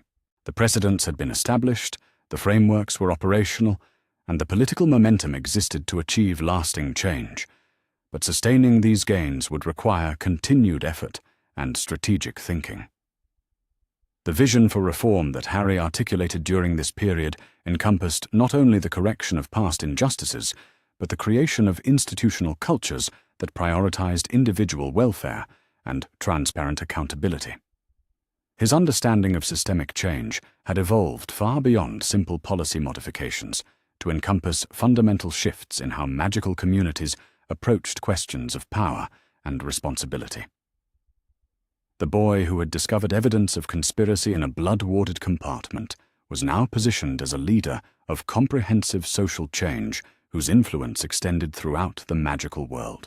But perhaps more importantly, he had learned to balance the responsibilities that came with such influence against the legitimate needs of someone who was still, despite everything, 7 years old and deserving of childhood experiences that had been systematically denied to him. As Harry reflected on how completely his life had changed since that first desperate night when accidental magic had revealed the truth about his circumstances, he understood that the most important transformations were yet to come. The institutional frameworks were in place, the legal precedents were established, and the political momentum existed to achieve lasting reform. But the real work of building a magical society that prioritized individual dignity and institutional accountability was only beginning. Tomorrow would bring new challenges as the reform movement entered its next phase. But Harry possessed both the capabilities and the support network necessary to continue pursuing justice regardless of whatever obstacles might emerge. The foundation had been established for changes that could benefit countless future generations, and Harry was committed to ensuring that those changes would be sustained and strengthened through continued vigilance and strategic advocacy. The war for truth and accountability had evolved from desperate personal necessity into comprehensive social movement, and Harry Potter was ready to lead that movement toward whatever victories lay ahead. The intensive magical training that dominated Harry Potter's days during the months leading up to his eventual Hogwarts attendance reflected both the extraordinary nature of his abilities and the complex political environment he would soon be entering. 6 months had passed since Sirius's exoneration, and the boy who had discovered evidence of conspiracy in a cupboard under the stairs was now preparing to enter the very institution where his primary adversary still held considerable power and influence. Sirius's approach to Harry's magical education was shaped by hard-earned understanding of the dangers that awaited anyone who challenged entrenched institutional authority without adequate preparation. The training regimen he established went far beyond simple spell casting to encompass advanced defensive magic, strategic thinking, and the complex political skills that Harry would need to navigate hostile environments while maintaining his advocacy efforts. The defensive magic that Harry mastered during this period built upon the protective capabilities he had demonstrated during his confrontation with Dumbledore, developing them into comprehensive defensive systems that could counter a wide range of potential threats. The exercises were demanding and sometimes dangerous for someone his age, but Harry's natural abilities and fierce determination allowed him to achieve proficiency that impressed even Sirius and Remus. But perhaps most importantly, Harry's training emphasized the ethical principles that should govern the use of magical power, ensuring that his growing capabilities would be guided by moral frameworks that prioritized protection of others rather than personal advantage. The lessons learned from Dumbledore's systematic manipulation provided clear examples of how extraordinary abilities could be corrupted when divorced from principled consideration of individual welfare and institutional responsibility. Remus Lupin's contributions to Harry's education proved particularly valuable in areas of magical theory and historical analysis that provided context for understanding the patterns of institutional manipulation they had been challenging. His scholarly background offered insights into how similar reform movements had succeeded or failed throughout magical history, providing strategic guidance that could inform ongoing advocacy efforts. The curriculum that emerged from their collaborative efforts was unlike anything offered at traditional magical schools, combining advanced practical instruction with political analysis and ethical education that prepared Harry not simply to use magic effectively, but to understand his responsibilities as someone whose capabilities could influence the broader magical community's development. Harry's relationship with the Goblin community during this period evolved beyond the original financial investigations to encompass comprehensive education in magical law, international relations, and the complex treaties that governed interactions between different magical communities. Ragnarok's personal involvement in Harry's training reflected both respect for what the boy had achieved and investment in ensuring that his continued development would benefit broader reform efforts.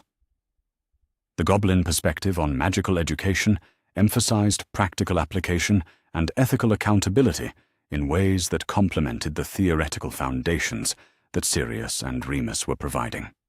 The combination created an educational experience that was both intellectually rigorous and practically relevant to the challenges Harry would face as he continued his advocacy work while completing his formal schooling. But perhaps most significantly, Harry's goblin education included comprehensive training in financial management and institutional oversight that would serve him well as he assumed greater responsibility for the Reform Foundation and its expanding operations. The skills he developed during this period went far beyond personal financial literacy to encompass understanding of how economic systems could be used to advance social justice or perpetuate institutional inequality. The strategic planning for Harry's attendance at Hogwarts required careful consideration of multiple objectives that needed to be balanced against significant risks and potential complications. The goal was not simply to complete his magical education, but to demonstrate the practical benefits of the reforms that had been achieved while inspiring other students to question institutional authority when it failed to serve their legitimate interests. Dumbledore's continued position as headmaster, despite the legal consequences he had faced, created an environment where Harry's presence would inevitably generate political tension and potential conflict. But rather than avoiding this confrontation, Harry and his advisors chose to view it as an opportunity to demonstrate that institutional accountability could be maintained even in settings where traditional authority structures remained largely intact. The preparations for this challenge included detailed analysis of Hogwarts's governance structures, student body composition, and the various political factions that influenced decision-making within the school community. Harry's allies conducted extensive research into potential supporters and opponents among both students and faculty, creating intelligence that would guide his strategic approach to building influence within the institution. More importantly, Harry's preparation included development of communication strategies that would allow him to articulate his reform agenda in ways that resonated with different audiences, while maintaining consistency with the principled positions he had established through his previous advocacy efforts. The challenge was presenting complex institutional issues in terms that would be accessible to his fellow students, while avoiding oversimplification that might undermine the seriousness of the reforms being promoted.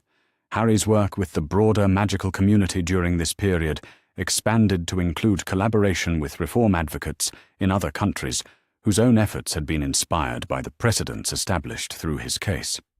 The international dimension of these relationships provided both strategic support and comparative perspective that enhanced understanding of how institutional accountability mechanisms could be adapted to different cultural and political contexts.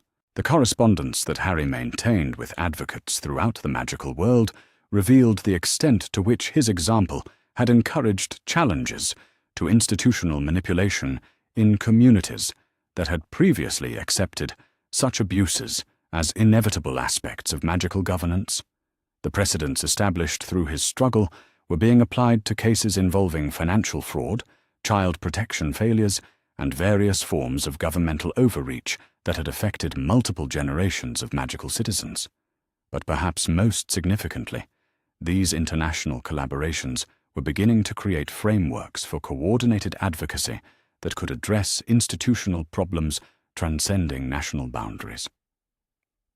The network that was developing around Harry's Reform Foundation represented the beginning of a comprehensive approach to magical governance that prioritized individual rights and institutional accountability across traditional political divisions. The Foundation's expanding operations required Harry to develop management and leadership skills that went far beyond his previous advocacy experience, while maintaining the principled approach that had characterized his original reform efforts. The organization was attracting talented advocates whose expertise complemented Harry's unique perspective as someone who had successfully challenged powerful institutional figures while maintaining moral authority. The cases that the Foundation was addressing demonstrated both the effectiveness of the legal frameworks that had been established and the continuing need for vigilance as new examples of institutional manipulation came to light. Each successful intervention reinforced the precedents that Harry's original case had created, while also revealing additional areas where reform efforts needed to be expanded or strengthened. Harry's personal development during this crucial period reflected his growing understanding of the complex relationships between individual capability, social responsibility, and the strategic requirements of sustained advocacy efforts. The boy, who had been forced to mature rapidly under circumstances of systematic abuse, was now learning to integrate legitimate personal needs with genuine political commitments in ways that honored both aspects of his evolving identity. The magical abilities that Harry continued to develop under intensive training revealed capabilities that went far beyond what even his experienced instructors had anticipated. The protective magic that had preserved his original evidence and resisted Dumbledore's manipulation attempts was evolving into comprehensive defensive systems that could counter threats from multiple sources while maintaining the ethical principles that governed their application. More importantly, Harry's magical development was beginning to reveal connections between his inherited abilities and broader questions about the responsible use of extraordinary power within democratic societies. The precedents being established through his training would influence how future generations of magically gifted individuals understood their obligations to use their capabilities for social benefit rather than personal advantage. The political environment that Harry would be entering at Hogwarts required careful analysis of the various factions and interest groups that influence decision-making within the school community. The student body included representatives from families whose positions on institutional reform varied considerably, creating opportunities for building coalitions while also generating potential sources of opposition that would need to be managed strategically. Harry's approach to these complex political dynamics emphasized building genuine relationships based on shared values and mutual respect, rather than attempting to manipulate others through the kinds of techniques that Dumbledore had used to maintain power.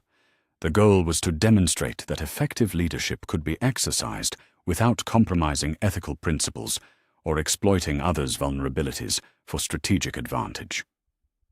The faculty relationships that Harry would need to navigate presented additional challenges, as many teachers had long-standing connections to Dumbledore that might influence their responses to Harry's continued advocacy efforts. But the legal precedents that had been established created frameworks for accountability that even Dumbledore's allies would find difficult to ignore when institutional failures occurred.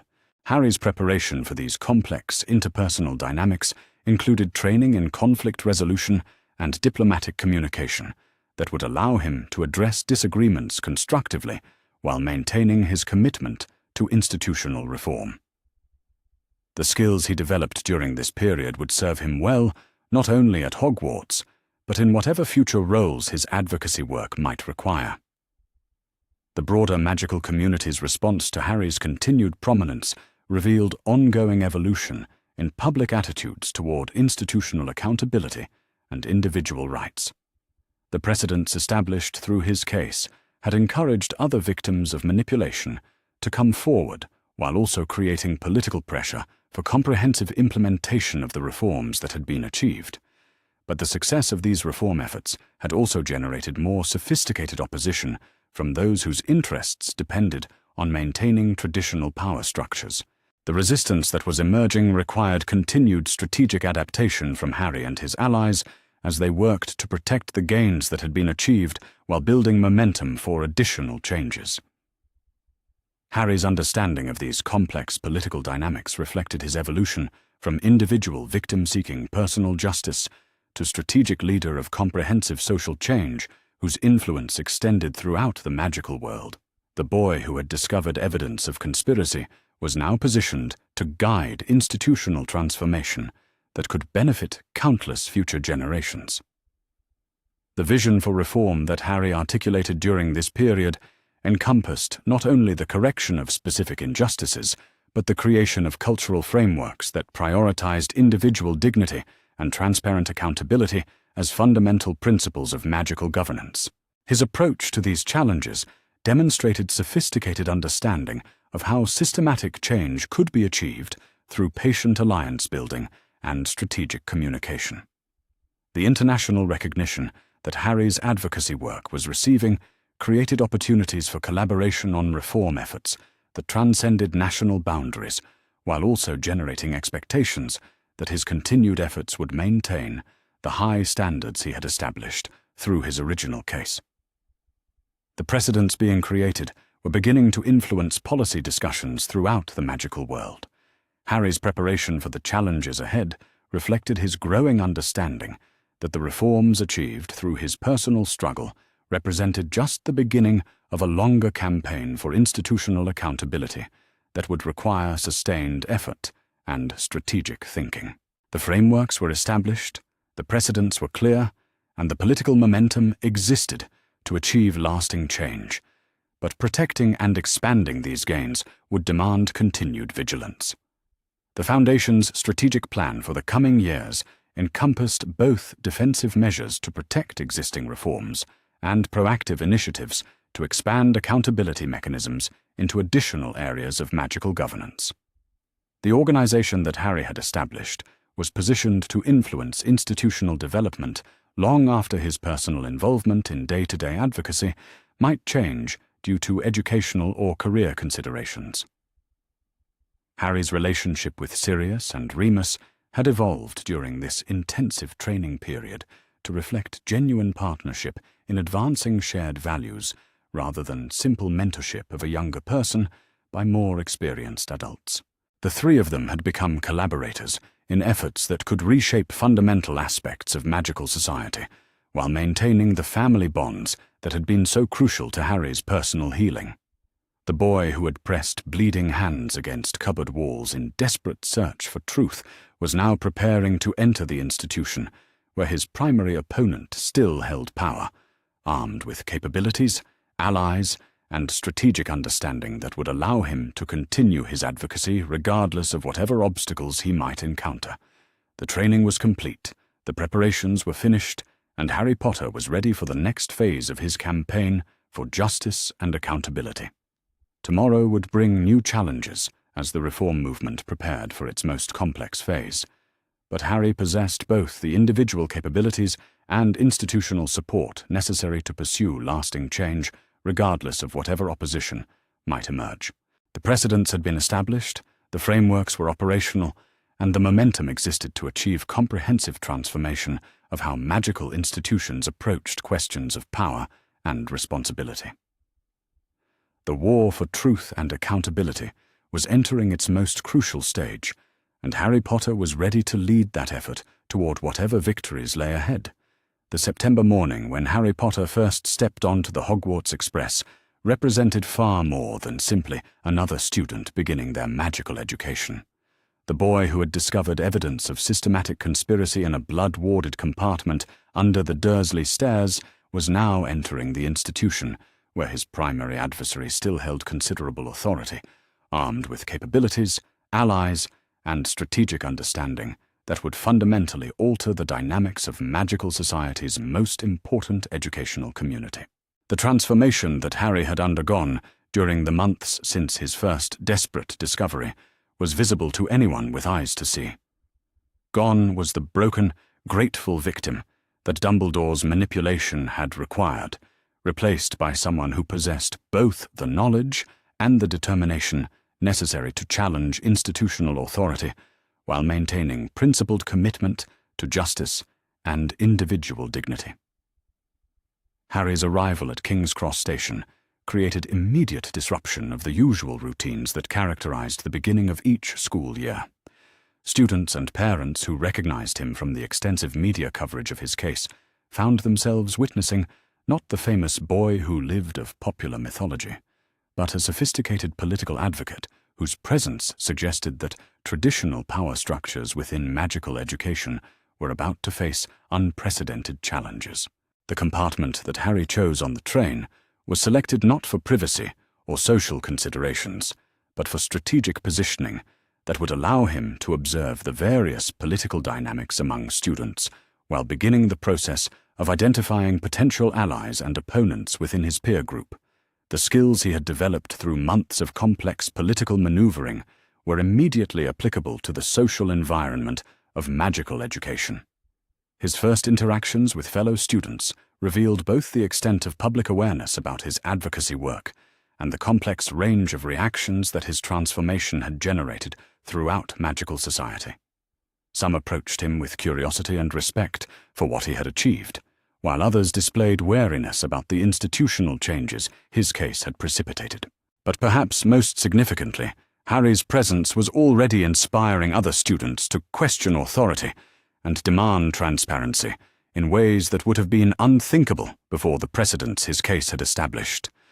Young witches and wizards who had previously accepted adult decisions without question were now asking pointed questions about institutional policies and demanding explanations for procedures that seemed arbitrary or unfair. The Sorting Hat's difficulty in placing Harry reflected the fundamental changes that his experiences had wrought in his character and capabilities.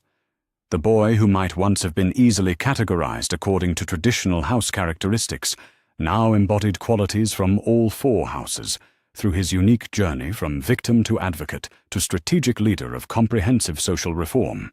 The Hat's extended deliberation created tension throughout the Great Hall as students, faculty and observers recognized that Harry's placement would carry symbolic significance far beyond simple educational categorization.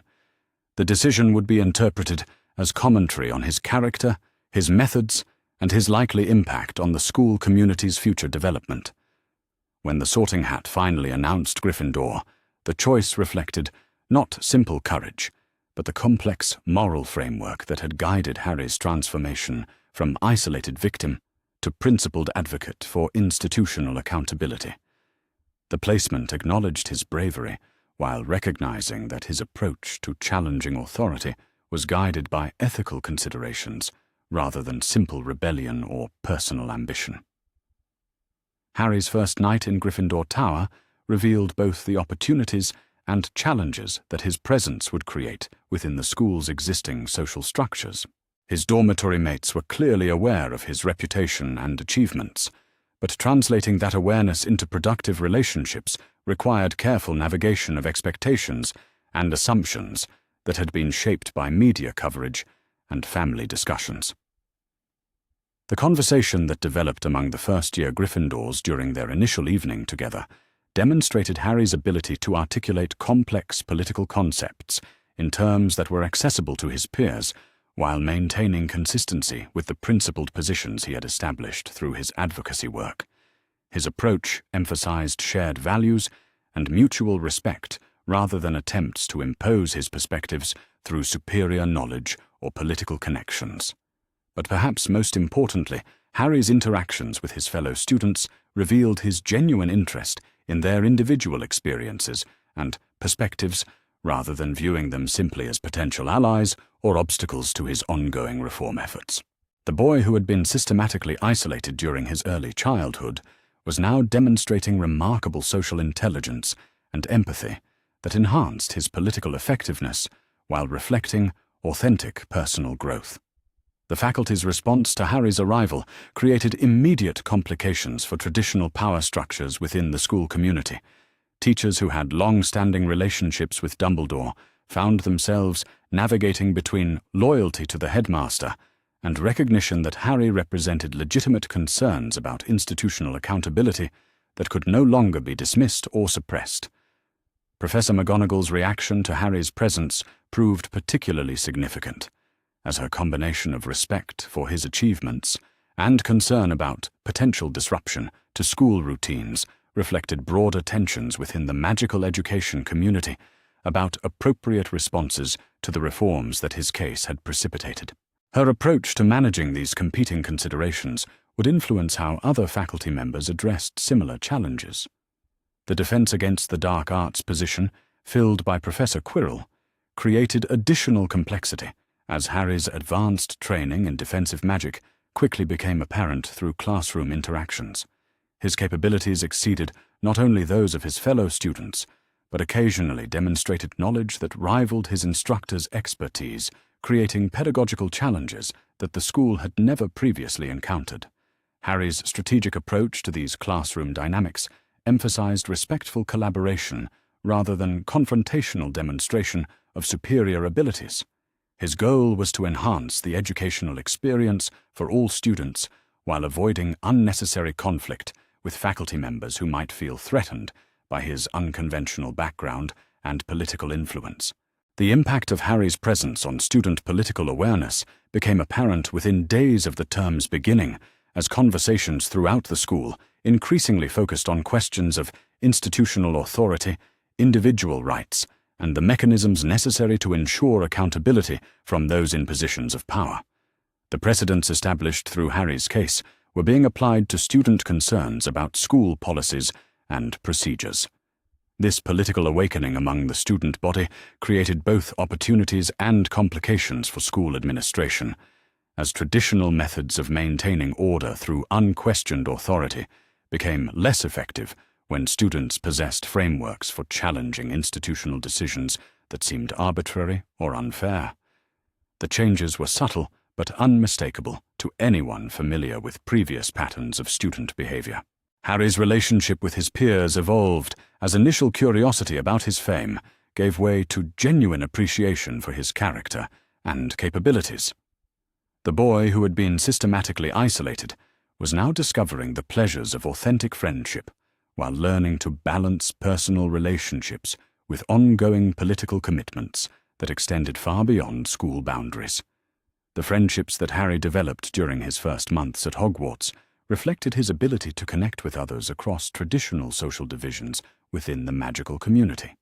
His experiences with systematic manipulation had given him insights into human nature and institutional dynamics that allowed him to understand and appreciate perspectives that might seem contradictory or incompatible to others. But perhaps most importantly, Harry's approach to these relationships demonstrated that effective advocacy for social justice could be combined with genuine personal warmth and individual consideration for others' needs and concerns. The political sophistication that his circumstances had required him to develop was balanced by emotional intelligence that enhanced rather than undermined his ability to build meaningful connections. The academic challenges that Harry encountered at Hogwarts proved manageable given the intensive preparation he had received from Sirius, Remus, and his goblin instructors. But more significantly, his approach to learning emphasized understanding underlying principles rather than simply memorizing procedures, reflecting educational values that could enhance the experience for all students. Harry's contributions to classroom discussions frequently introduced perspectives and analytical frameworks that enriched the educational environment while demonstrating practical applications of theoretical concepts. His questions and observations encouraged both students and faculty to consider familiar subjects from new angles that revealed previously unexamined assumptions and implications. The transformation of Hogwarts' political environment accelerated as Harry's example inspired other students to take greater responsibility for their educational experience while demanding transparency and accountability from institutional authorities. The changes were gradual but persistent, creating momentum for reforms that would outlast individual personalities and political conflicts. The student government initiatives that emerged during Harry's first year reflected growing demand for meaningful participation in decisions that affected student welfare and educational quality. These developments represented practical application of the democratic principles that Harry's advocacy work had helped establish throughout magical society.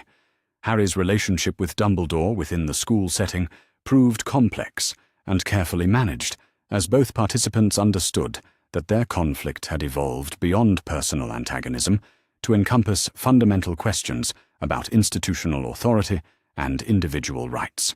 The headmaster's continued position created ongoing tension, but the legal frameworks that had been established limited his ability to retaliate against Harry or suppress student political development. The interactions between Harry and Dumbledore that occurred during his first year were observed closely by both students and faculty as indicators of how the broader reform movement would influence traditional educational hierarchies.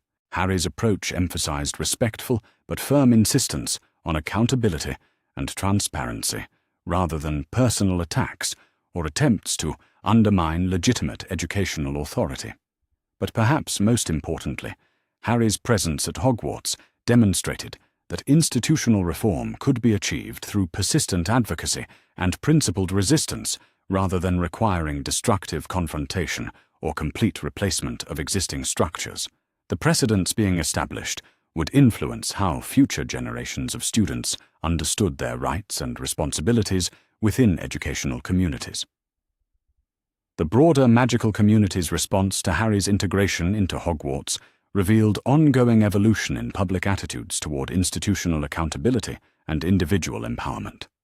The success of his transition from advocacy to education provided evidence that the reforms achieved through his case were sustainable and beneficial, rather than disruptively radical. The international attention that Harry's educational experience continued to attract created opportunities for comparative analysis of educational governance across different magical communities, while demonstrating practical applications of accountability mechanisms that could be adapted to various cultural contexts. The precedents being established were influencing policy discussions throughout the magical world. Harry's work with the Child Advocacy Foundation continued during his time at Hogwarts, though necessarily adapted to accommodate his educational responsibilities and the unique environment of boarding school life. The Foundation's expanding operations demonstrated that sustainable institutional change required frameworks that could operate effectively regardless of the specific involvement of founding personalities. The cases that the Foundation addressed during Harry's first year at school revealed both the effectiveness of established legal procedures and the continuing need for vigilance as new examples of institutional manipulation came to light. Each successful intervention reinforced precedents while expanding understanding of how accountability mechanisms could be applied to emerging challenges. Harry's personal development during this crucial period reflected his growing understanding of how individual capability, educational opportunity, and social responsibility could be integrated into a coherent approach to life that honored both personal needs and broader commitments to justice and institutional accountability. The balance he achieved would influence how future generations of advocates approached similar challenges. The magical abilities that Harry demonstrated during his first year at Hogwarts revealed continued development of the extraordinary capabilities that had been systematically suppressed during his early childhood. His progress exceeded expectations while maintaining the ethical frameworks that governed their application, providing examples of responsible power development that could guide others with similar potential. More importantly, Harry's magical education at Hogwarts was integrated with his ongoing political development in ways that demonstrated how individual empowerment could serve broader social good rather than simply advancing personal interests. The precedents being established would influence magical education throughout the community. The cultural changes that Harry's presence catalyzed within Hogwarts extended beyond political awareness to encompass broader shifts in how students understood their relationships with institutional authority and their responsibilities to protect individual rights within community settings. These developments represented fundamental changes in magical education that would have lasting impact. The vision for continued reform that Harry articulated during his first year at Hogwarts encompassed both the protection of gains that had been achieved and proactive expansion of accountability mechanisms into additional areas of magical governance. His approach demonstrated sophisticated understanding of how systematic change could be sustained through patient institution building and strategic communication. The alliances that Harry built during his time at school included relationships with students from various backgrounds whose perspectives enriched his understanding of how institutional reform could benefit different communities within magical society. The network that was developing would provide foundation for continued advocacy efforts, regardless of how his individual role might evolve over time. Harry's reflection on his transformation from the desperate child who had pressed bleeding hands against cupboard walls to the sophisticated advocate, now influencing fundamental changes in magical education, revealed both pride in what had been accomplished and determination to continue pursuing justice regardless of future challenges. The boy who had discovered evidence of conspiracy was now positioned to guide institutional development that could benefit countless future generations. As Harry concluded his first year at Hogwarts and prepared for whatever new challenges lay ahead, he understood that the precedents established through his struggle would continue to influence magical society long after current political conflicts had been resolved. The frameworks for accountability were operational, the legal protections were established, and the cultural changes were sustainable. The institution that had once been dominated by unquestioned authority was now characterized by transparent governance and meaningful student participation in decisions affecting their educational experience. The transformation represented practical demonstration that individual courage and principled advocacy could achieve systematic change that honored both personal dignity and collective welfare. Tomorrow would bring new opportunities to advance the cause of justice and institutional accountability, but Harry Potter possessed both the capabilities and the support necessary to continue that work, regardless of whatever obstacles might emerge. The war for truth and accountability had achieved decisive victories, and the precedents established would protect future generations from the kind of systematic manipulation that had once seemed inevitable. The boy who had been condemned to suffer for others' supposed greater good was now leading efforts to ensure that individual rights would never again be sacrificed for political convenience. The transformation was complete, the precedents were established, and the future of magical society had been fundamentally altered for the better. 3 days had passed since Harry Potter's world had fundamentally shifted on its axis, and the boy had not slept more than a few minutes at a time. Every moment the Dursleys weren't actively monitoring him, Harry found himself returning to the blood-warded compartment, studying the contents with the intensity of a scholar examining sacred texts. Each reading of his mother's letter revealed new details, subtle implications that painted an increasingly damning picture of his circumstances. The letter had become his lifeline and his weapon. 23 pages of careful script that detailed not just his parents' love, but their explicit instructions for his care. Lily Potter had possessed a methodical mind, leaving nothing to chance in her provisions for Harry's future. She had anticipated scenarios ranging from temporary guardianship to permanent adoption, financial considerations for his education, and even guidelines for explaining his magical heritage when he came of age. What she had never anticipated was complete betrayal by the very man she and James had trusted to execute their wishes. Albus Dumbledore appeared throughout the letter as a respected mentor and ally, someone whose wisdom could be counted upon in their darkest hour.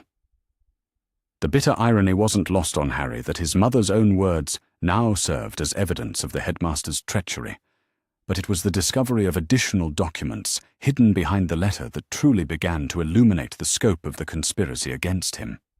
Harry's small fingers had detected a subtle irregularity in the box's velvet lining, a slight thickness that suggested something more lay concealed beneath. When he pressed against the spot with the same blood that had opened the compartment initially, another hidden layer revealed itself. The financial record spread before him painted a picture of systematic theft that would have impressed the most accomplished criminals. Dumbledore had been accessing Potter family vaults at Gringotts Bank with disturbing regularity. Withdrawing substantial sums under the authority of documents Harry was now certain had been forged. The amounts were staggering to a 7-year-old who had never possessed so much as a pocket money allowance, but even Harry could understand that thousands of galleons represented serious wealth. More damaging still were the correspondence files that detailed Dumbledore's arrangements with the Dursleys themselves.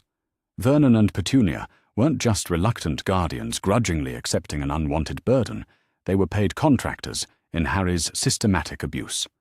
Monthly stipends had been promised and delivered, generous sums that explained how the Dursleys maintained their comfortable lifestyle despite Vernon's middling position at Grunnings.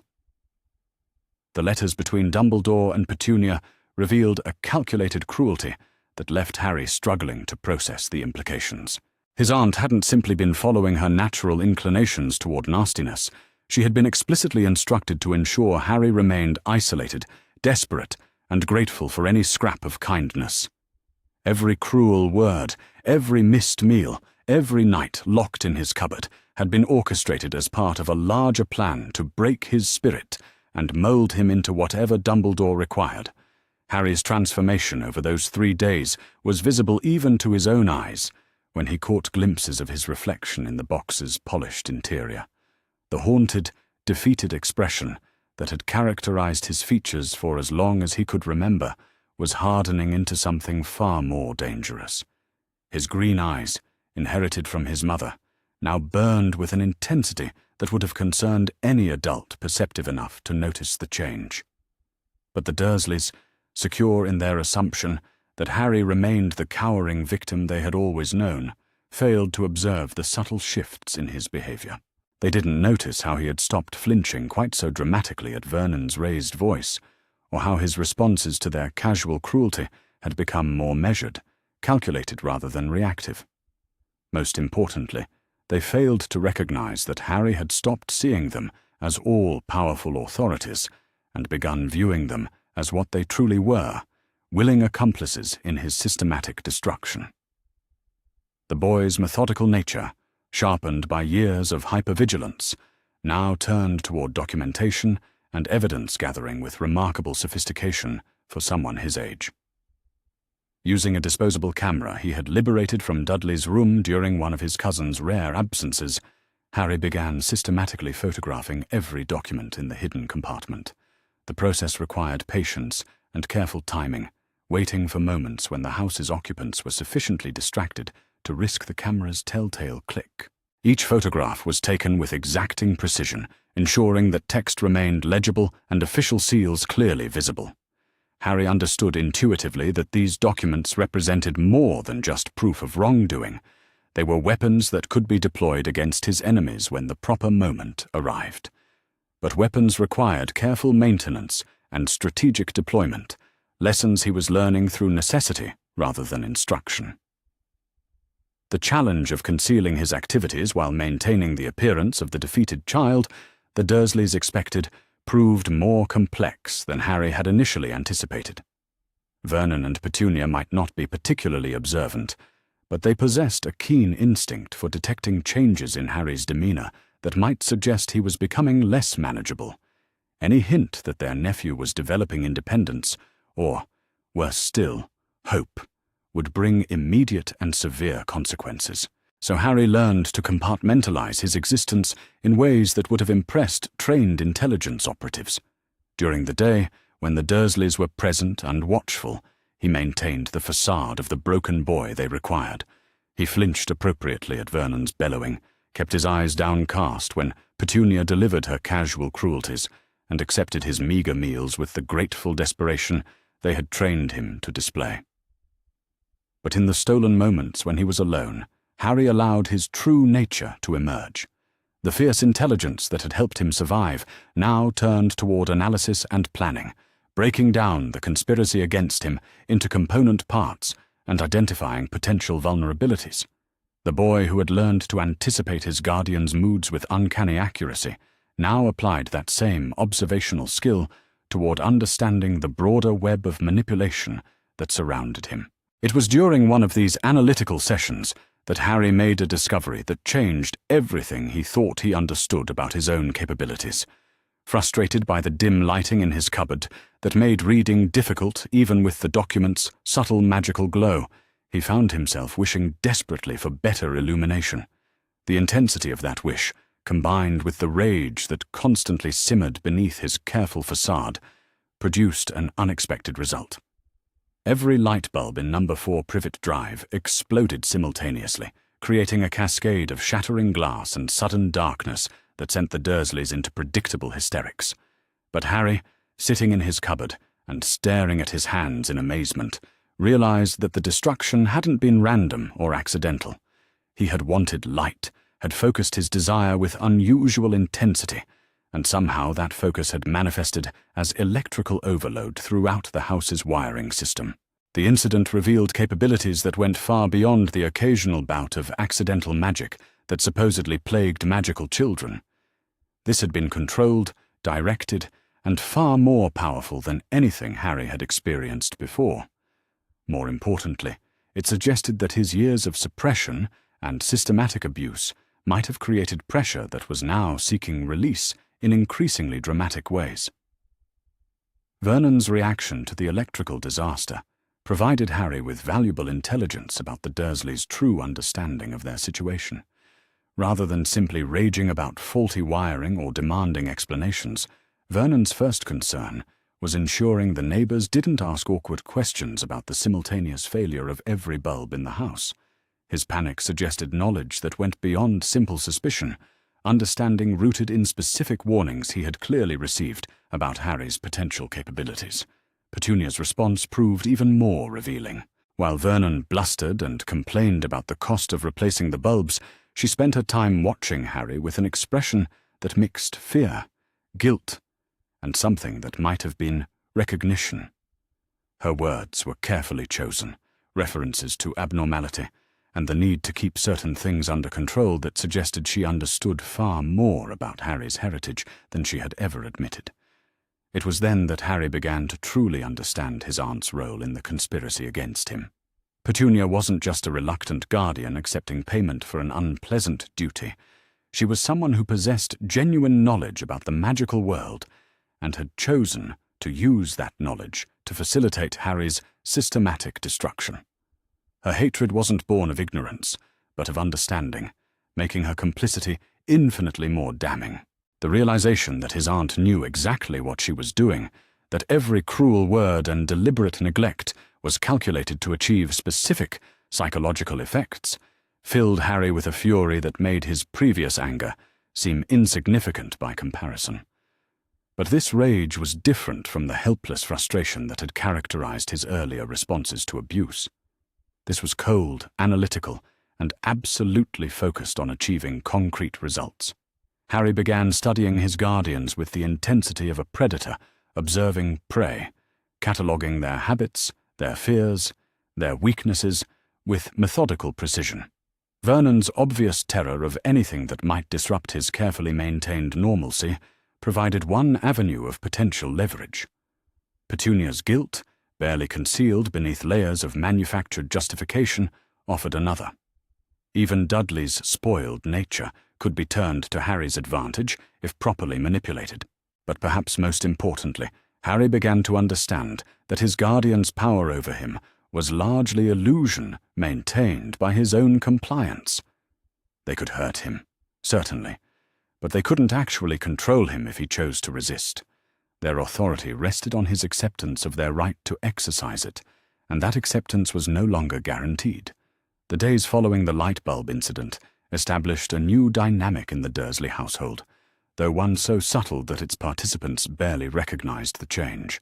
Harry continued to perform his assigned role as grateful victim, but now his compliance was strategic rather than genuine.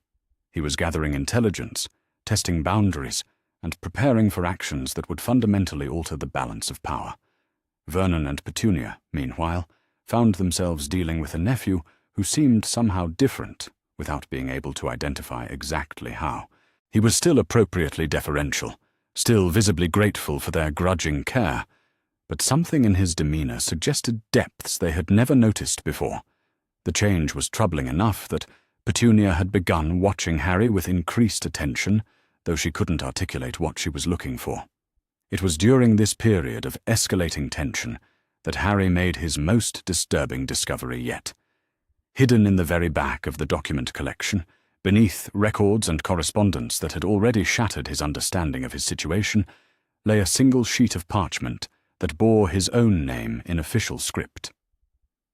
The document was a psychological evaluation, apparently conducted when he was barely 3 years old, that detailed his emotional state and developmental progress with clinical precision. The evaluation painted a picture of a bright, affectionate child who had been thriving under the care of temporary guardians following his parents' death.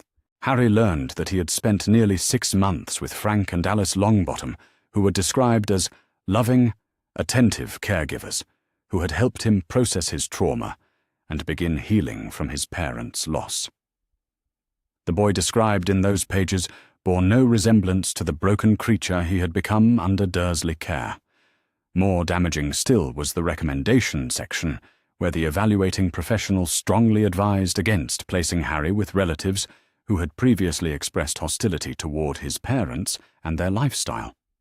The Dursleys were specifically mentioned as unsuitable guardians whose rigid attitudes and documented prejudices made them potentially harmful to a child already struggling with significant trauma.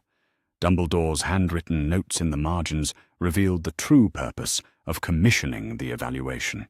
Rather than using the professional assessment to guide his placement decision, the headmaster had used it to identify potential weaknesses that could be exploited to achieve his desired outcome.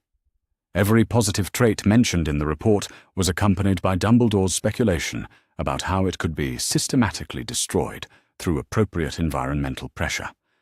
The clinical language couldn't disguise the monstrous nature of what Harry was reading.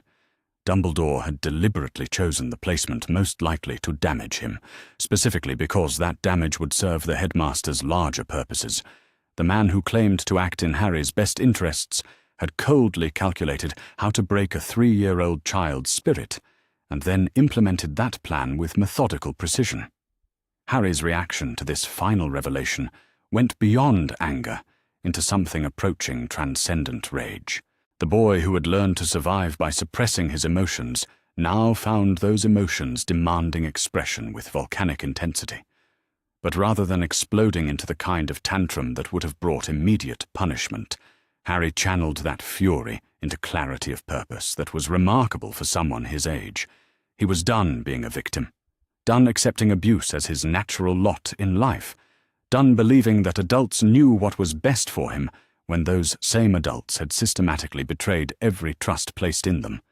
The document spread before him provided both the evidence of conspiracy and the roadmap for his response, and Harry Potter was ready to begin his war. The boy carefully returned the documents to their hidden compartments, but not before making one final addition to his collection. Using a pen stolen from Vernon's desk, Harry wrote his first letter as someone other than a victim. The recipient was someone he had never met, but now understood to be his rightful guardian, someone who had been denied the opportunity to fulfill his responsibilities by Dumbledore's machinations. "Dear Sirius Black," the letter began, and Harry found his hand remarkably steady as he continued. "I am James Potter's son, and I have discovered that you are my godfather.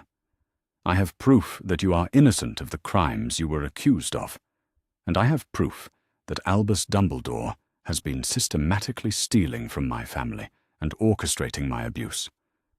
I need your help, but more than that, I think you need mine. We have enemies in common, and I believe we can help each other achieve justice."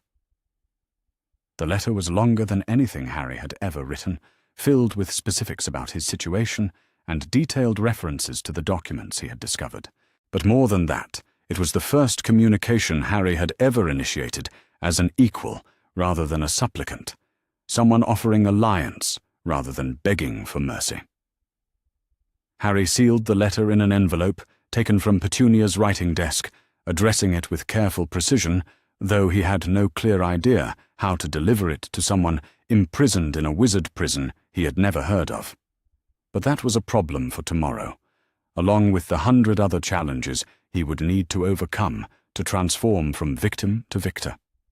Tonight, for the first time in his young life, Harry Potter went to sleep with a smile on his face and genuine hope in his heart. Tomorrow would begin his campaign for justice, and he was ready for whatever that campaign might require.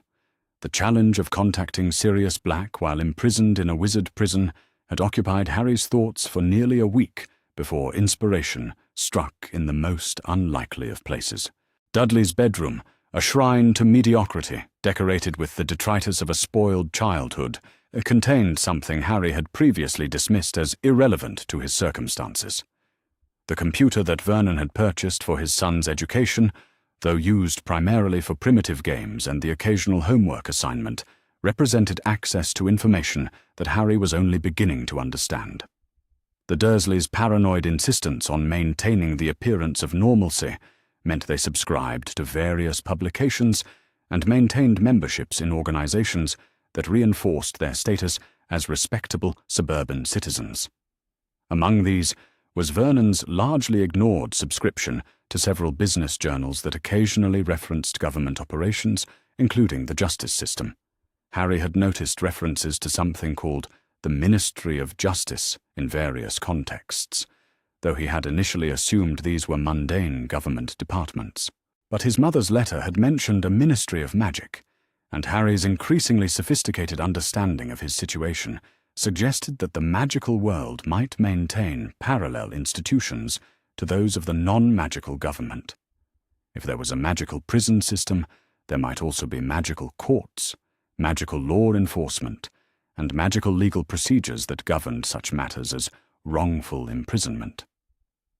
The computer proved surprisingly useful once Harry mastered its basic operations, a process that required careful timing to avoid detection by the Dursleys. Dudley's attention span for academic pursuits remained mercifully short, and Vernon's work schedule provided regular windows when the machine could be accessed without risk of discovery. Harry's research methodology, developed through years of seeking information while avoiding adult notice, translated well to navigating the primitive information systems available. What Harry discovered during his clandestine research sessions painted a picture of institutional corruption that extended far beyond his personal situation. References to unexplained prisoner transfers, closed hearings, and sealed records suggested a justice system that operated with minimal oversight or public accountability. More intriguingly, several articles referenced prisoners held without trial, their cases tied up in bureaucratic procedures that seemed designed to prevent rather than facilitate resolution. The breakthrough came when Harry discovered a reference to something called the Wizengamot in a legal publication that Petunia had brought home from her volunteer work with a local charity. The article was brief and largely incomprehensible, but it mentioned ancient procedures for challenging wrongful imprisonment that predated modern legal reforms. More importantly, it referenced the role of certain banking institutions in maintaining legal records that even government authorities couldn't access or modify. Gringotts Bank appeared in multiple contexts throughout Harry's research, always described in terms that suggested unusual independence from government oversight. The institution was mentioned as maintaining its own security forces, operating under treaties that granted them significant autonomy, and possessing record-keeping systems that dated back centuries. Most intriguingly, several references suggested that Gringotts had procedures for conducting business with clients who couldn't physically appear at their facilities, including prisoners and others restricted by legal circumstances. The implications were staggering. If Gringotts operated independently of the magical government, if they maintained records that couldn't be altered by even powerful wizards like Dumbledore, and if they had procedures for conducting business with imprisoned clients, then they might represent Harry's first potential ally in his campaign for justice. More than that, they might be the key to not only reaching Sirius, but also challenging the financial manipulations that had robbed him of his inheritance. Harry's letter to Gringotts required careful consideration of tone and content. He was 7 years old, writing to an institution he had never seen about matters he barely understood. But he needed to convey both the seriousness of his situation and his determination to see justice done. The language had to be formal enough to command respect, while remaining authentic to his age and circumstances. "Dear managers of Gringotts Bank," he began, writing in his most careful script on paper, stolen from Petunia's correspondence supplies. "My name is Harry James Potter, son of James and Lily Potter, and I believe that my family's accounts have been accessed illegally by someone who does not have proper authority. I have documents that prove this, and I would like to speak with someone who can help me understand my rights as the Potter heir." The letter continued for 3 pages, detailing what Harry had discovered about the unauthorized withdrawals, while carefully avoiding specifics about how he had obtained the information. He mentioned his current living situation in general terms, describing himself as staying with relatives who were not his legal guardians according to his father's will, and expressed his desire to contact his rightful guardian who had been prevented from fulfilling his responsibilities. Most importantly, Harry included copies of specific financial records that showed clear evidence of fraud, along with excerpts from his father's will that established his legal status as the Potter heir. The documents were photocopied using equipment at the local library during a carefully orchestrated expedition when Petunia had sent him to return overdue books, a task that provided perfect cover for his real purpose. The challenge of delivering the letter proved nearly as complex as composing it. Harry's research had revealed references to Owl Post as the primary communication method for the magical world, but he had no access to magical owls and no clear understanding of how such a system might work. Regular postal service seemed unlikely to reach a magical bank, assuming such an institution even maintained a conventional address. The solution came from an unexpected source. Mrs. Fig, the cat-loving neighbour who occasionally watched Harry when the Dursleys needed to go somewhere children weren't welcome, had always seemed unusually knowledgeable about topics that normal people shouldn't understand. Her casual references to unusual animals, her strange visitors who appeared and disappeared at odd hours, and her general eccentricity suggested connections to communities beyond suburban Surrey. Harry's approach to Mrs. Fig required delicate manoeuvring, as he couldn't simply ask direct questions about magical mail delivery without revealing knowledge he wasn't supposed to possess.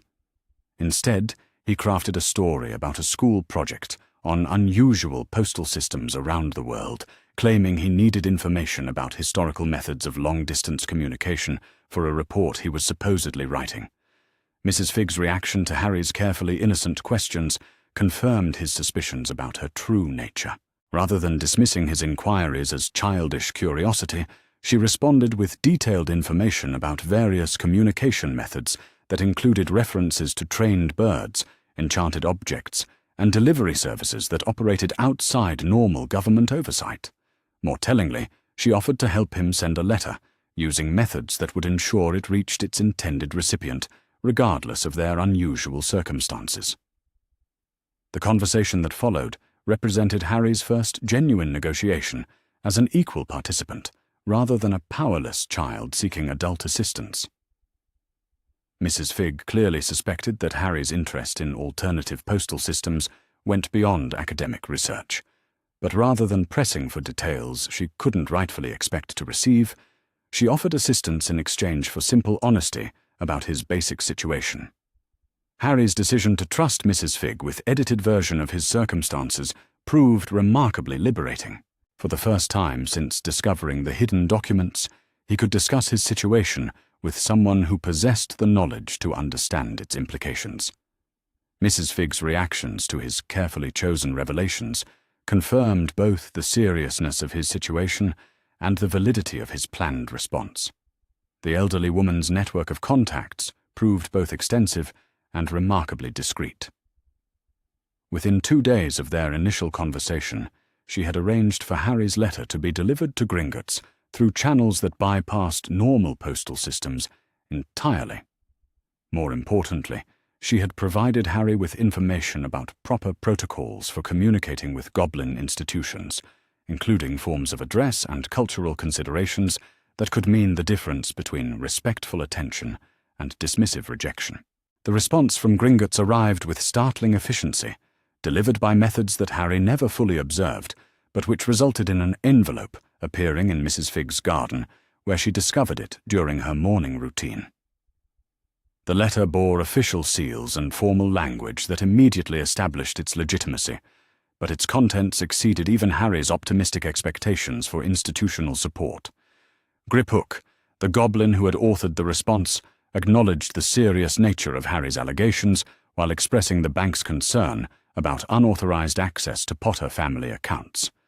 More significantly, he confirmed that Gringotts maintained legal protocols for investigating financial irregularities that operated independently of wizarding government oversight, meaning that even powerful individuals like Dumbledore couldn't simply suppress inconvenient inquiries through political influence. The letter proposed a meeting at a neutral location, where Harry could present his evidence in person and receive proper legal advice about his options. Griphook suggested a specific park in London that was easily accessible by public transportation, but sufficiently anonymous to avoid unwanted attention.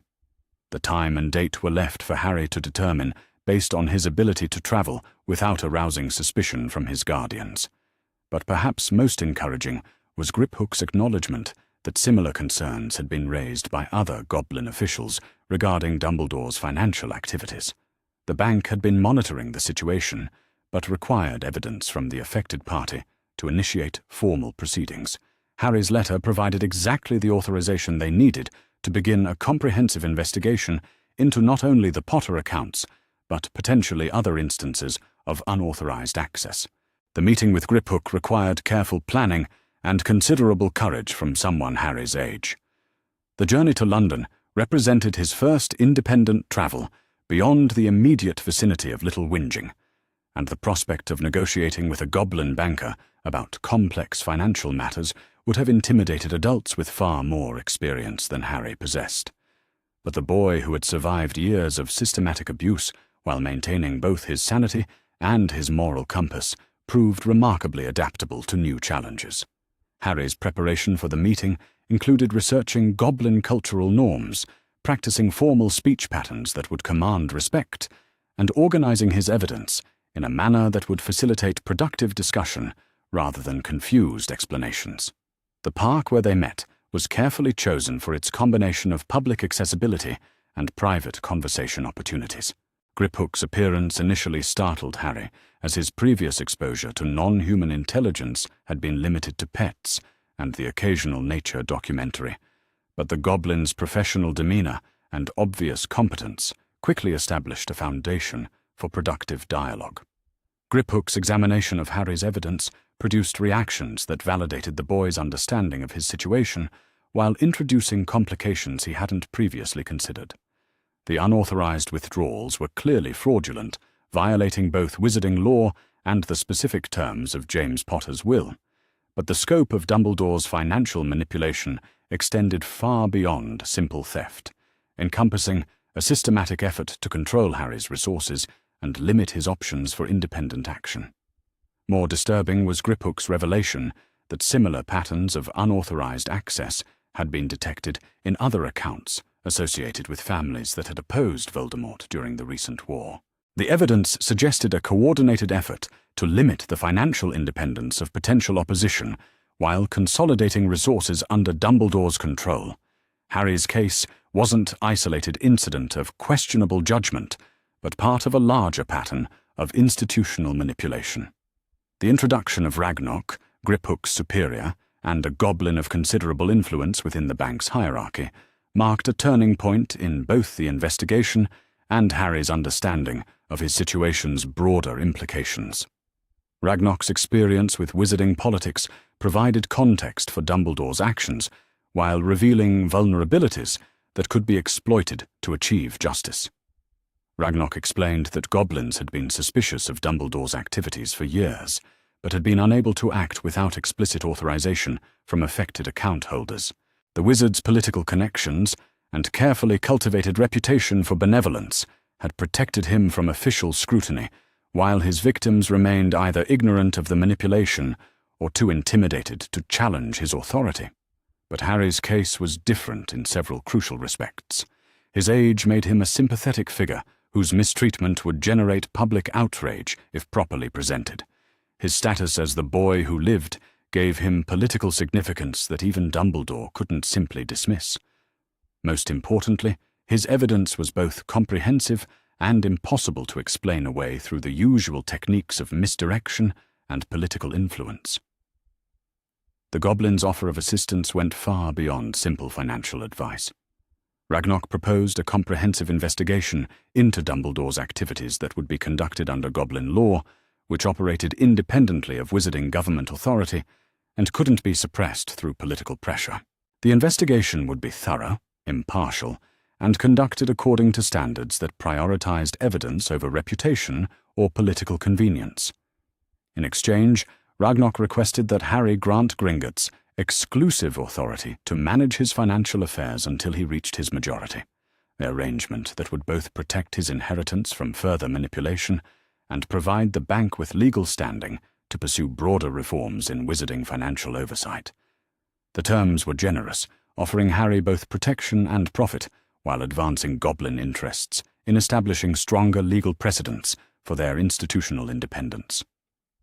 Harry's agreement to the proposed arrangement represented his first major decision as a political actor rather than a victim seeking assistance.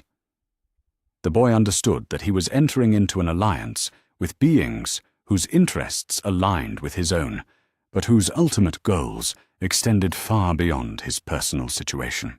But rather than being intimidated by the complexity of these relationships, Harry found himself energized by the opportunity to participate in efforts that could benefit others facing similar injustices. The contract signing ceremony, conducted according to goblin legal traditions that dated back centuries, marked Harry's formal transition from powerless victim to active participant in the wizarding world's power structures. The blood magic involved in sealing goblin contracts resonated with the same forces that had protected his hidden documents, suggesting connections between his magical heritage and the institutional protections he was now invoking. Ragnarok's explanation of the investigation's next phases revealed the thoroughness with which goblins approached matters of financial justice. Teams of specialists would examine every transaction associated with the Potter accounts, comparing authorization documents against established legal standards and identifying patterns of unauthorized access.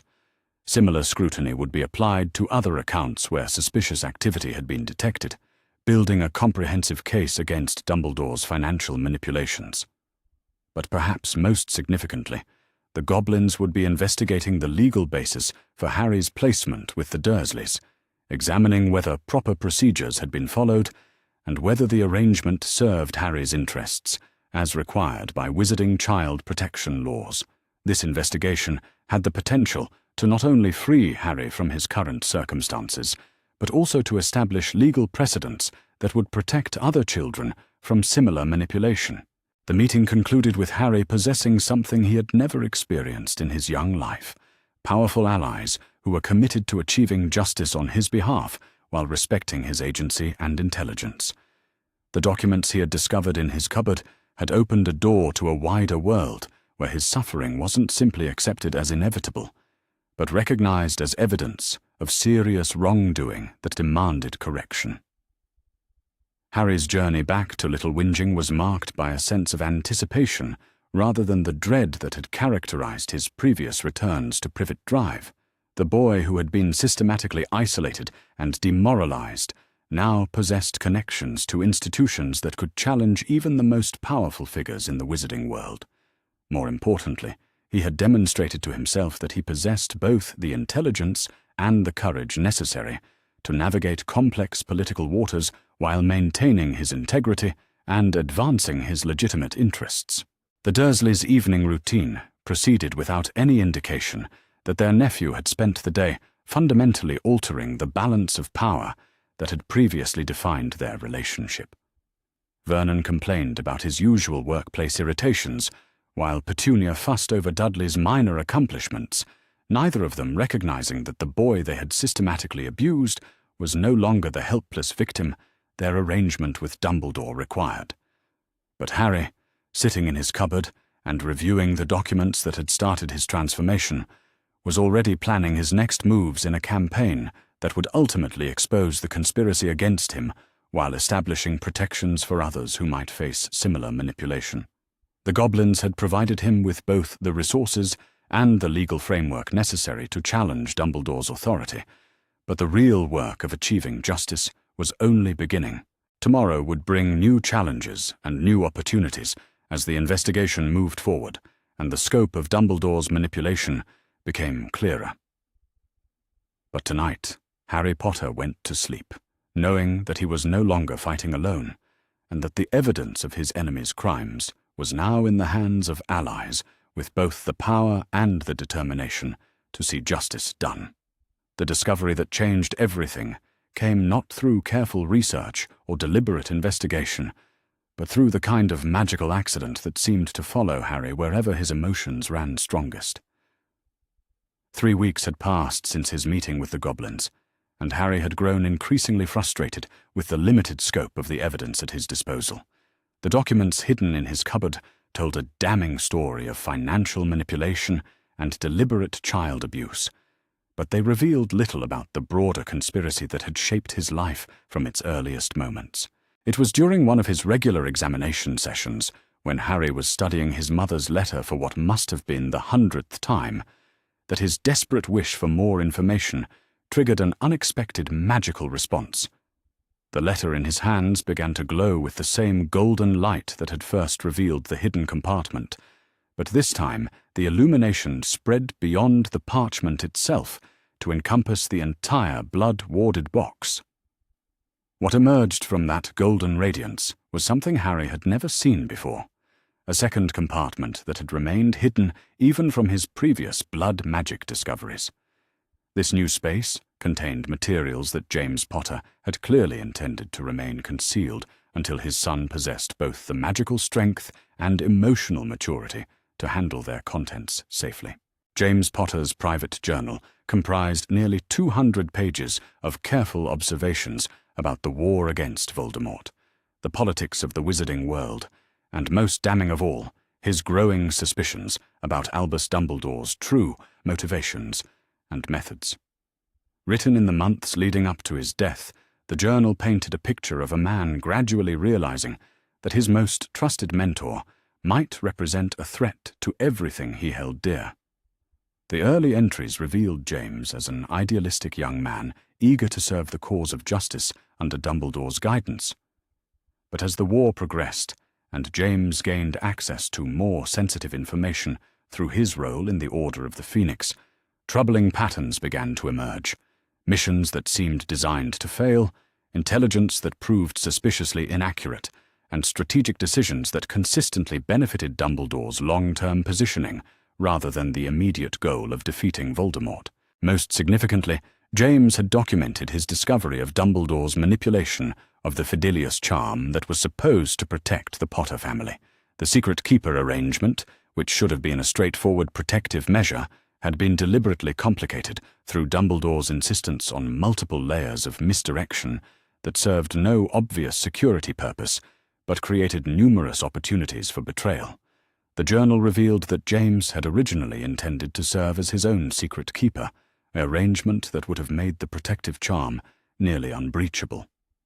But Dumbledore had argued persuasively that such an arrangement would be too obvious to their enemies, suggesting instead that they use a trusted friend as a decoy while keeping the real secret keeper's identity hidden even from most Order members. Sirius Black had volunteered for the decoy role, understanding that his position would make him a target for Voldemort's forces, but believing that his sacrifice would help protect his best friend's family.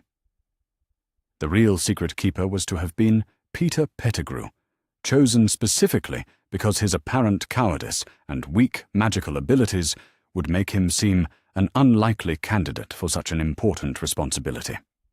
But James's final entries revealed his growing suspicion that the entire arrangement had been orchestrated to ensure betrayal rather than prevent it.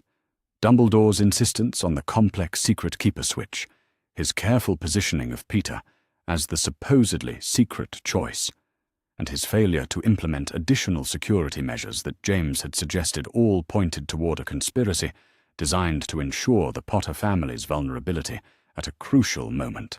The journal's most devastating revelation came in James's final entry, written less than a week before his death. He had discovered evidence that Dumbledore had been in communication with Peter Pettigrew independently of the Order's official channels, meetings that had no obvious purpose related to the war effort, but which coincided with increased Death Eater activity in areas where the Order had planned operations. James had begun to suspect that Dumbledore wasn't simply making strategic errors or falling victim to Peter's treachery, but was actively orchestrating events to serve some larger purpose that required the Potter family's destruction.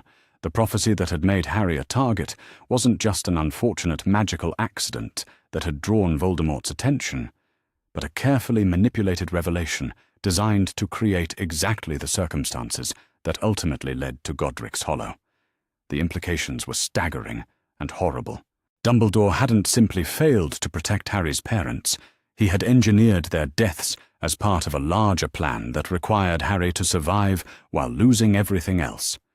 The blood protection that had saved Harry's life wasn't an unexpected magical accident, but a calculated outcome that Dumbledore had anticipated and planned to exploit. Harry's reaction to these revelations went beyond the anger and determination that had characterized his previous discoveries. This was betrayal on a scale that challenged his understanding of human nature itself.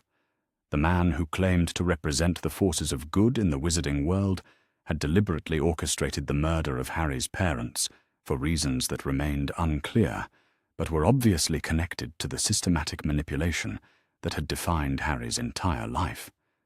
But perhaps even more devastating was the realization of Sirius Black's true situation.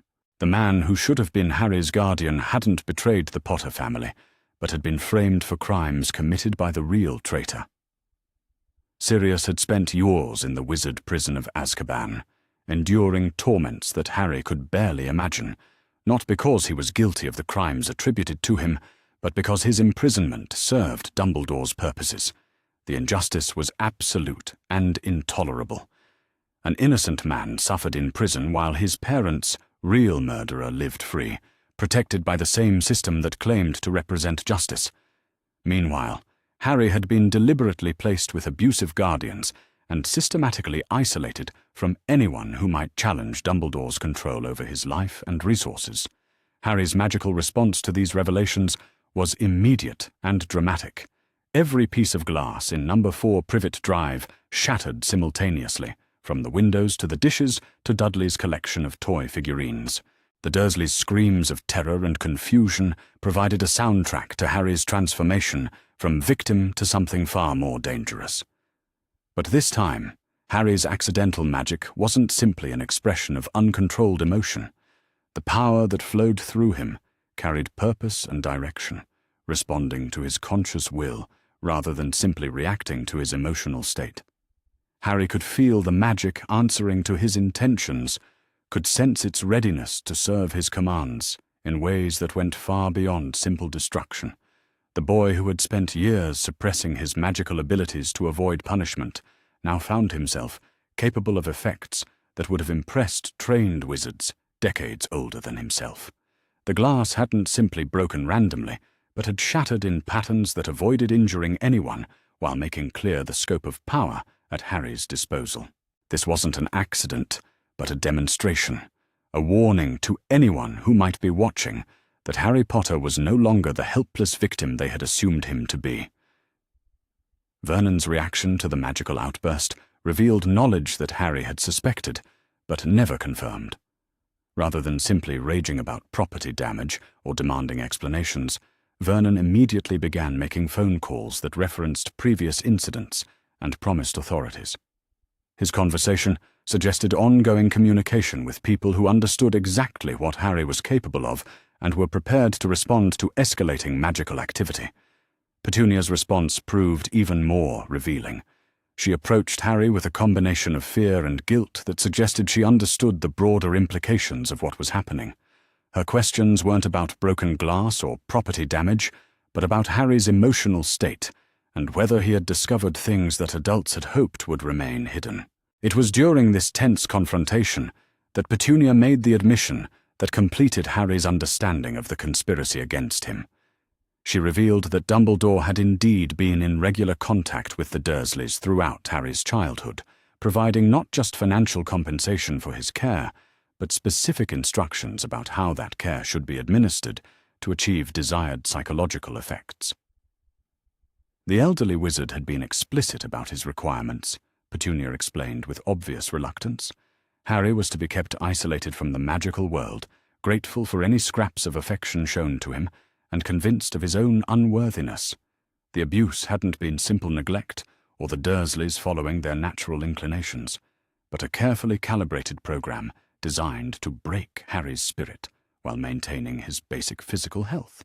Dumbledore had provided detailed guidance about appropriate levels of deprivation, specific techniques for undermining Harry's self-confidence, and methods for ensuring that he would be desperate for adult approval when he finally entered the magical world. Every cruel word, every missed meal, every night locked in the cupboard had been prescribed by the man who claimed to be working in Harry's best interests. The revelation completed Harry's transformation from confused victim to focused antagonist. He now understood the full scope of the conspiracy against him, from the orchestrated murder of his parents to the systematic abuse of his childhood. More importantly, he understood that Dumbledore's power rested largely on his reputation for benevolence and his victim's ignorance of his true nature. Harry's decision to take direct action came not from rage, but from a cold calculation of justice and necessity.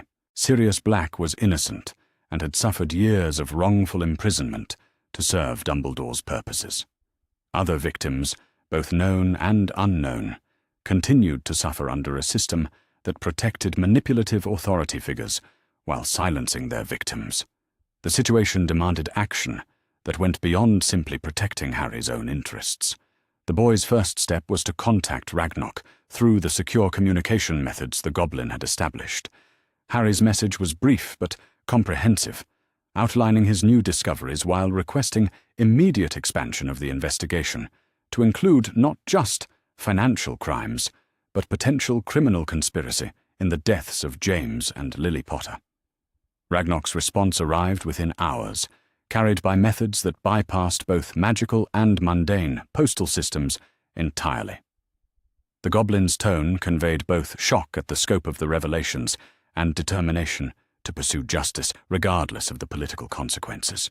More significantly, Ragnok confirmed that Goblin law provided mechanisms for challenging wrongful imprisonment that operated independently of wizarding government procedures. The legal framework that Ragnok outlined offered hope not just for Sirius's eventual freedom, but for broader reforms that could prevent similar injustices in the future. Goblin courts had jurisdiction over matters involving financial crimes, contractual disputes, and violations of ancient magical laws that predated modern wizarding government. Dumbledore's manipulation of the Potter inheritance, his breach of guardianship contracts, and his interference with legitimate magical protections all fell within Goblin legal authority. More importantly, Goblin legal proceedings were conducted according to standards that prioritized evidence over political influence. Dumbledore's reputation and connections couldn't protect him in Goblin courts, which operated according to principles of strict justice rather than political convenience.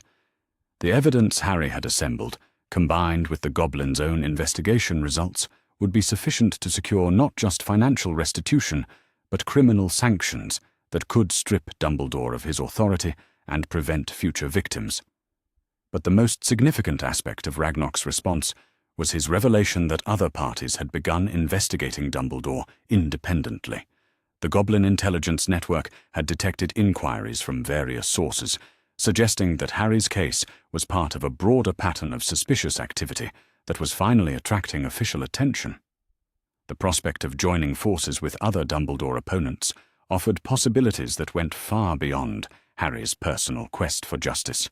A coordinated campaign involving multiple victims, institutional allies like the Goblins, and potentially sympathetic government officials could achieve systemic changes that would benefit countless future victims while ensuring that Dumbledore faced consequences proportionate to his crimes. Harry's strategic thinking had evolved considerably since his first discovery of the hidden documents. He now understood that achieving justice required more than simply exposing individual crimes. It demanded building coalitions capable of challenging entrenched power structures and creating lasting reforms. The boy who had begun this journey, seeking only to understand his own situation, now found himself positioned to lead efforts that could transform the entire wizarding world's approach to child protection and institutional accountability. The training regimen that Harry established for himself reflected his growing understanding of the challenges ahead. Using techniques described in his father's journal, he began developing magical abilities that would serve him well in the conflicts to come. The exercises were demanding, and sometimes dangerous for someone his age, but Harry's determination and unusual magical strength allowed him to make progress that would have impressed experienced instructors. More importantly, Harry began developing the political skills necessary to navigate the complex relationships and competing interests that characterized wizarding society. His interactions with the Goblins had taught him valuable lessons about negotiation, alliance building, and strategic communication that would serve him well as his campaign expanded to include other potential allies. The boy's relationship with the Dursleys underwent a fundamental shift as Harry stopped pretending to be the broken victim they expected and began asserting his legitimate authority over his own life. The change was subtle but unmistakable. a quiet confidence that made clear he was no longer afraid of their threats or dependent on their approval. Vernon and Petunia's reactions to Harry's transformation revealed their own understanding of how precarious their position had become. The financial arrangements that had made Harry's abuse profitable for them were clearly dependent on Dumbledore's continued authority and Harry's continued ignorance. With both conditions no longer guaranteed, their cooperation could no longer be assumed. Harry's final conversation with his aunt proved particularly illuminating, as Petunia revealed details about her sister's relationship with Dumbledore that cast the headmaster's manipulation in an even more sinister light. Lily Potter had trusted Dumbledore completely, viewing him as a mentor and father figure whose wisdom could be relied upon in even the most desperate circumstances. Her faith in the old wizard had made her vulnerable to manipulations that she never suspected, until it was too late to protect either herself or her son. The tragedy of his parents' situation, trusting the very person who was orchestrating their destruction, provided Harry with crucial insights into Dumbledore's methods and psychology. The headmaster's power rested not on force or obvious coercion, but on his ability to appear benevolent while pursuing agenda that served his interests rather than those of his supposed beneficiaries. Understanding this pattern allowed Harry to begin planning countermeasures that would expose Dumbledore's true nature while building support for reforms that could prevent similar manipulations in the future. The campaign for Sirius's freedom was just the beginning of a larger effort to hold powerful figures accountable for their actions and ensure that victims of institutional manipulation received both justice and protection. Harry's letter to Sirius, written now with full knowledge of his godfather's innocence and the scope of the conspiracy against both of them, was very different from his earlier attempts at communication. This wasn't a plea for help from a desperate child, but an offer of alliance from someone who possessed both the evidence and the resources necessary to achieve their mutual goals. The letter detailed Harry's discoveries and his alliance with the goblins, while outlining a comprehensive plan for challenging Sirius's imprisonment through legal channels that Dumbledore couldn't control or suppress. More importantly, it offered Sirius the opportunity to participate in a broader campaign for justice that would address not just their personal grievances, but the systemic problems that had made their suffering possible. As Harry sealed the letter and prepared it for delivery through goblin channels, he reflected on how profoundly his life had changed since that first desperate night when blood magic had revealed the truth about his situation. The frightened, broken child who had pressed his bleeding hand against a cupboard wall was gone, replaced by someone who understood both his own power and the responsibilities that came with it.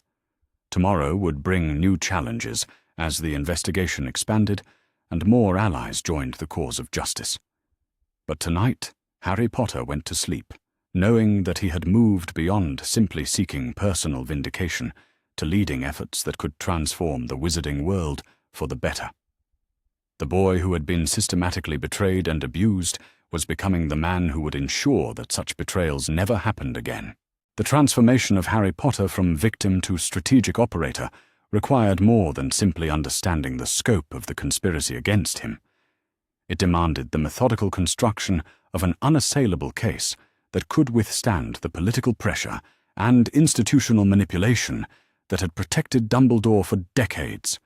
Harry's approach to building this case reflected both his natural intelligence and the harsh lessons learned through years of surviving in an environment where any mistake could bring severe consequences. The first challenge was organizing the evidence he had accumulated into a coherent narrative that would be compelling to audiences ranging from goblin bankers to ministry officials who might never have questioned Dumbledore's actions.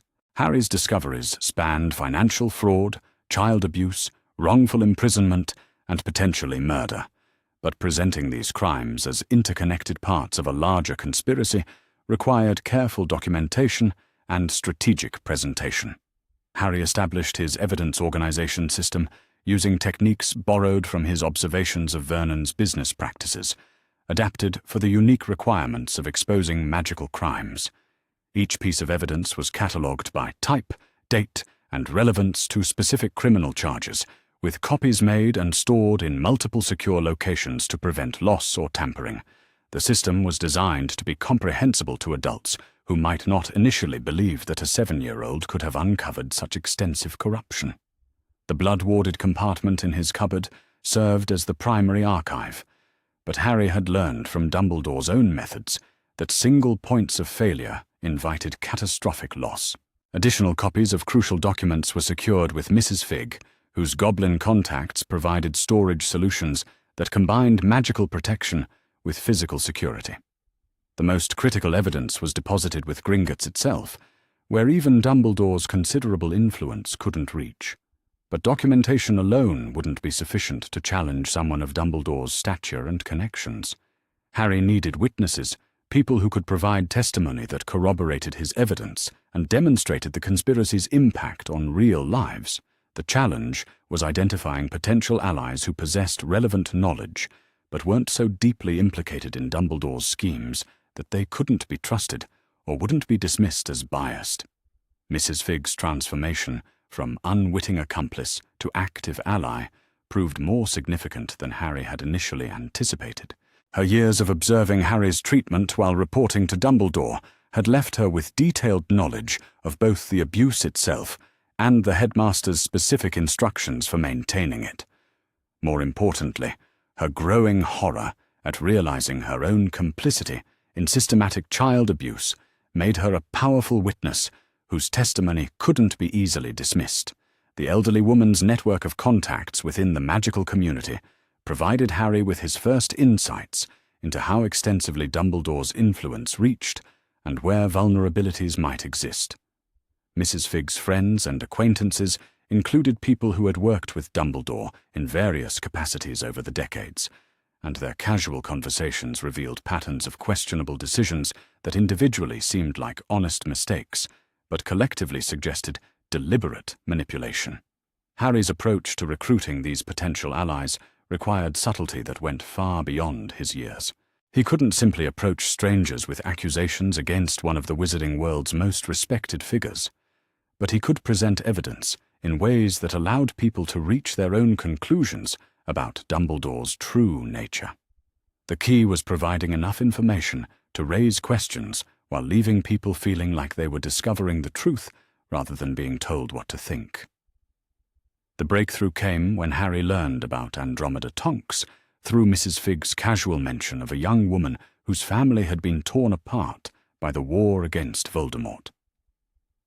Andromeda had lost both her husband and her connection to her birth family due to the conflict, leaving her isolated, but potentially sympathetic to others who had suffered from the powerful figures who claimed to represent justice and order. Harry's initial contact with Andromeda was carefully orchestrated through Mrs. Fig's social connections, presented as a chance meeting rather than a deliberate recruitment effort.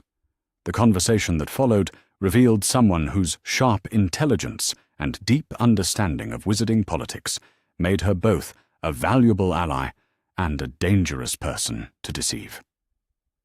Andromeda's questions about Harry's knowledge and circumstances were probing but not hostile, suggesting someone who suspected that standard explanations didn't account for obvious inconsistencies.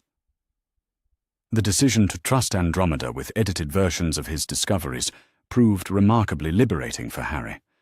For the first time since beginning his investigation, he could discuss complex evidence with someone who possessed both the knowledge to understand its implications and the independence to act on that understanding.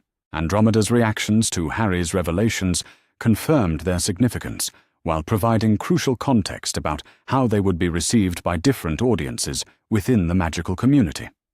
More importantly, Andromeda possessed connections to people who had their own reasons to question Dumbledore's methods and motivations. Her late husband's family had served in various government positions, giving her insights into ministry politics and potential allies among officials who might be persuaded to take action if presented with sufficient evidence. Her knowledge of pure-blood family dynamics provided strategic intelligence about how different groups within wizarding society might respond to revelations about Dumbledore's manipulation. The expansion of Harry's alliance network accelerated as word of his investigation began to circulate through discreet channels within the magical community. The key was maintaining operational security while building momentum, ensuring that Dumbledore couldn't simply suppress the investigation through his usual methods of political pressure and character assassination. Each new ally brought additional evidence, broader perspectives, and increased protection against retaliation. Harry's magical training intensified during this period, guided by instructions found in his father's journal and supplemented by discreet advice from his growing network of allies. The exercises went far beyond simple spell casting to encompass magical theory, advanced ward construction, and techniques for detecting and countering mental manipulation.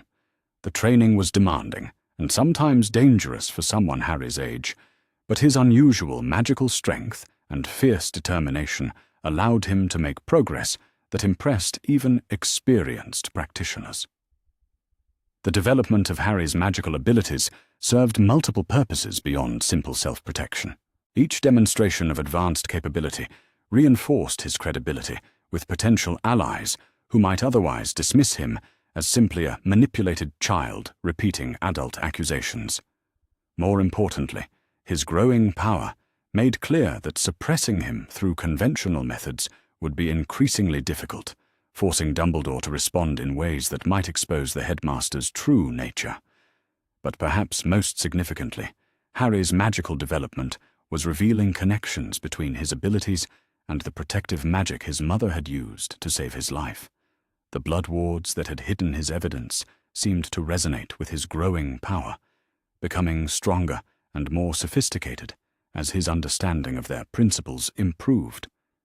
This suggested that Harry possessed inherited capabilities that went beyond simple magical strength to encompass protective magic that even Dumbledore might not fully understand or be able to counter. The investigation's expansion beyond Harry's personal grievances began to reveal the full scope of Dumbledore's manipulation over the decades. Financial irregularities in other family accounts, questionable decisions that had resulted in unnecessary deaths during the war, and a pattern of placing vulnerable children in situations that served political purposes rather than their own interests.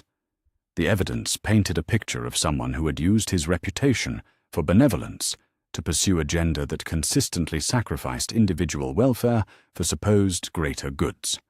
Ragnarok's reports from the Goblin investigation provided crucial corroboration for Harry's discoveries, while revealing additional crimes that hadn't been immediately apparent from the documents in the blood-warded compartment. The unauthorized financial transactions were just the most visible aspect of a comprehensive system of control that encompassed everything from educational opportunities to marriage arrangements for families whose resources Dumbledore sought to influence. The Goblin banker's growing outrage at the scope of the financial manipulation reflected broader concerns within the Goblin community about wizarding government oversight and accountability. Dumbledore's crimes weren't simply individual acts of theft, but systematic violations of agreements and treaties that governed relations between different magical communities. The political implications extended far beyond punishment for past crimes to encompass fundamental questions about institutional authority and the rule of law.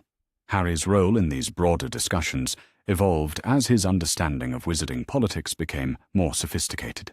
The boy who had initially sought simply to understand his own situation now found himself contributing to strategic planning for reforms that could prevent similar abuses in the future.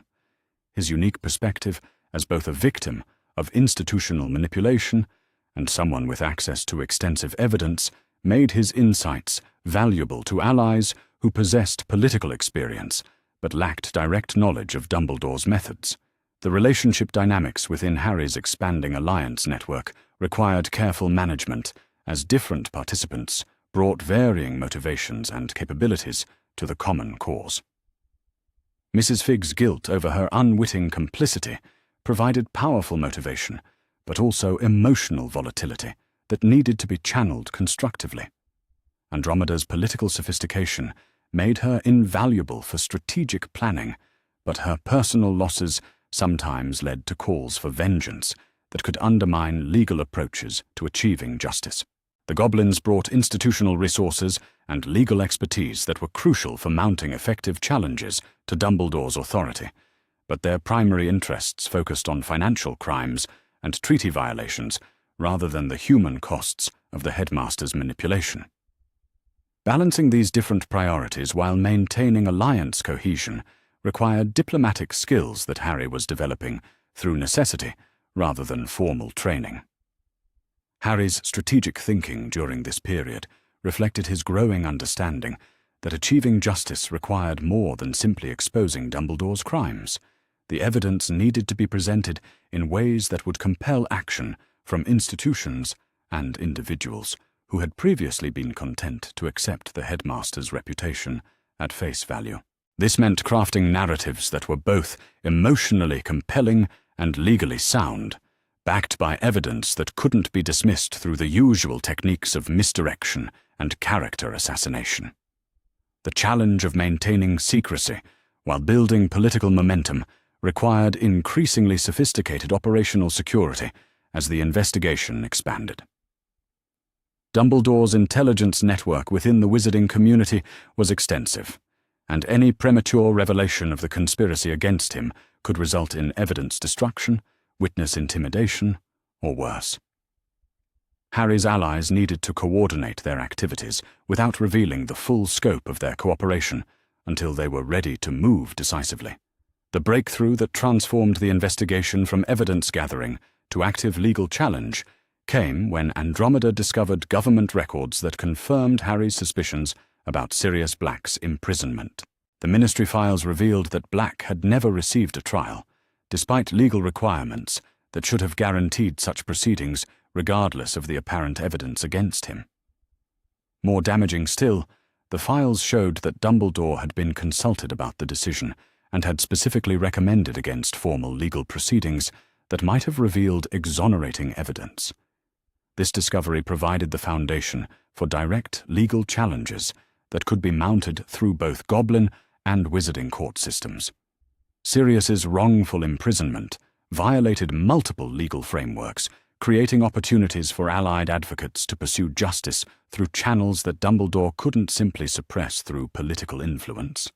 The case could serve as a wedge for broader investigations while demonstrating the conspiracy's impact on specific individuals whose suffering couldn't be dismissed as acceptable collateral damage. Harry's preparation of the formal legal documentation required assistance from his adult allies, but reflected his own growing sophistication in understanding how evidence could be presented to achieve maximum impact. Each allegation was carefully supported with multiple sources of evidence, cross-referenced with official records and witness testimony in ways that would make denial or misdirection increasingly difficult. The documents Harry prepared went beyond simple criminal accusations to encompass civil claims for damages that would strip Dumbledore of resources while providing restitution to his victims. The financial aspects of the case were particularly strong, given the Goblin banking records that provided clear evidence of unauthorized transactions and treaty violations. But the human elements of the case, particularly the systematic child abuse and wrongful imprisonment, provided moral authority that would be crucial for building public support. As the legal challenges moved toward formal filing, Harry found himself at the center of alliance planning that would determine not just his own future, but the direction of broader reforms within Wizarding society. The boy who had discovered evidence of conspiracy in a blood-warded compartment was now coordinating efforts that could transform institutional accountability and individual rights throughout the magical world. The final phase of evidence preparation required Harry to make strategic decisions about timing and presentation that would influence how the revelations were received by different audiences. Too rapid an escalation might allow Dumbledore to respond effectively, but excessive caution could permit the destruction of evidence or the intimidation of witnesses. The balance between thoroughness and urgency required judgment that went far beyond Harry's chronological age, but reflected hard-earned understanding of institutional manipulation and political power. Harry's personal transformation during this period was visible to everyone who interacted with him regularly. The defeated, desperate child who had pressed bleeding hands against cupboard walls was gone, replaced by someone who possessed both the knowledge and the determination necessary to challenge even the most powerful figures in his world. More importantly, he had learned to build alliances and coordinate complex efforts while maintaining his integrity and protecting the interests of others who had suffered similar manipulation. The Dursleys' reactions to Harry's obvious changes revealed their growing understanding that their comfortable arrangement was approaching its end. Vernon's increasing nervousness about phone calls from unspecified authorities suggested that he understood the investigation's scope and implications. Petunia's attempts to elicit information about Harry's activities reflected her awareness that the financial benefits of abusing him were no longer guaranteed. But perhaps most significantly, both Dursleys had begun treating Harry with a wary respect that acknowledged his growing capabilities and connections. The boy they had systematically abused and demoralized was clearly no longer powerless, and their future comfort might well depend on his willingness to show mercy rather than pursue complete justice for their years of cruelty. Harry's final letter to Sirius before the legal challenges began reflected his evolution from desperate victim to strategic leader. The communication outlined not just the evidence against Dumbledore and the plans for securing Sirius's freedom, but a broader vision for reforms that could prevent similar injustices in the future. It was the letter of someone offering partnership in a cause rather than simply seeking rescue from desperate circumstances. As Harry sealed the letter and prepared it for delivery through secure goblin channels, he reflected on how completely his understanding of himself and his world had changed. The frightened child who had discovered hidden documents was gone, replaced by someone who understood both his own power and the responsibilities that came with it. Tomorrow would bring the beginning of direct legal action against Dumbledore, but Harry was ready for whatever challenges that campaign might require. The morning that would forever change the balance of power in the wizarding world began with the kind of mundane routine that had characterized Harry Potter's life for as long as he could remember. Vernon Dursley's thunderous descent down the stairs, Petunia's sharp instructions about breakfast preparation, and Dudley's petulant complaints about insufficient attention all proceeded according to their familiar patterns.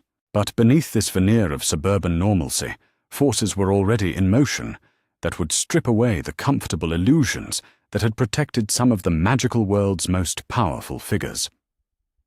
At precisely 9 o'clock in the morning, formal audit notices were delivered simultaneously to 3 locations that had never before experienced such coordinated legal scrutiny.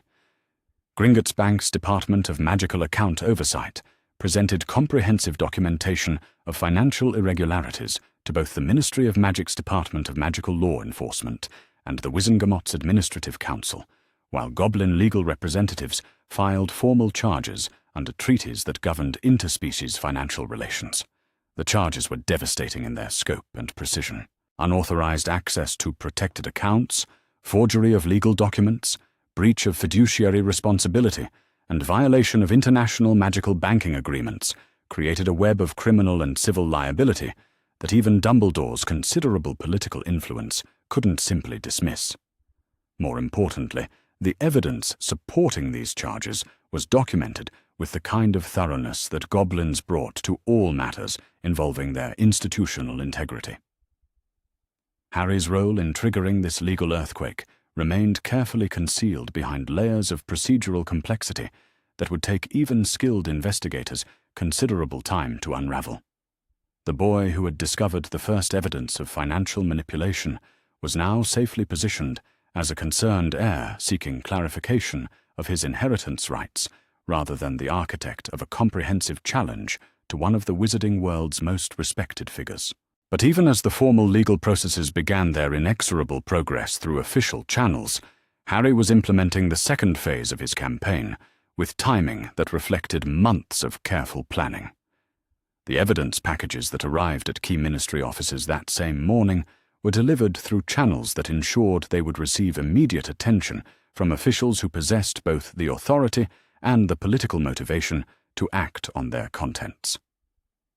Amelia Bones, Director of the Department of Magical Law Enforcement, received her package through official channels that suggested urgent concern from reliable sources within the magical community.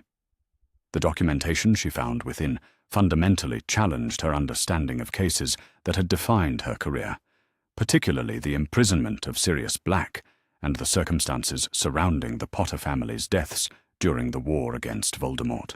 The evidence was presented with legal precision that immediately commanded respect from someone with Bones's experience in criminal investigation. Each allegation was supported by multiple sources of documentation, cross-referenced with official records, and accompanied by witness statements that created a compelling narrative of systematic manipulation spanning more than a decade. But perhaps most significantly, the evidence package included materials that only someone with intimate knowledge of the crimes could have provided. Financial records that showed clear patterns of unauthorized access, correspondence that revealed deliberate coordination between supposedly independent parties, and magical evidence that demonstrated premeditation in ways that couldn't be easily dismissed or explained away. Cornelius Fudge, Minister for Magic, received his package through channels that reflected the complex political considerations surrounding any challenge to Dumbledore's authority. The delivery method suggested sources within the magical community who possessed significant influence but preferred to remain anonymous, adding weight to allegations that might otherwise be dismissed as politically motivated attacks on a respected figure. The minister's reaction to the evidence revealed both the strengths and weaknesses of his political position. Fudge understood immediately that the allegations, if proven true, would create a crisis that could destabilize the entire magical government. But he also recognized that suppressing such serious charges without investigation would create even greater political risks if the evidence eventually became public through other channels. More importantly, several members of the Wizengamot received their own copies of the evidence through discreet channels that suggested broad concern within the magical community's leadership. The coordinated delivery ensured that any attempt to suppress the investigation would require cooperation from multiple independent officials, making successful cover-up far more difficult to achieve. The immediate response from Dumbledore's allies within the ministry revealed both the extent of his political influence and the limits of what that influence could achieve when confronted with comprehensive evidence of serious crimes.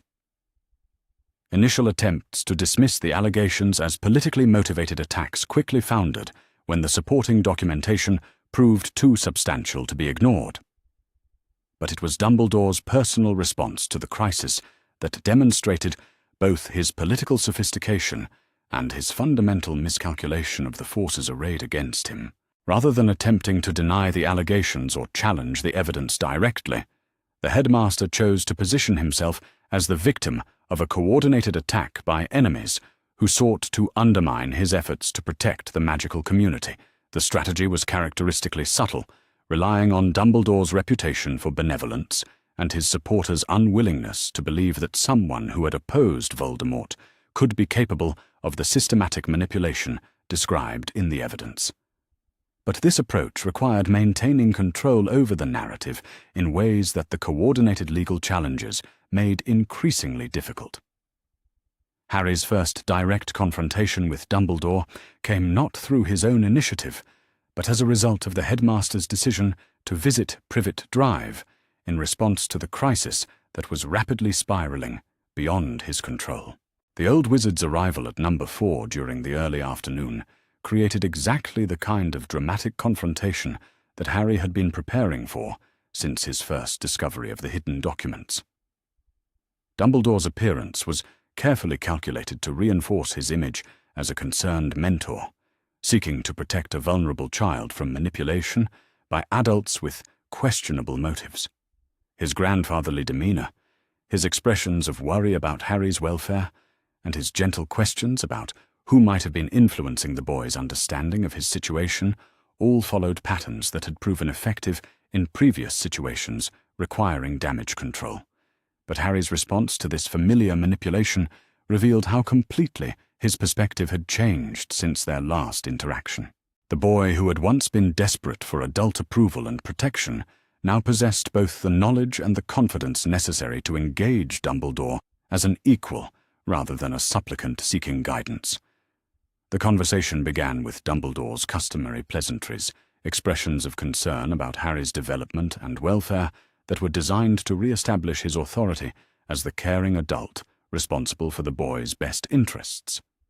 But Harry's responses demonstrated understanding that went far beyond what Dumbledore had anticipated, revealing knowledge of financial improprieties and legal violations that should have remained hidden from someone of Harry's age and circumstances. More significantly, Harry's manner during the conversation reflected a confidence and sophistication that contrasted sharply with the broken, grateful victim that Dumbledore's plans required. The boy spoke with the authority of someone who understood both his legal rights and his political position, making demands rather than requests, and setting conditions rather than accepting whatever arrangements adults chose to impose upon him. The turning point in their confrontation came when Harry presented Dumbledore with copies of the evidence that had been delivered to ministry officials, making clear that the headmaster's attempts at damage control had come too late to prevent official investigation. The document spread across the Dursleys' dining room table created a visual representation of the conspiracy's scope that even Dumbledore couldn't dismiss or explain away. Harry's presentation of the evidence was methodical and devastating, building from financial irregularities through systematic child abuse to the orchestrated deaths of his parents and the wrongful imprisonment of his godfather. Each revelation was supported by documentation that Dumbledore recognized as authentic, creating a comprehensive indictment that challenged every aspect of the headmaster's carefully constructed public image.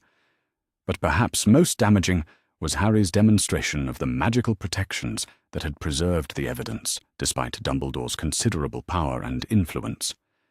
The blood wards that had hidden the initial documents responded to Harry's commands in ways that made clear his growing mastery of protective magic, suggesting capabilities that the headmaster had neither anticipated nor prepared to counter. Dumbledore's attempt to use memory modification spells on Harry provided the final confirmation of everything the boy had suspected about the old wizard's true nature. The casual willingness to violate a child's mind to protect his own interests revealed the moral bankruptcy that had driven decades of manipulation and systematic abuse. Harry's resistance to the memory charms was both instinctive and absolute, drawing on protective magic that seemed to respond to his desperate need to preserve his hard-won understanding of the truth. The spells that should have erased his memories and returned him to compliant victimhood instead rebounded harmlessly, leaving Harry's knowledge intact while demonstrating capabilities that impressed even his experienced opponent. The failure of the memory modification attempts marked Dumbledore's recognition that his usual methods for managing problematic situations would not be sufficient to contain the current crisis. The boy who should have remained ignorant and grateful had instead become a formidable opponent who possessed both evidence of serious crimes and the magical strength necessary to protect that evidence from suppression. Harry's demands during the confrontation reflected both his growing political sophistication and his unwavering commitment to justice for all of Dumbledore's victims. The freedom of Sirius Black was non-negotiable, as was full restitution for the financial theft and comprehensive reforms to prevent similar abuses in the future. But Harry also insisted on accountability that went beyond simply correcting past wrongs to encompass consequences that would deter future manipulation.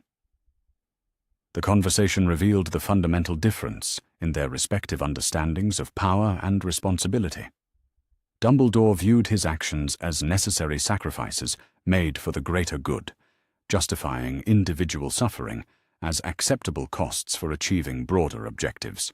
Harry rejected this utilitarian calculus entirely, insisting that individual rights and dignity could never be sacrificed for supposed collective benefits.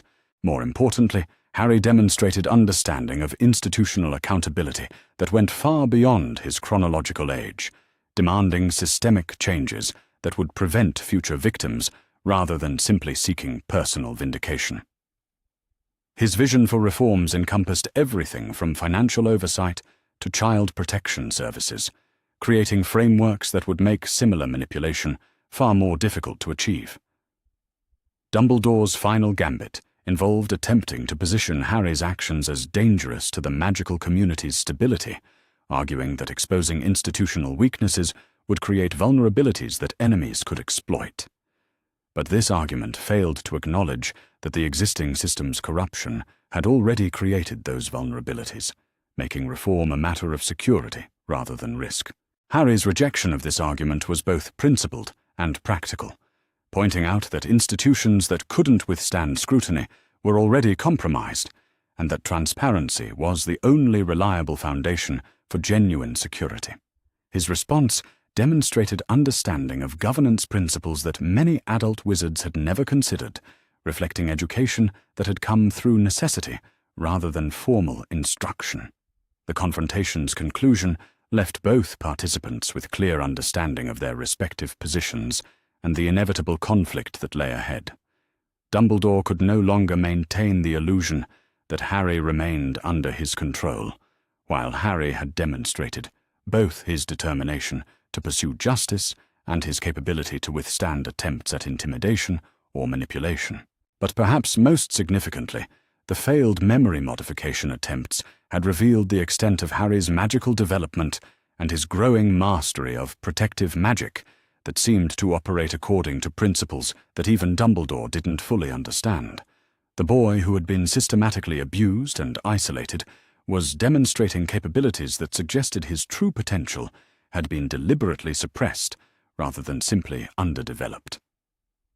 The immediate aftermath of the confrontation saw Dumbledore's recognition that his traditional methods for managing crises would not be sufficient to contain the current situation.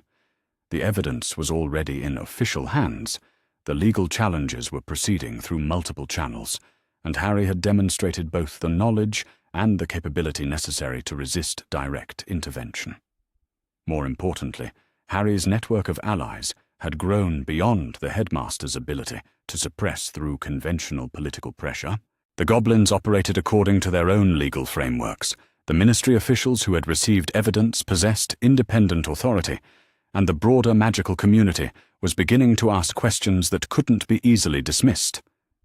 Harry's strategic position following the confrontation reflected months of careful preparation and alliance building that had positioned him to survive Dumbledore's inevitable counterattack while maintaining momentum toward achieving justice. The boy had learned from his enemy's methods while rejecting his moral compromises, creating an approach to political conflict that combined effectiveness with integrity. The public nature of Dumbledore's visit to Privet Drive, combined with the obvious tension between the two participants, ensured that word of their conflict would spread throughout the magical community, regardless of official attempts at suppression. Harry had successfully transformed a private conspiracy into a public controversy that would require resolution through legitimate institutions rather than backroom manipulation. The Dursleys' reactions to witnessing the confrontation between their nephew and one of the magical world's most powerful figures revealed their growing understanding of how completely their situation had changed. Vernon and Petunia could no longer assume that their arrangement with Dumbledore would protect them from consequences, particularly given Harry's obvious capabilities and connections. Harry's final statement to Dumbledore made clear that this confrontation was merely the opening move in a broader campaign for justice that would continue regardless of any attempts at intimidation or suppression. The boy who had discovered evidence of conspiracy in a blood-warded compartment was now publicly committed to seeing that conspiracy exposed and its perpetrators held accountable for their crimes. As Dumbledore departed Privet Drive for what both participants understood would be their last meeting as manipulator and victim, Harry reflected on how completely his life had changed since that first desperate night when accidental magic had revealed the truth about his circumstances. Tomorrow would bring new challenges as the legal and political battles intensified, but Harry was ready for whatever those challenges might require. The transformation was complete. Harry Potter was no longer Dumbledore's victim, but his opponent, armed with evidence, allies, and capabilities that would allow him to pursue justice regardless of the obstacles that lay ahead. The war for truth and accountability had begun, and Harry intended to win it. The week following Harry's confrontation with Dumbledore brought revelations that transformed not only his understanding of his own magical heritage, but the entire trajectory of the campaign for justice. What had begun as a desperate search for truth about his circumstances had evolved into something far more significant, a comprehensive magical education that revealed capabilities Harry had never suspected he possessed. The goblin specialists who arrived at Mrs. Fig's house 3 days after the confrontation came bearing instruments and expertise that represented centuries of accumulated knowledge about magical assessment and development. Ragnarok had insisted that Harry undergo formal testing, not simply to satisfy curiosity about his abilities, but because understanding the full scope of his magical potential was crucial for both his protection and the broader success of their legal campaign. Harry's initial reaction to the proposed testing reflected the wariness that years of abuse had instilled in him regarding any situation where adults claimed to know what was best for his development. But the goblin's approach was fundamentally different from the manipulation and control he had experienced from wizarding authorities. They explained their procedures in detail, obtained his informed consent for each phase of testing, and made clear that the results would belong to Harry rather than being used to justify decisions made by others about his future. The testing itself revealed magical capabilities that concerned even the experienced goblin practitioners conducting the assessment. Harry's raw power levels were extraordinary for someone his age, suggesting potential that rivaled some of the most gifted wizards in recorded magical history. But more significantly, his magical development showed evidence of systematic suppression that had been maintained through external intervention rather than natural limitation. Griphook's analysis of the test results painted a disturbing picture of deliberate magical stunting that went far beyond simple neglect. The patterns of suppression were too precise and sustained to be accidental, suggesting ongoing intervention designed to limit Harry's development while maintaining the appearance of normal childhood magical manifestation. Someone with considerable knowledge and skill had been actively working to prevent Harry from realizing his true potential. The implications were staggering and deeply personal. Harry's years of believing himself to be moderately talented at best, his struggles with even basic magical concepts, and his sense of inadequacy compared to his parents' legacy had all been artificially imposed rather than reflecting his natural abilities. The systematic suppression had robbed him not only of his magical development, but of his confidence and understanding of his own worth. But perhaps most significantly, the testing revealed that Harry had begun to overcome this artificial limitation through his own efforts and determination.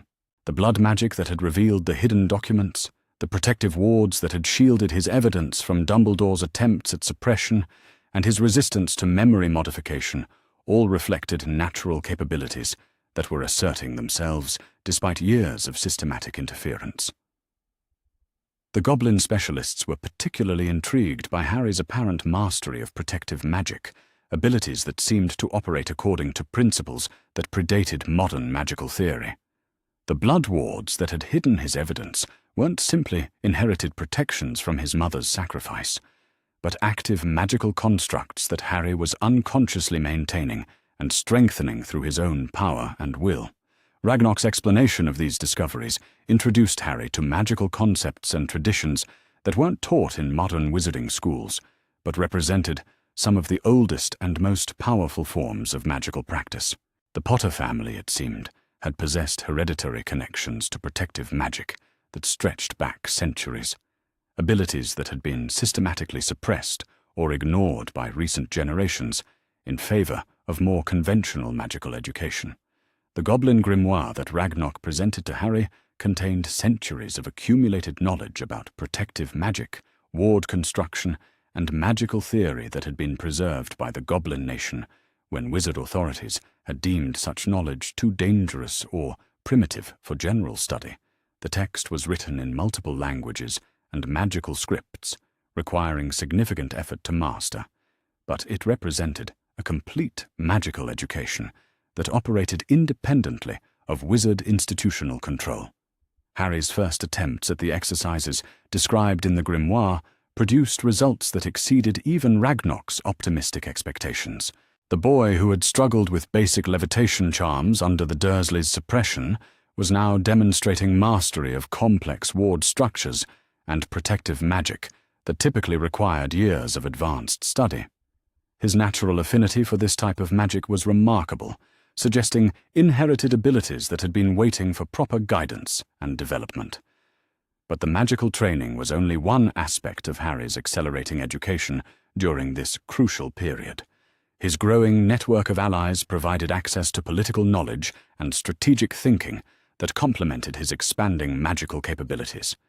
Andromeda Tonks proved particularly valuable in this regard, offering insights into Wizarding Society's power structures and the complex relationships that governed political decision-making. Andromeda's analysis of the Ministry's response to the evidence packages revealed both encouraging progress and significant obstacles that would need to be overcome to achieve lasting justice.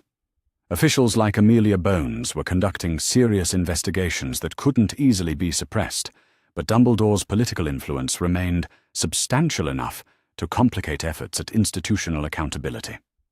More importantly, Andromeda identified potential allies within the magical community who possessed both the influence and the motivation to support comprehensive reforms. Many pure blood families who had opposed Voldemort during the war harbored their own suspicions about Dumbledore's methods and decision-making, creating opportunities for building broader coalitions that could survive individual political pressures. The expansion of Harry's political education included intensive study of wizarding law, governmental procedures, and the complex web of relationships that connected different magical institutions. This knowledge proved crucial for understanding not only how the current system had enabled Dumbledore's manipulation, but how systematic reforms could be implemented to prevent similar abuses in the future. Harry's relationship with the broader magical community began to evolve as word of his investigation spread through discreet channels within Wizarding Society. The boy who had been completely isolated from his heritage was now positioned as a potential leader in efforts to reform institutions that had failed multiple generations of magical children. His unique combination of victimization, evidence, and growing capabilities made him a compelling figure for those who sought change. But perhaps most significantly, Harry's story was beginning to encourage other victims of institutional manipulation to come forward with their own experiences. Letters began arriving through goblin channels from individuals who had suffered under systems that prioritized political convenience over individual welfare, creating a broader movement that could sustain reforms even if attempts were made to suppress Harry's specific case. The political ramifications extended far beyond the wizarding community's borders as goblin representatives began raising concerns about treaty violations and institutional accountability with international magical authorities. Dumbledore's manipulation of financial systems and legal procedures had created diplomatic problems that couldn't be resolved through domestic political maneuvering alone. Harry's role in these expanding political dynamics required sophisticated understanding of alliance building and strategic communication that went far beyond his chronological age, but reflected hard-earned wisdom about power structures and institutional manipulation. His meetings with various community leaders and political figures demonstrated remarkable poise and strategic thinking that impressed even experienced practitioners of wizarding politics. The challenge of balancing his growing public profile with the security requirements of ongoing legal proceedings required careful coordination with his allies and advisors. Harry needed to remain visible enough to maintain political momentum, while avoiding exposure that could compromise investigations or invite retaliation from Dumbledore's remaining supporters. The magical community's response to Harry's emergence as a political figure revealed deep divisions that had been suppressed beneath surface unity during the war against Voldemort. Some elements embraced his calls for institutional accountability and individual rights, while others worried that challenging established authorities could destabilize the magical world's carefully maintained order. These political tensions came to a head during Harry's first formal appearance before a gathering of influential wizarding families, an event that had been carefully orchestrated by his allies to introduce him to potential supporters while demonstrating his growing capabilities and political sophistication. The meeting took place at a neutral location that provided security while accommodating the various political and social requirements of the attendees. Harry's presentation to this gathering represented his first major test as a public advocate for institutional reform and individual rights. His speech needed to be sophisticated enough to command respect from experienced political figures while remaining authentic to his age and personal experiences. More importantly, it needed to articulate a vision for reform that went beyond simply correcting past wrongs to encompass systemic changes that could prevent future victims. The response to Harry's presentation exceeded even his most optimistic expectations, with several influential families offering both material support and political endorsement for the broader reform campaign.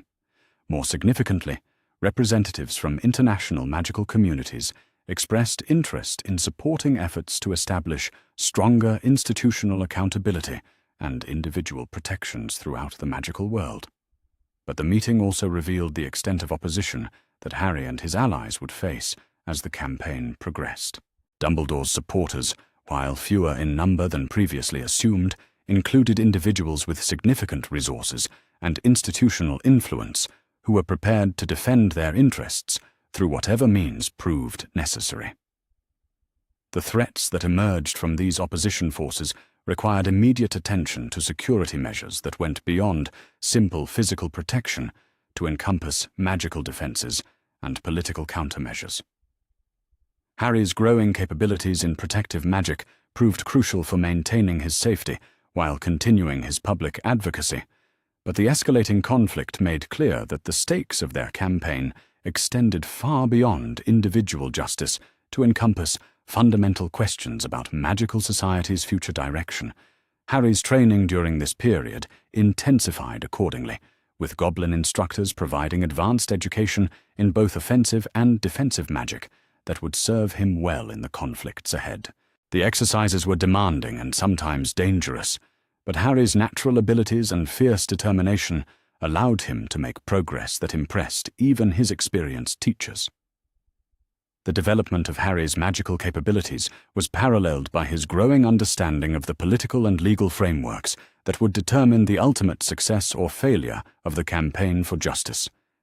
His study of precedent cases, institutional procedures, and reform movements throughout magical history provided context for current efforts, while suggesting strategies that could overcome traditional obstacles to systematic change. The discovery of additional evidence during this period came not through Harry's own investigations, but through the network of allies and supporters who had been inspired by his example to examine their own experiences with institutional manipulation.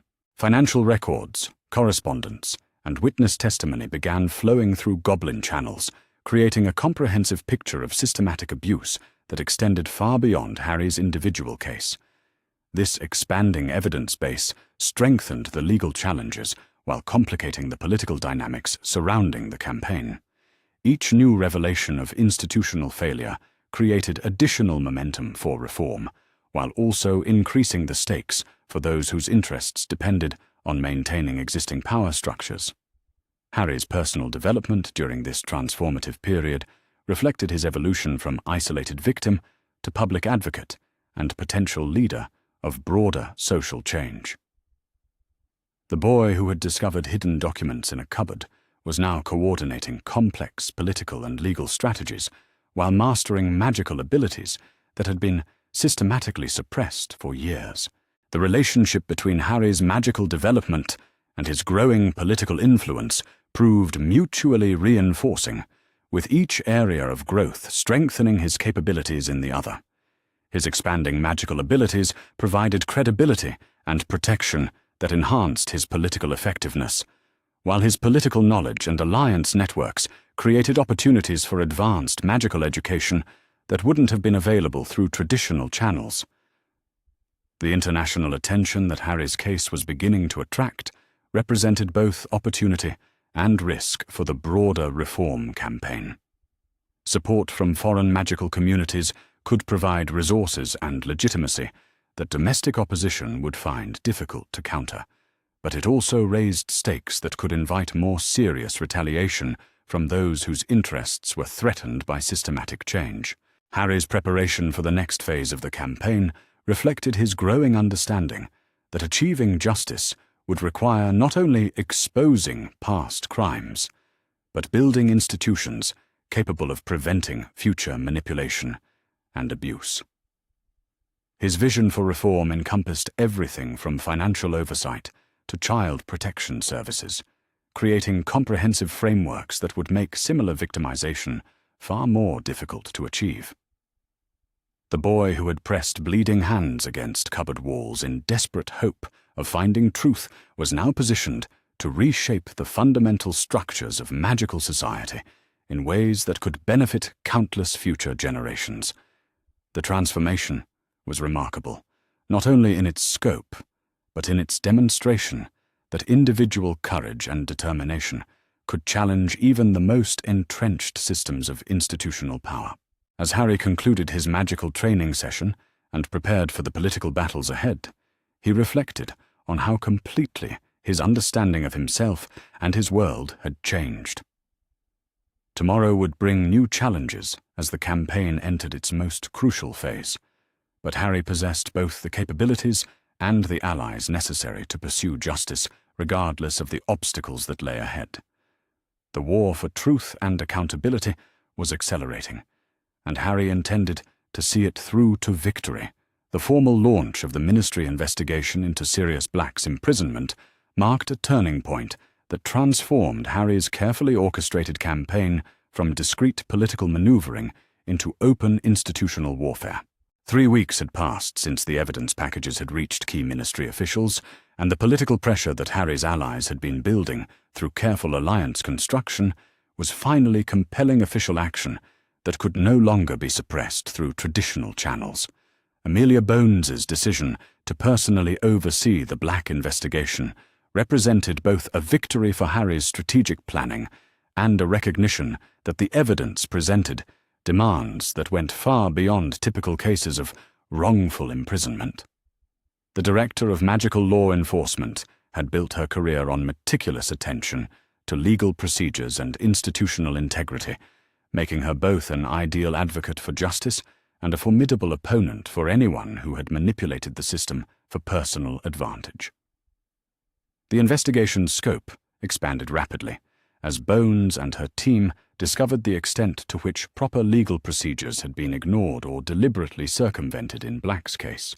The absence of any trial transcript, the lack of witness testimony, and the failure to investigate obvious inconsistencies in the evidence all pointed toward systematic corruption that extended far beyond individual incompetence or administrative error.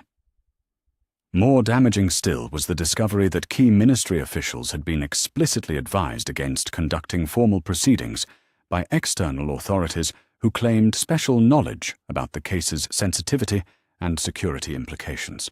Dumbledore's role as an advisor in the decision to bypass normal legal procedures created a direct connection between the headmaster and the violations of institutional process that had resulted in an innocent man's imprisonment. Harry's involvement in the investigation remained carefully concealed behind layers of procedural complexity and legal representation that protected him from direct exposure while ensuring that his evidence received proper consideration. The Goblin legal advocates who had been working on his behalf possessed both the expertise and the institutional independence necessary to present his materials in ways that commanded official respect while maintaining operational security. But perhaps most significantly, Harry's first formal testimony under Veritaserum established legal precedent for child advocacy in wizarding law that would have implications far beyond his individual case. The decision to allow a 7-year-old victim to provide sworn testimony about systematic abuse and institutional manipulation represented a fundamental shift in how the magical legal system approached cases involving vulnerable witnesses. The Veritaserum session itself took place in a secure ministry facility, with multiple observers present, to ensure both the integrity of the proceedings and Harry's protection from potential retaliation. The truth serum's effects were carefully monitored by qualified professionals who possessed both medical training and legal expertise, creating conditions that would make any challenge to the testimony's validity extremely difficult to sustain. Harry's preparation for the session had been intensive, involving consultation with goblin legal experts who understood both the magical and legal implications of sworn testimony given under truth compulsion. The challenge was presenting his experiences and evidence in ways that would be compelling to ministry officials while maintaining the security of ongoing investigations and protecting the sources who had contributed to his understanding of the broader conspiracy.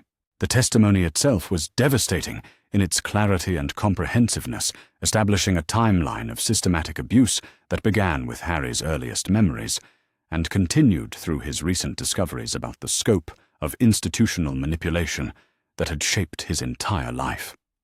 The Veritaserum prevented any attempt at deception or exaggeration, making Harry's account an unassailable foundation for broader investigations into Dumbledore's activities. But perhaps most importantly, Harry's testimony revealed the interconnected nature of various crimes that had previously been viewed as separate incidents of questionable judgment. The financial manipulation, the wrongful imprisonment, the systematic child abuse, and the interference with legitimate magical protections all emerged as components of a coordinated campaign that had been maintained over years through careful political maneuvering and institutional influence. The immediate response from Dumbledore's political allies revealed both the extent of their concern and the limitations of their ability to suppress investigations that had gained official momentum.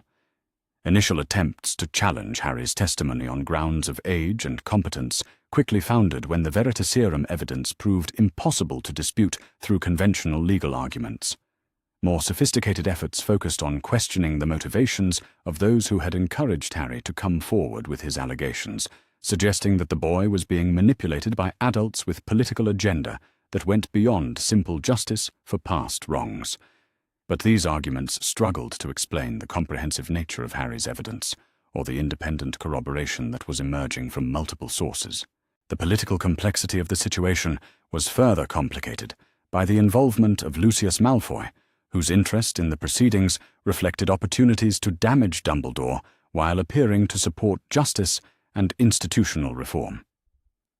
Malfoy's resources and connections within the ministry created additional pressure for thorough investigation, while also raising questions about the motivations driving various participants in the broader political struggle.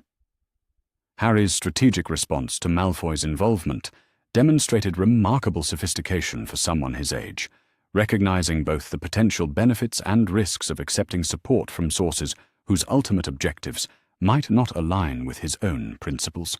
The alliance that developed was carefully structured to advance Harry's goals while limiting opportunities for manipulation by parties whose interests in reform were primarily tactical rather than genuine. The broader political dynamics surrounding the investigation revealed deep divisions within wizarding society that had been suppressed beneath surface unity during the recent war against Voldemort. Many families who had supported the war effort harbored private concerns about Dumbledore's methods and decision-making, creating opportunities for building coalitions that could sustain reform efforts, even if individual political pressures shifted. Harry's role in navigating these complex political relationships required understanding that went far beyond his chronological age, but reflected hard-earned wisdom about institutional power and the motivations that drove adult behavior in systems where individual welfare was often subordinated to political convenience. His ability to maintain principled positions while building practical alliances impressed even experienced political observers. The investigation's expansion beyond Sirius Black's case began to reveal patterns of institutional manipulation that extended throughout the recent war period and into the current administration's policies. Financial irregularities in multiple family accounts, questionable decisions that had resulted in unnecessary casualties, and systematic efforts to concentrate power in the hands of a small group of connected individuals all emerged as subjects for official scrutiny. The scope of these discoveries created both opportunities and risks for Harry's broader reform agenda. Each new revelation strengthened the case for systematic institutional change, while also increasing the stakes for those whose interests depended on maintaining existing power structures. The expanding investigation was generating momentum that could prove difficult to control, even by those who had initiated it. Harry's personal development during this crucial period reflected his evolution from individual victim seeking justice to strategic leader of broader social change. His meetings with ministry officials, his coordination with legal advocates, and his public appearances all demonstrated capabilities that commanded respect from experienced practitioners of wizarding politics. The magical community's response to Harry's emergence as a reform advocate revealed the extent to which institutional failures had affected multiple generations of magical citizens. Letters of support arrived through goblin channels from families who had suffered under systems that prioritized political stability over individual rights, creating a groundswell of public opinion that was becoming increasingly difficult for traditional authorities to ignore. But perhaps most significantly, the investigation was beginning to attract international attention as foreign magical communities recognized the broader implications of institutional accountability and individual protection. Representatives from various magical governments expressed interest in the precedents being established, suggesting that reforms achieved in Britain could influence similar efforts throughout the magical world. The legal framework that was emerging from the investigation created new protections for vulnerable individuals while establishing procedures for challenging institutional decisions that affected individual rights and welfare.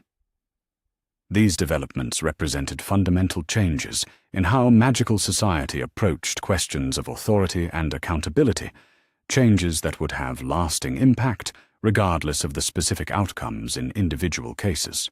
Harry's strategic planning during this period reflected his growing understanding that achieving lasting reform required more than simply exposing past crimes or securing justice for individual victims. The institutional changes that were being implemented needed to be comprehensive enough to prevent future manipulation, while sustainable enough to survive changes in political leadership and public attention. The child protection framework that emerged from Harry's case established new standards for investigating allegations of institutional abuse while creating mechanisms for independent oversight that operated outside traditional political structures. These reforms were designed to prevent the kind of systematic victimization that Harry had endured while ensuring that future cases would receive proper attention, regardless of the political connections of potential perpetrators. The financial oversight mechanisms that resulted from the Goblin investigation created stronger protections for family inheritance, while establishing clearer procedures for challenging unauthorized transactions. These changes addressed not only the specific crimes committed against the Potter estate, but broader patterns of financial manipulation that had affected multiple families throughout the magical community. But perhaps most importantly, the legal precedents established through Harry's testimony and the subsequent investigations created frameworks for individual advocacy that could be applied to future cases involving institutional manipulation and abuse. The principle that individual rights could not be sacrificed for supposed collective benefits was becoming embedded in magical law in ways that would be difficult for future authorities to reverse. The political ramifications of these changes extended far beyond the immediate participants in Harry's case, influencing ongoing debates about governmental authority and individual freedom throughout magical society.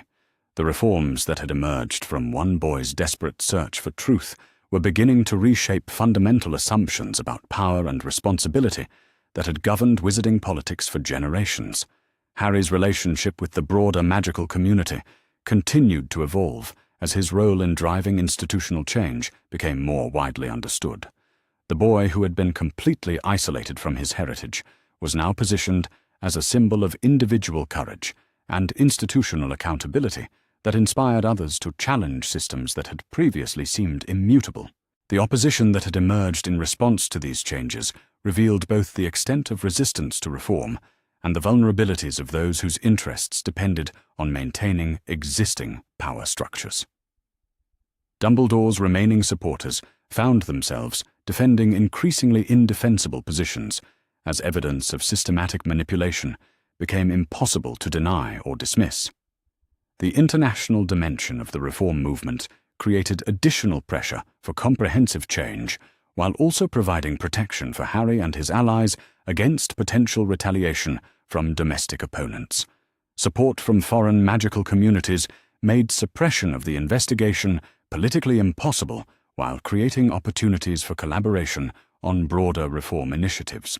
Harry's preparation for the next phase of the campaign reflected his understanding that the investigation's success had created new responsibilities and opportunities that extended far beyond his initial goals of personal justice and institutional accountability. The movement that had grown from his individual case was now positioned to achieve systematic changes that could benefit countless future generations. The boy who had discovered evidence of conspiracy in a blood-warded compartment was now leading efforts to transform the fundamental structures of magical society in ways that prioritized individual rights and institutional transparency. The investigation had revealed not only the scope of past manipulation, but the possibilities for future reform that could prevent similar victimization while creating stronger protections for vulnerable individuals. As Harry concluded his testimony and prepared for the continued expansion of the investigation, he reflected on how completely his understanding of justice and institutional responsibility had evolved. The campaign that had begun with desperate questions about his own circumstances had become a comprehensive effort to establish accountability and protection throughout magical society. Tomorrow would bring new challenges as political opposition intensified and the stakes of institutional reform became clearer to all participants.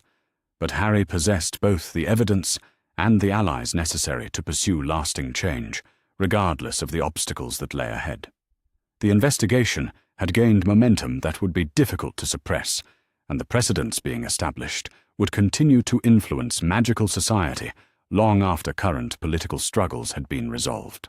The official hearing that would determine Sirius Black's fate took place on a grey October morning that seemed to mirror the somberness of the proceedings, yet carried within it the electric tension of long-awaited justice finally within reach. The ancient courtroom deep within the Ministry of Magic had witnessed countless trials throughout its storied history, but few had carried the political weight or personal significance of the case that was about to unfold. Harry Potter sat in the witness section with a composure that belied his 7 years, flanked by goblin legal representatives whose presence served as both protection and symbol of the institutional independence that had made this day possible. The boy who had discovered evidence of conspiracy in a blood-warded compartment was now positioned to witness the vindication of his godfather and the public exposure of the man who had orchestrated both their suffering. The courtroom itself was packed with observers whose presence reflected the case's broader significance for wizarding society. Ministry officials, members of prominent magical families, representatives from international magical communities, and journalists whose coverage would carry news of the proceedings throughout the magical world all crowded into the available seating, creating an atmosphere of anticipation that was almost palpable. Amelia Bones's opening statement established the hearing's scope and significance with characteristic precision, outlining the systematic failures that had resulted in Sirius Black's imprisonment without trial and the broader implications of institutional accountability that the case represented. Her presentation was methodical and devastating, building from procedural violations through evidence tampering to the deliberate suppression of exonerating information that should have prevented the wrongful imprisonment. But it was Harry's testimony that provided the emotional and evidentiary foundation for everything that followed. The boy's appearance at the witness stand created a moment of absolute silence in the courtroom, as even the most hardened political observers recognized the extraordinary nature of a child providing crucial evidence in a case that could reshape institutional accountability throughout the magical world.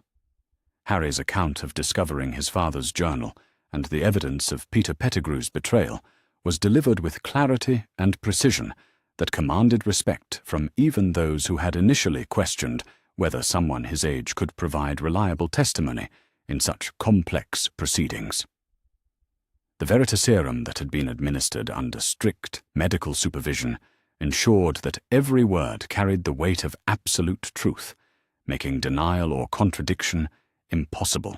The revelation of Dumbledore's role in orchestrating the secret keeper switch sent shock waves through the courtroom that were visible in the faces of observers who had never questioned the headmaster's wisdom or motivations. Harry's description of his father's growing suspicions about Dumbledore's true agenda, supported by documentary evidence that had been authenticated by multiple independent sources, painted a picture of betrayal that went far beyond simple political miscalculation. More damaging still was Harry's testimony about the deliberate manipulation of legal procedures that had prevented Sirius from receiving the trial that should have revealed his innocence. The evidence showed clear coordination between Dumbledore and Ministry officials who had been persuaded to bypass normal legal protections in the name of security considerations that served political convenience rather than justice. The presentation of Peter Pettigrew's actual location and activities during the period when he was supposed to be dead provided concrete proof of Sirius's innocence that even the most skeptical observers couldn't dismiss. The rat that had lived with the Weasley family for years, documented through magical examination and witness testimony, represented living evidence that the entire case against Sirius had been built on deliberately constructed lies. But perhaps most significantly, Harry's testimony revealed the scope of Dumbledore's manipulation that extended far beyond individual cases to encompass systematic efforts to control information, suppress dissent, and maintain power through the careful orchestration of public perception and institutional procedures.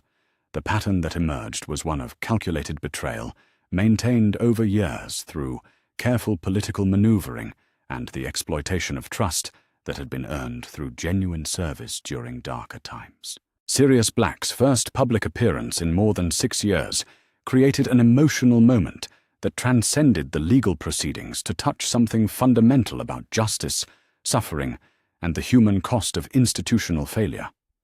The man who had endured years of wrongful imprisonment bore visible signs of his ordeal, but his dignity and determination to see the truth revealed provided powerful testimony to the resilience of the human spirit under even the most terrible circumstances. Sirius's own testimony provided crucial corroboration for Harry's evidence, while adding personal details that made the scope of the conspiracy against them both absolutely clear. His account of the night his best friends died, the betrayal by someone they had trusted completely, and his desperate attempts to prove his innocence through a system that had already decided his guilt created a narrative that was impossible to dismiss or explain away. The reunion between Harry and Sirius that took place during a recess in the proceedings provided both participants with their first opportunity to interact as free individuals rather than victim and wrongfully imprisoned guardian.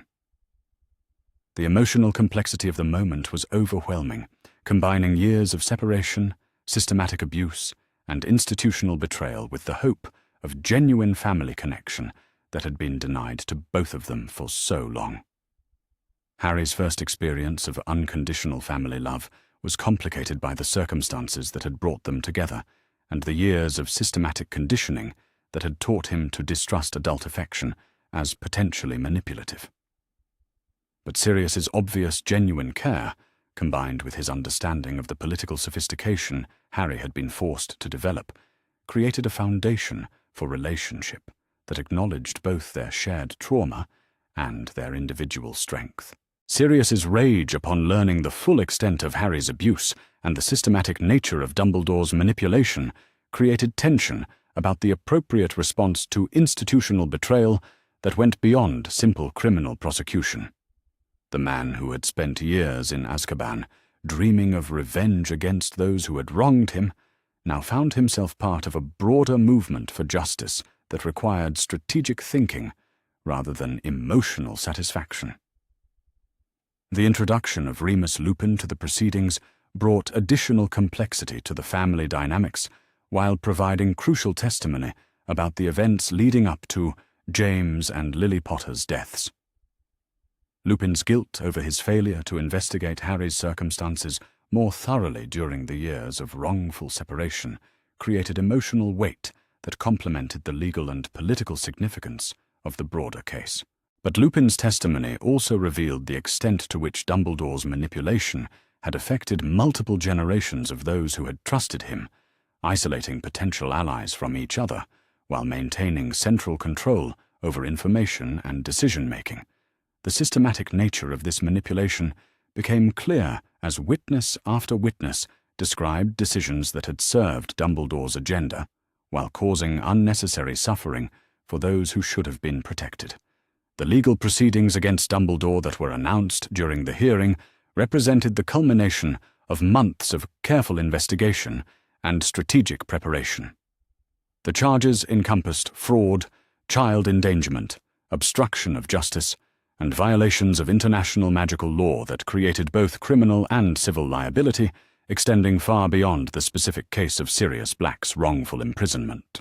The evidence supporting these charges was comprehensive and devastating, drawing on financial records, correspondence, witness testimony, and magical evidence that had been preserved despite years of attempted suppression. The case that emerged was so thoroughly documented and legally sound that even Dumbledore's remaining political allies found it increasingly difficult to maintain their support in the face of overwhelming proof of systematic wrongdoing. Harry's strategic decision to pursue civil remedies in addition to criminal charges reflected his growing understanding of institutional accountability and the need to create consequences that went beyond individual punishment to encompass systemic reform. The financial damages that were being sought would strip Dumbledore of resources while providing restitution to victims. But more importantly, they would establish precedents that could be applied to future cases of institutional manipulation. The broader political implications of the hearing extended far beyond the immediate participants to encompass fundamental questions about governmental authority, individual rights, and the mechanisms necessary to prevent future abuses of institutional power. The reforms that were being implemented as a result of Harry's case represented comprehensive changes in how magical society approached questions of accountability and protection for vulnerable individuals. The international attention that the case was receiving created additional pressure for thorough resolution while providing opportunities for collaboration on similar reform efforts throughout the magical world.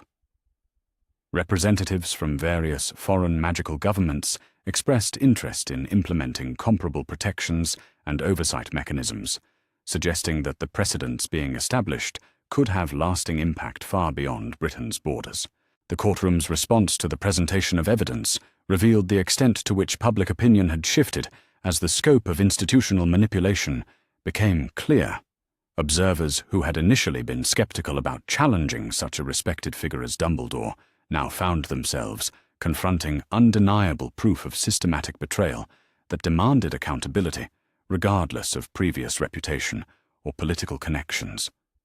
But perhaps most significantly, the hearing demonstrated the power of individual courage and determination to challenge even the most entrenched systems of institutional control.